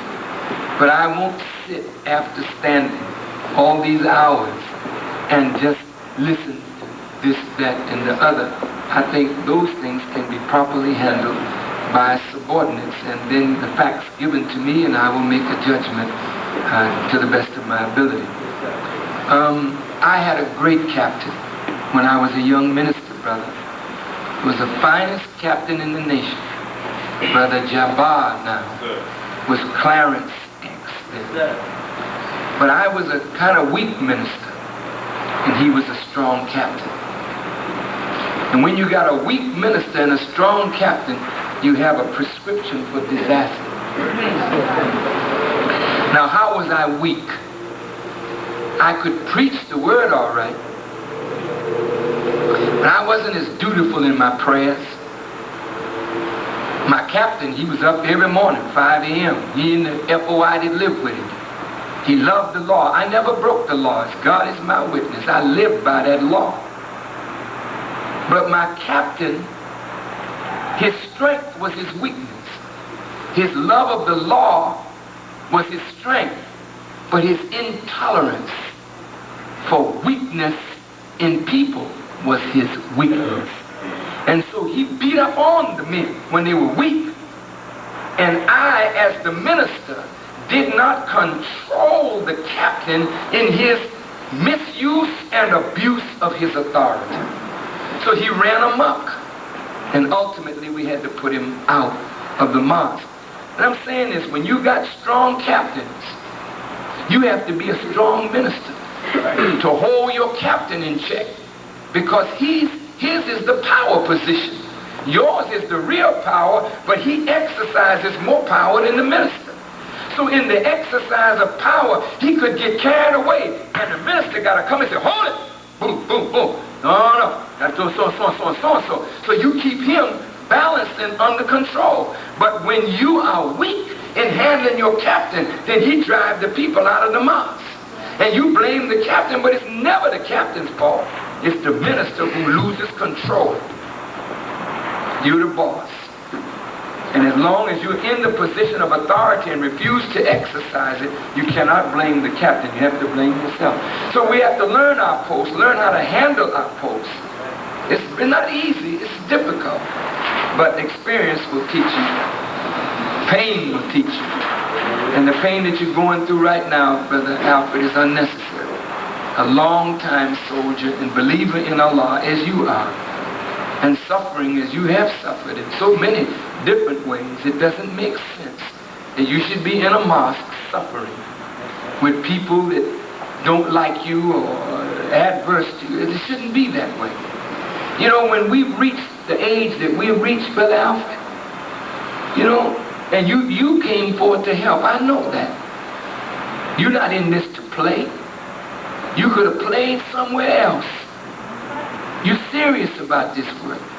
But you make mistakes. I make mistakes. We all make mistakes. But brother doesn't need the aggravation of being in a mosque feeling that people in the mosque are not with him. That's part of the job, though. But at your age, you don't need it. And with your condition, you don't need it. And I frankly would say to you, my dear and beloved brother, be a consultant. Get a young man and let him do the running and do all of that, and you stand back and help to guide. And let the young man do the running. And you don't have to bother yourself with this kind of stuff. This will kill you. Right. And all these brothers will do is eat some peppermint candy over your body and talk about how beautiful Brother Alfred was. I don't want that, Brother Alfred. I want you to live to see the victory of the apostle over all of his enemies, and you don't need to be tolerant or tolerant. I'm saying this because when we get older, we can't tolerate what we tolerated as a young person. And all it is not, it's the lack of display of wisdom in handling our job. It's not necessarily that the captain is bad or that the brother that got beat up is bad, but he was put in a position. Have you looked into the matter?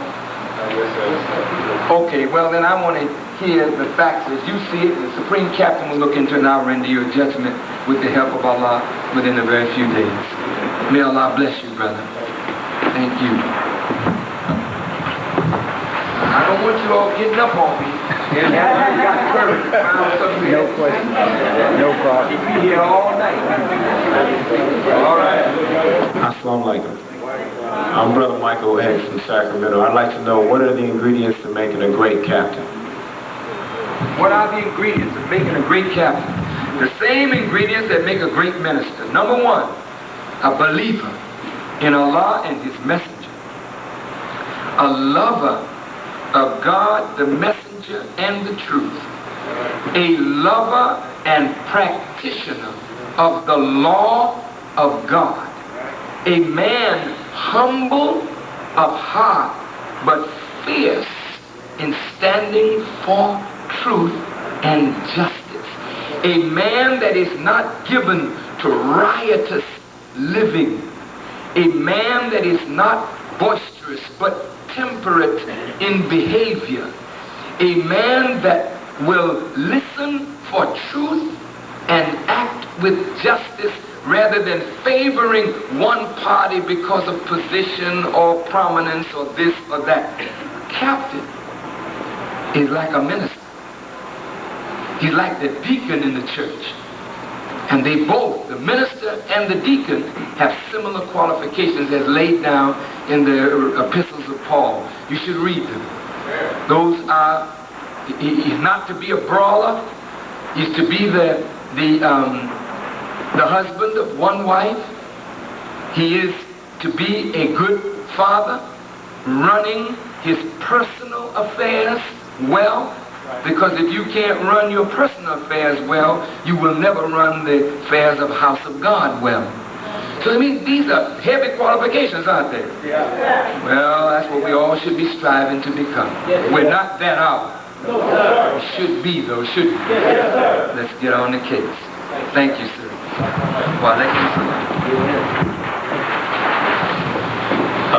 Assalamu alaikum, Minister. My name is Brother Leon X from San Bernardino. Brother, I'd like to ask you a question pertaining to the power products. I'm in the retail wholesale business myself. And what I would like to know, sir, would the nation be willing to go into the wholesale retail part of the distribution for the power products? Yes. I think his question is, will the nation be willing to go into wholesale retail? As you know, we started with multi-level marketing, and we're not into that. It's really, that's what it is, wholesale retail, isn't it? Where's Brother Leonard? Buy wholesale, sell retail. Huh? Buy wholesale and sell retail. Yes, sir. Speaking of, Brother Minister, there's like I'm in retail business, stores, markets, of course. And I'm also a distributor for one of the local newspapers. I have about 104 accounts. Now, my area is in the black community. 104 accounts that I could possibly put power products in. So I'm thinking nationally, if we would have a marketing method of advertising and so forth, and go into all the retail stores, your neighborhood grocery stores, and possibly your chain markets. I think our people, we're missing out on a lot of jobs that we could be giving for our people, talking about truck drivers, distribution salesmen, and so forth. And if I could put together a package, would the nation be willing to take a look at it? I will answer that forthright. The nation is you. And when you put a package together like that, I can speak for Brother Leonard. He would be glad to look at it. And as long as you are willing to reason with his approach and our approach, as we're willing to reason with yours, we should come to a meeting of the minds.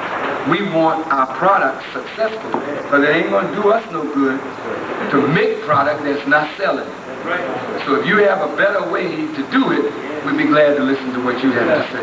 So I would have to proposal by Savior's Day. I'd like to have the opportunity to get together with the president and present it. I've had this in my mind ever since the power.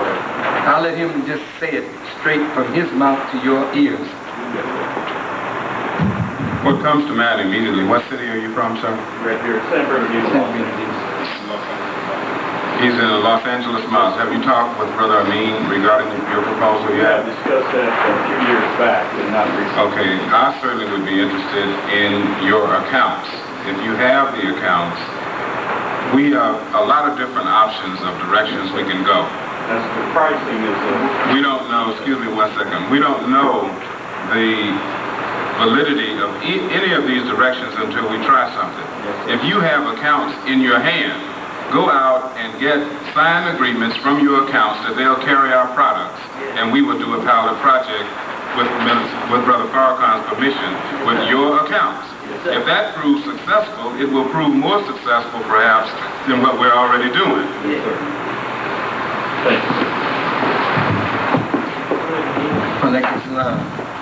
Brother, didn't you have a question? They sat you down. I'll take you. No. Stand behind. That's it. Brother had a question. But when you beginning, Brother, I mean, when it was bad, they should have stood up and came. All right, but go ahead, Assalamu alaikum, sir. The brothers from Washington agreed. My concerns are concerning Watts. We've been out there since we got back from Chicago, and two of the brothers have gotten the X now. One of them that went out there, Brother Lebo, he's now Leo X. And another brother that wasn't able to make it is our brother Eric. He's got this X too now. When we first was doing it before the insurrection, and I jumped off, and before Brother Colley came, we were setting up meets for Brother Colley to come out to watch. It was delayed because of the insurrection, but we were out there doing that job with I had about 4 Crips and my little brother that we was doing that job with. What I need to know is, when can we get our sisters out there? We've been in watch now since we left Chicago, and they yearning for the sisters out there. They asking us when are we going to bring the sisters out there. We had a meeting, and we have a good turnouts, and we had a meeting with the sisters that agreed and said they wanted to come out there. They volunteered and said they wanted to come out to watch. And we were just filling them in. They wasn't going out in watch, but we met here at 27, and we were just filling them in on the concerns of the sisters and the brothers coming out there. And So your question is, when will the sisters be able to come out? yes, sir. And also, I got something I need to talk to you, if I can get a chance to talk to you in private about some of the gangs and everything that's out there, because they're expressing some serious concerns and everything as far as watch is concerned. Because we're doing the job out there now, we only have 8 brothers out there. And they wondering if we just out there for show or if we out there for real. Because from as far as my instruction, I mean, was concerned when I first got back here, Supreme Captain, through Brother Wali said we were supposed to have at least 20 brothers to go out there to help us start it up. But we've been out there for 3 months now. We only had 8 brothers out there, and no one's coming out there to give us any help as far as getting at the brothers and everything. So we just want to know what it is.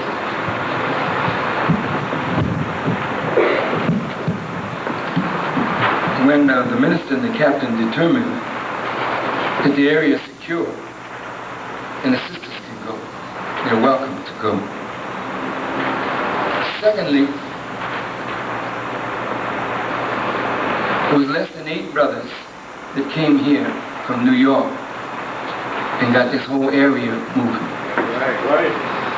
It's not numbers, it's the level of commitment of the men that you have. If you take 8 men who are committed and they love to work Watts, Watts will jump up and be as strong, if not stronger, than LA. Just take your men that you got and work. And if you work with 8 and you only got 8, then where's the progress? See, if you give me 8 men, I didn't start with 8. That's right. I started with myself and Brother Jibril. That was all, just 2. That's right. But I had big 2 with us little 2. Yes, sir. And you got the big 3 with your little 8.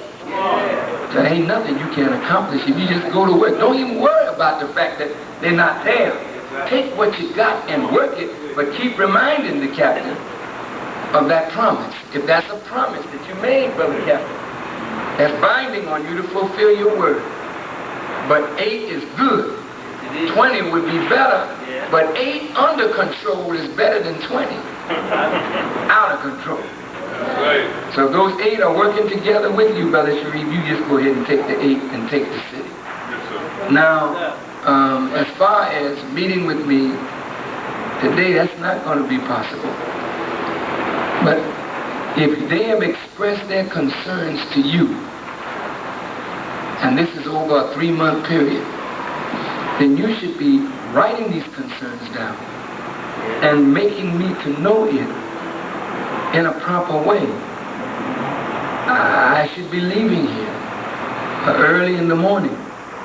But if you know these concerns, and you put them down and make sure they get to me, and I'll get back to you on those concerns.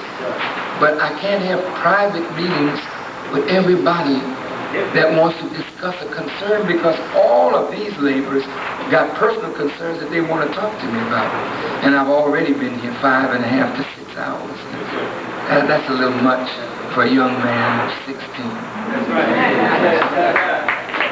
So, brother, I hope that your question has been answered. Please give those brothers my greetings. And Brother Captain, I want to say this, these young men that came and joined the mosque and got their eggs, it's very important that we don't lose them. It's very important, Brother Captain and Brother Minister, that those young brothers that came to Chicago, who were gang members, and came to the mosque and got their eggs, that you give them something to do and put the new ones to work. Because they didn't come here to sit around and listen to lectures. Right. That's right. They came here to get the knowledge to go back and help their people. So don't dilly-dally with them, because if they get dissatisfied, all they'll do is go back out and spread dissatisfaction among the gang and saying that we ain't real. And I don't want that. And before I let that happen, I will fire you all. I mean that. Get on the post. These are powerful young men. You don't have nothing to fear from them. Just help them, guide them, shepherd them, and they'll bring you men by the thousands. May Allah bless you. Give them the greetings for me. Thank you, sir. Keep up the good work, brother. I'm going to be looking for that report now. I have to break out by the time we get back to Chicago. Thank you. Assalamu alaikum. Minister Henry from Denver, Colorado. I apologize for not getting in line earlier, but you were taking problems, and I really don't have a problem to that magnitude. I had 3 requests. The first one is, Allah has blessed us to get a new building in Denver, and adjacent to it is a restaurant, and we want to have our grand opening on the 20th of this month. I spoke with Brother Abdullah Muhammad in Chicago, if he could come and be our special guest speaker. And he said he would love to, with your permission.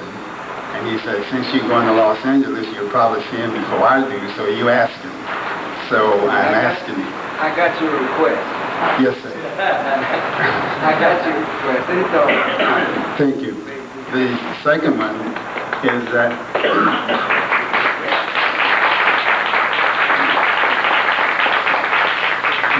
is that one of the sisters, she has an idea, and she sent this coffee mug with your picture and inscription said, I support the 3-year economic savings program, along with a letter explaining the details. Thank you. Now, third but not lastly, last year in October in Chicago, I extended an invitation to you to come back to Denver, Colorado, since you were there in '89, and you told the people that you would be back in 3 months. And we're still getting some feedback on that. And I would like to again extend that invitation to you at your earliest convenience or whenever you can. We would like very much to have you back in Denver, Colorado. Thank you. If you continue to do the work that you have begun, maybe I will. To be very honest with you, I can't see too far. You know, I don't really know what tomorrow is going to bring. And I will visit, Allah willing, a few cities. I had not planned to come to Denver. And I had not planned to come to California in a long time. But so next year, Savior Day, if it's the will of Allah, I will be here again. But you continue to do the good work. You know, the messenger didn't visit all these cities, did he? But we were there. We were his representatives. And we made his presence felt in cities that he never visited because we pushed his program and we sold the Muhammad Speaks newspaper. And by our good works, they knew the Honorable Elijah Muhammad. You do that. Continue to do that. And if it's the will of Allah, I will visit you. When I told them that I would be back in 3 months with the help of Allah, I think I did come back. And the last time I came, I believe I was there with the preacher. Was that the last time I was there? And after I left, there was such confusion with the preacher and the Muslims. And I had to end up sending the man some money from the agreed upon fee. Send him back some money to cover his expenses. And the bad blood came up between him and the local minister that appeared to be so friendly. The minister can't come back in an area. I did no wrong to the preacher. I was honorable to him and to the Muslims and to the city. Then you do a funny thing. I can't come back in an area where you all are divided against yourself. And then you want me to come back into your division. Then I'm putting myself at risk when you are all divided and ugly acting among yourselves. And you've been divided and ugly acting among yourselves ever since I was there. You have not shown the spirit to make me want to come there. You know? So, I'm saying that to say that division among Muslims represents death. Yes, sir. And I would be risking my life to come and visit you, and you would be risking your life to even invite me into such madness. You know, but when you all are more at peace with one another, it seems like you have a chance to get some peace and some progress. Then maybe with the help of Allah, I will be able to come back.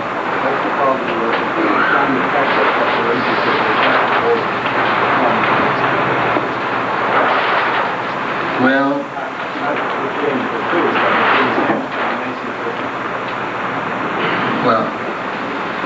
you know, patching a tire that is rotten ain't gonna help much. If the people you trying to patch are not good people, then don't even waste your time. See, I wrote that man a beautiful letter. I never heard from him. And I don't know whether he holds me responsible for whatever activity happened, but you don't have to patch up nothing. Because I did nobody no wrong. And so, you can't hurt me with God by having a funny attitude. I'm going to be who I am, what I am, with or without. That's right. I don't need no patching. If you did something wrong, then you patch it. But I did nothing wrong. I don't need no patching. If a man's heart is not good, then don't bother with a patch. God said, I'll give you a new heart. You can't patch up that old and messed up thing. May Allah bless you. So this is the cup.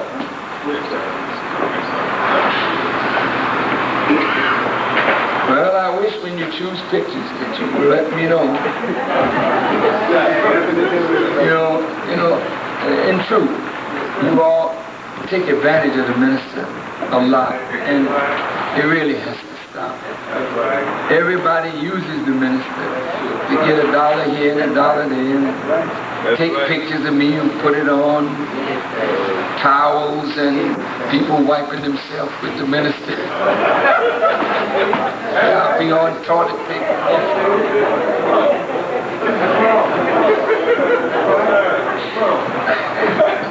I'm just making a little joke, but they do me so bad, they put me on everything and don't tell me and don't ask my permission. That's right. Next thing I know, they're out there selling me to the public. That's right. And don't have the decency to even say, well, brother minister, since we making money off of you, here's 15% or something to the number 2 poor. They don't do nothing. That's right. See, the messenger wouldn't tolerate it. That's right. Picture's all right, it's me. It ain't an apostle, it's me on it. But the messenger was very particular about what pictures go out with him. Because you can catch a man in a pose and he looked pretty bad. And every picture the devil put out on me, they're terrible. And the believers don't do too much better. But see, there's a side of me that I look better. This is the truth. You ever know when they photograph the president, they make sure they get the side that makes him look better. And they angle that camera, and they make the president, he may be tired, they make him look fresh. Hell, the believers snap me, any old picture, that's the minister all right now. Minister could be beat up looking, brother. Got me on the front of something, a scowl on my face, triple chin. And then he asked, now I'm on a cup. People drinking, brother. The 3-year economic program.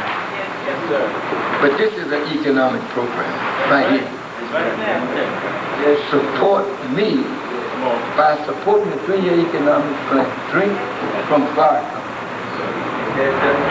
And people love me, they want my image around. So somebody's merchandising me all the time. It's not good. No, sir. It's not good. It's not good. I don't mind anybody becoming a millionaire from me, but give me the courtesy of approving what you do. Yes, sir. And don't you think that's a problem? As if you didn't do it to the messenger, why do that to him? Now, I'll read it. Thank her very much. What does she want me to do with this? Keep it? Yes, sir. Or give her $150? No, the letter will explain it. Sister Cassie brought it to me yesterday. I didn't know anything about it. Okay. All right. I'll look at it. Thank you. That was it? Yes, sir. Brother Rob, how are you, sir? Walaikum salam, brother. I was asked if you see my report. No, I haven't been to Chicago in about 5 or 6 days. No, longer than that. I've been on the road for nearly 2 weeks. I popped into Chicago one day. When did you send me? When? Well, it's probably there, but I didn't see it, because I wasn't there. How could I see it? I'm not there, brother. What happened to your mustache, brother? Pardon me, sir? It was getting white. Clear, I'll fix that, brother. May Allah bless you, brother. And I check my barber. I don't want nobody taking my stuff. I'm going to wait till it fall out, brother. It's beginning to fall out. Stress. Yeah, stress will get you. But you know how these white folks are. They get a little stress over here. They take this bad boy and hold it over. They have somebody in there massaging that bad boy. Do some exercise, relieve the stress, and grow your hair. See, you're too handsome. Brother, you're too handsome. You know, and all of us now, of course, brother has his hair trimmed nicely. But he don't look bad. He don't look strange. You know, he looks very nice. Very nice. Brother, you don't look bad either, brother. You look very nice. You look very nice. You've had it like this quite a while, haven't you? 15 years, bro. And I've gotten used to it. But I have not gotten used to Brother Rob. But I don't understand the people.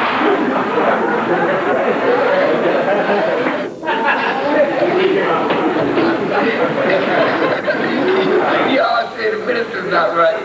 I'm tired now. I'm retired. It's time to go. But seriously though, brothers, I want to tell you, you may be older, but that's not an excuse to lose the personal discipline of keeping yourself looking the best you can in front of the public. Remember that. The messenger didn't like no ugly preachers. Did you? Am I telling a lie? No. Sister Evelyn Muhammad, wife of the Honorable Elijah Muhammad, did the messenger like ugly preachers? No, sir. And ugly sisters over the class? Come on. No, sir. No, he did not. Because ugly is not attractive. It is not. I say, well, come on, what can I do for myself? Do something for yourself. If you act old and tired, you're only going to attract the elderly.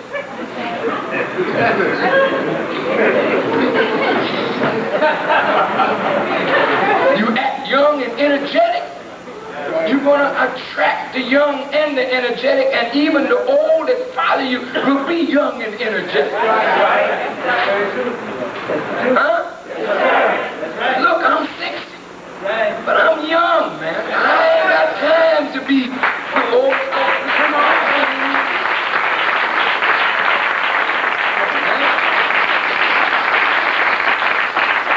And I'm going to be this way. See me at 70. I'm going to look better than I look at 60. See me at 80. And I'll run you around the block. You know why? Because death is always waiting for an opportunity. And you are giving death an opportunity with lazy behavior. Just getting fat.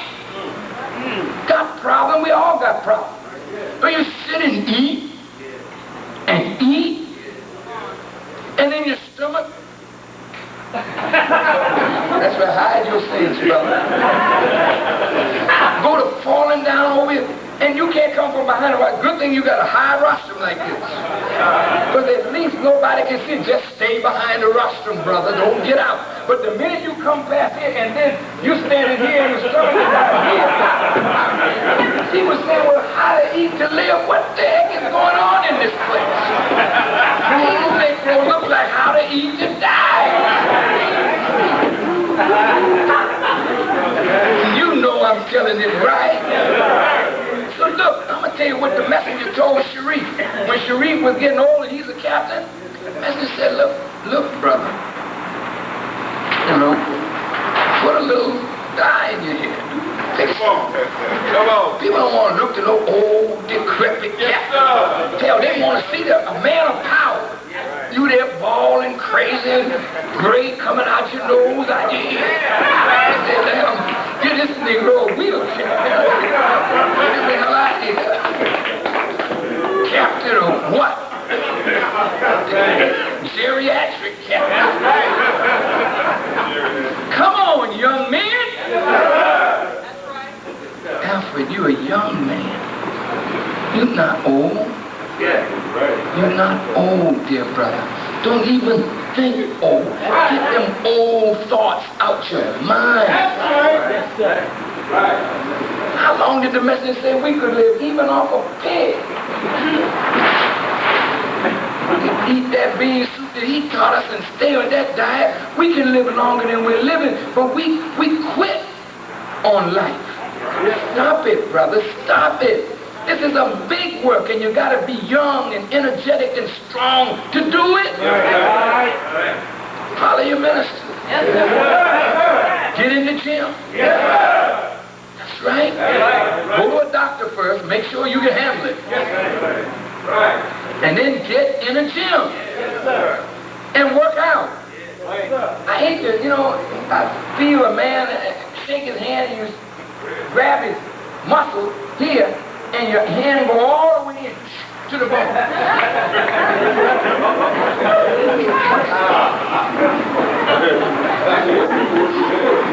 And I used to be just like that.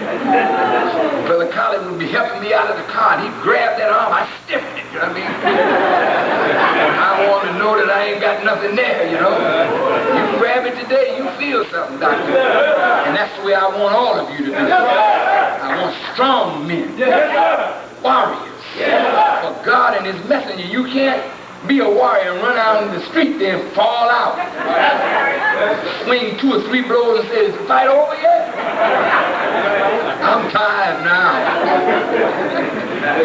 Sister Captain and Consultant Shirley Muhammad is here in Los Angeles on behalf of Sister Captain Betsy Jean Farrakhan. And have you seen Sister Shirley? Have you met Sister Shirley? Have you talked with Sister Shirley? Stand up, Sister Shirley Muhammad. That's my sister. How you doing? Came all the way from Boston, Massachusetts, 3,000 miles to be with us in Los Angeles, California.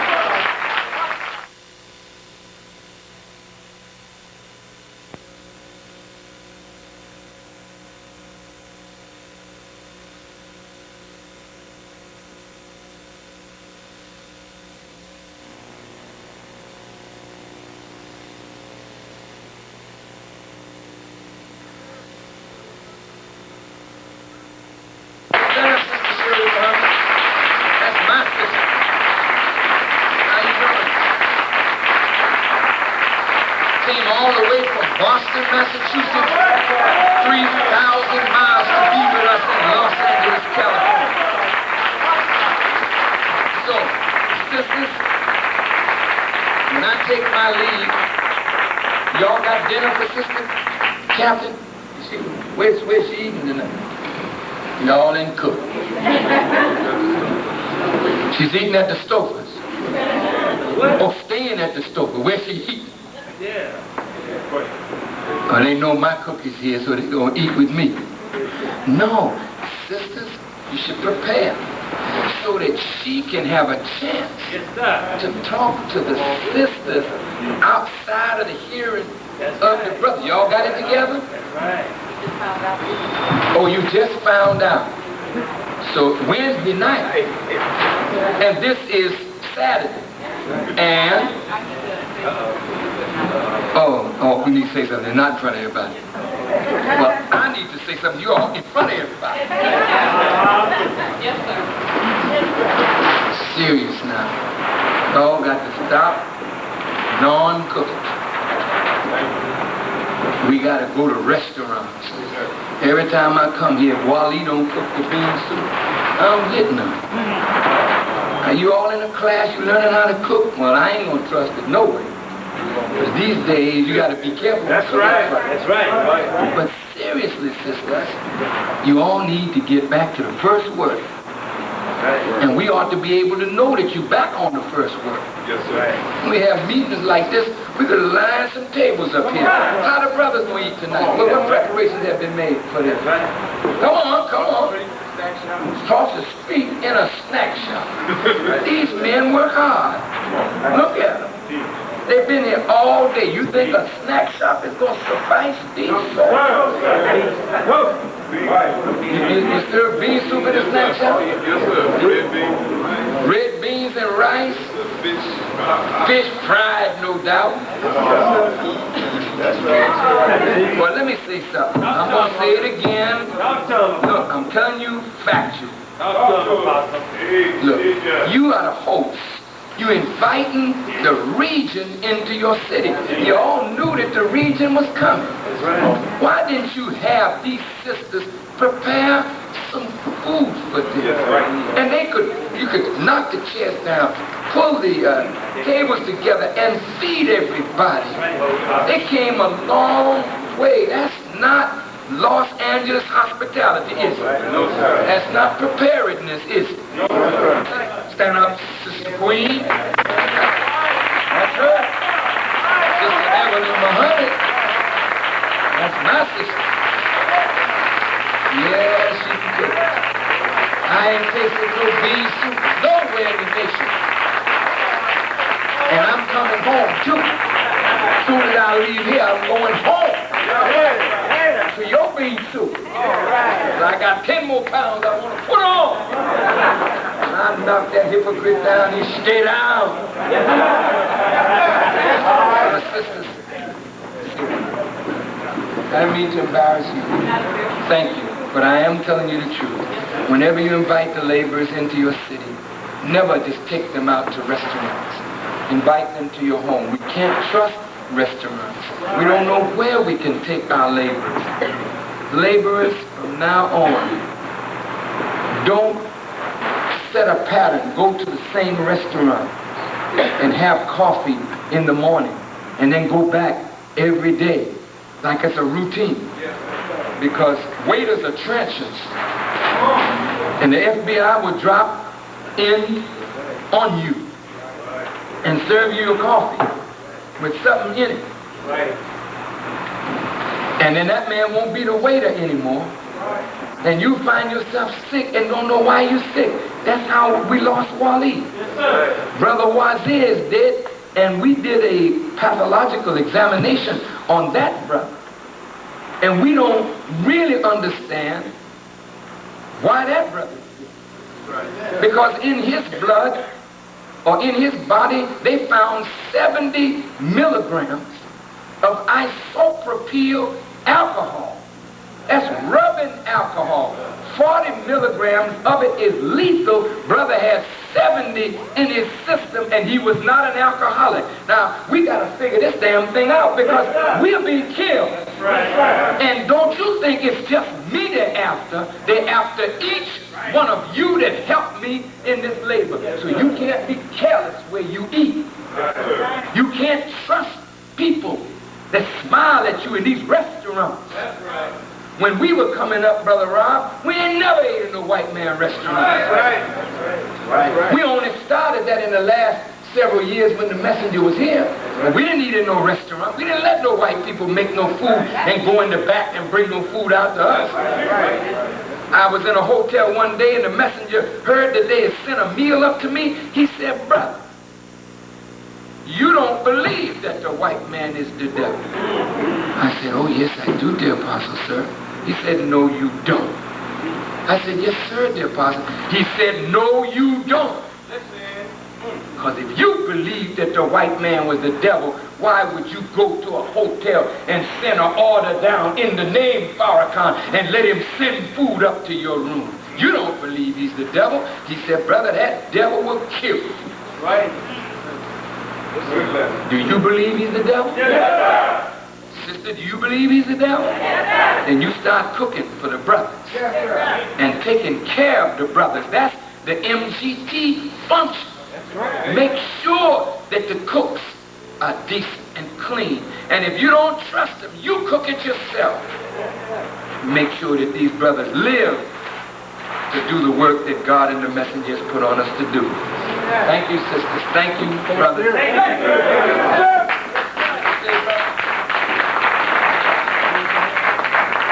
Not a question, I hope.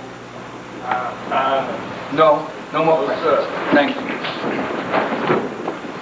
You didn't forget what we came here for, did you? No, sir. We gonna sell the ad? Yes, sir. We gonna sell the ticket? Yes, sir. We gonna sell the paper? Yes, sir. We gonna sell the product? Yes, sir. We gonna iron out our differences? Yes, sir. try to unify and be loyal to organization and structure. Yes, is that right? Yes, sir. We are believers. Yes, so therefore we are successful. Yes, the Lord is our shepherd. Yes, we shouldn't want for nothing that we can't achieve. Master Farad Muhammad is God and he is your shepherd personally. So there is nothing that you want to do that you can't do in his name and in the name of his messenger. You believe that? Yes, sir. You can tell the believers they're the successful ones. Is that right? Yes, sir. They believe in the unseen. Yes, they keep up prayer. Yes, they spend out of what they have been given. Yes, is that right? Yes, they're not the children of the ugly ones. No, sir. They're the children of the most beautiful of all who have beauty. Allah came in the person of Master Farad Muhammad, and you can tell we're his children because we are obedient and submissive to his will. Yes, sir. Thank you. Let's have prayer.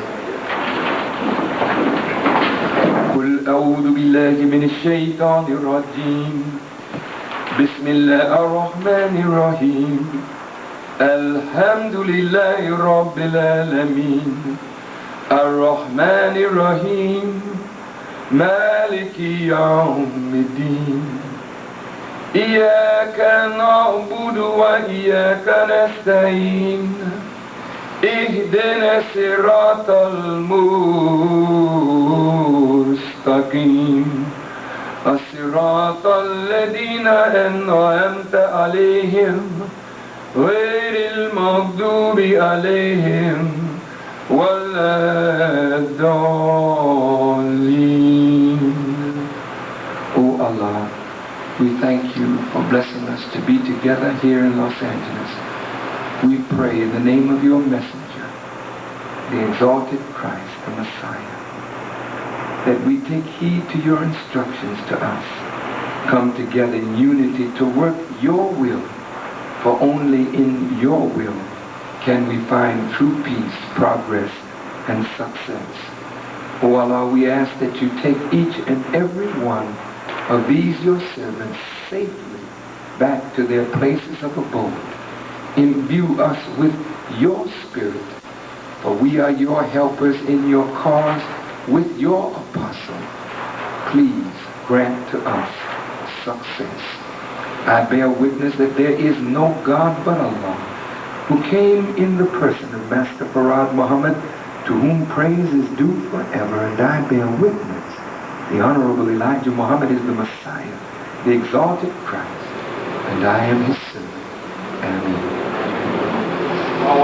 Thank you.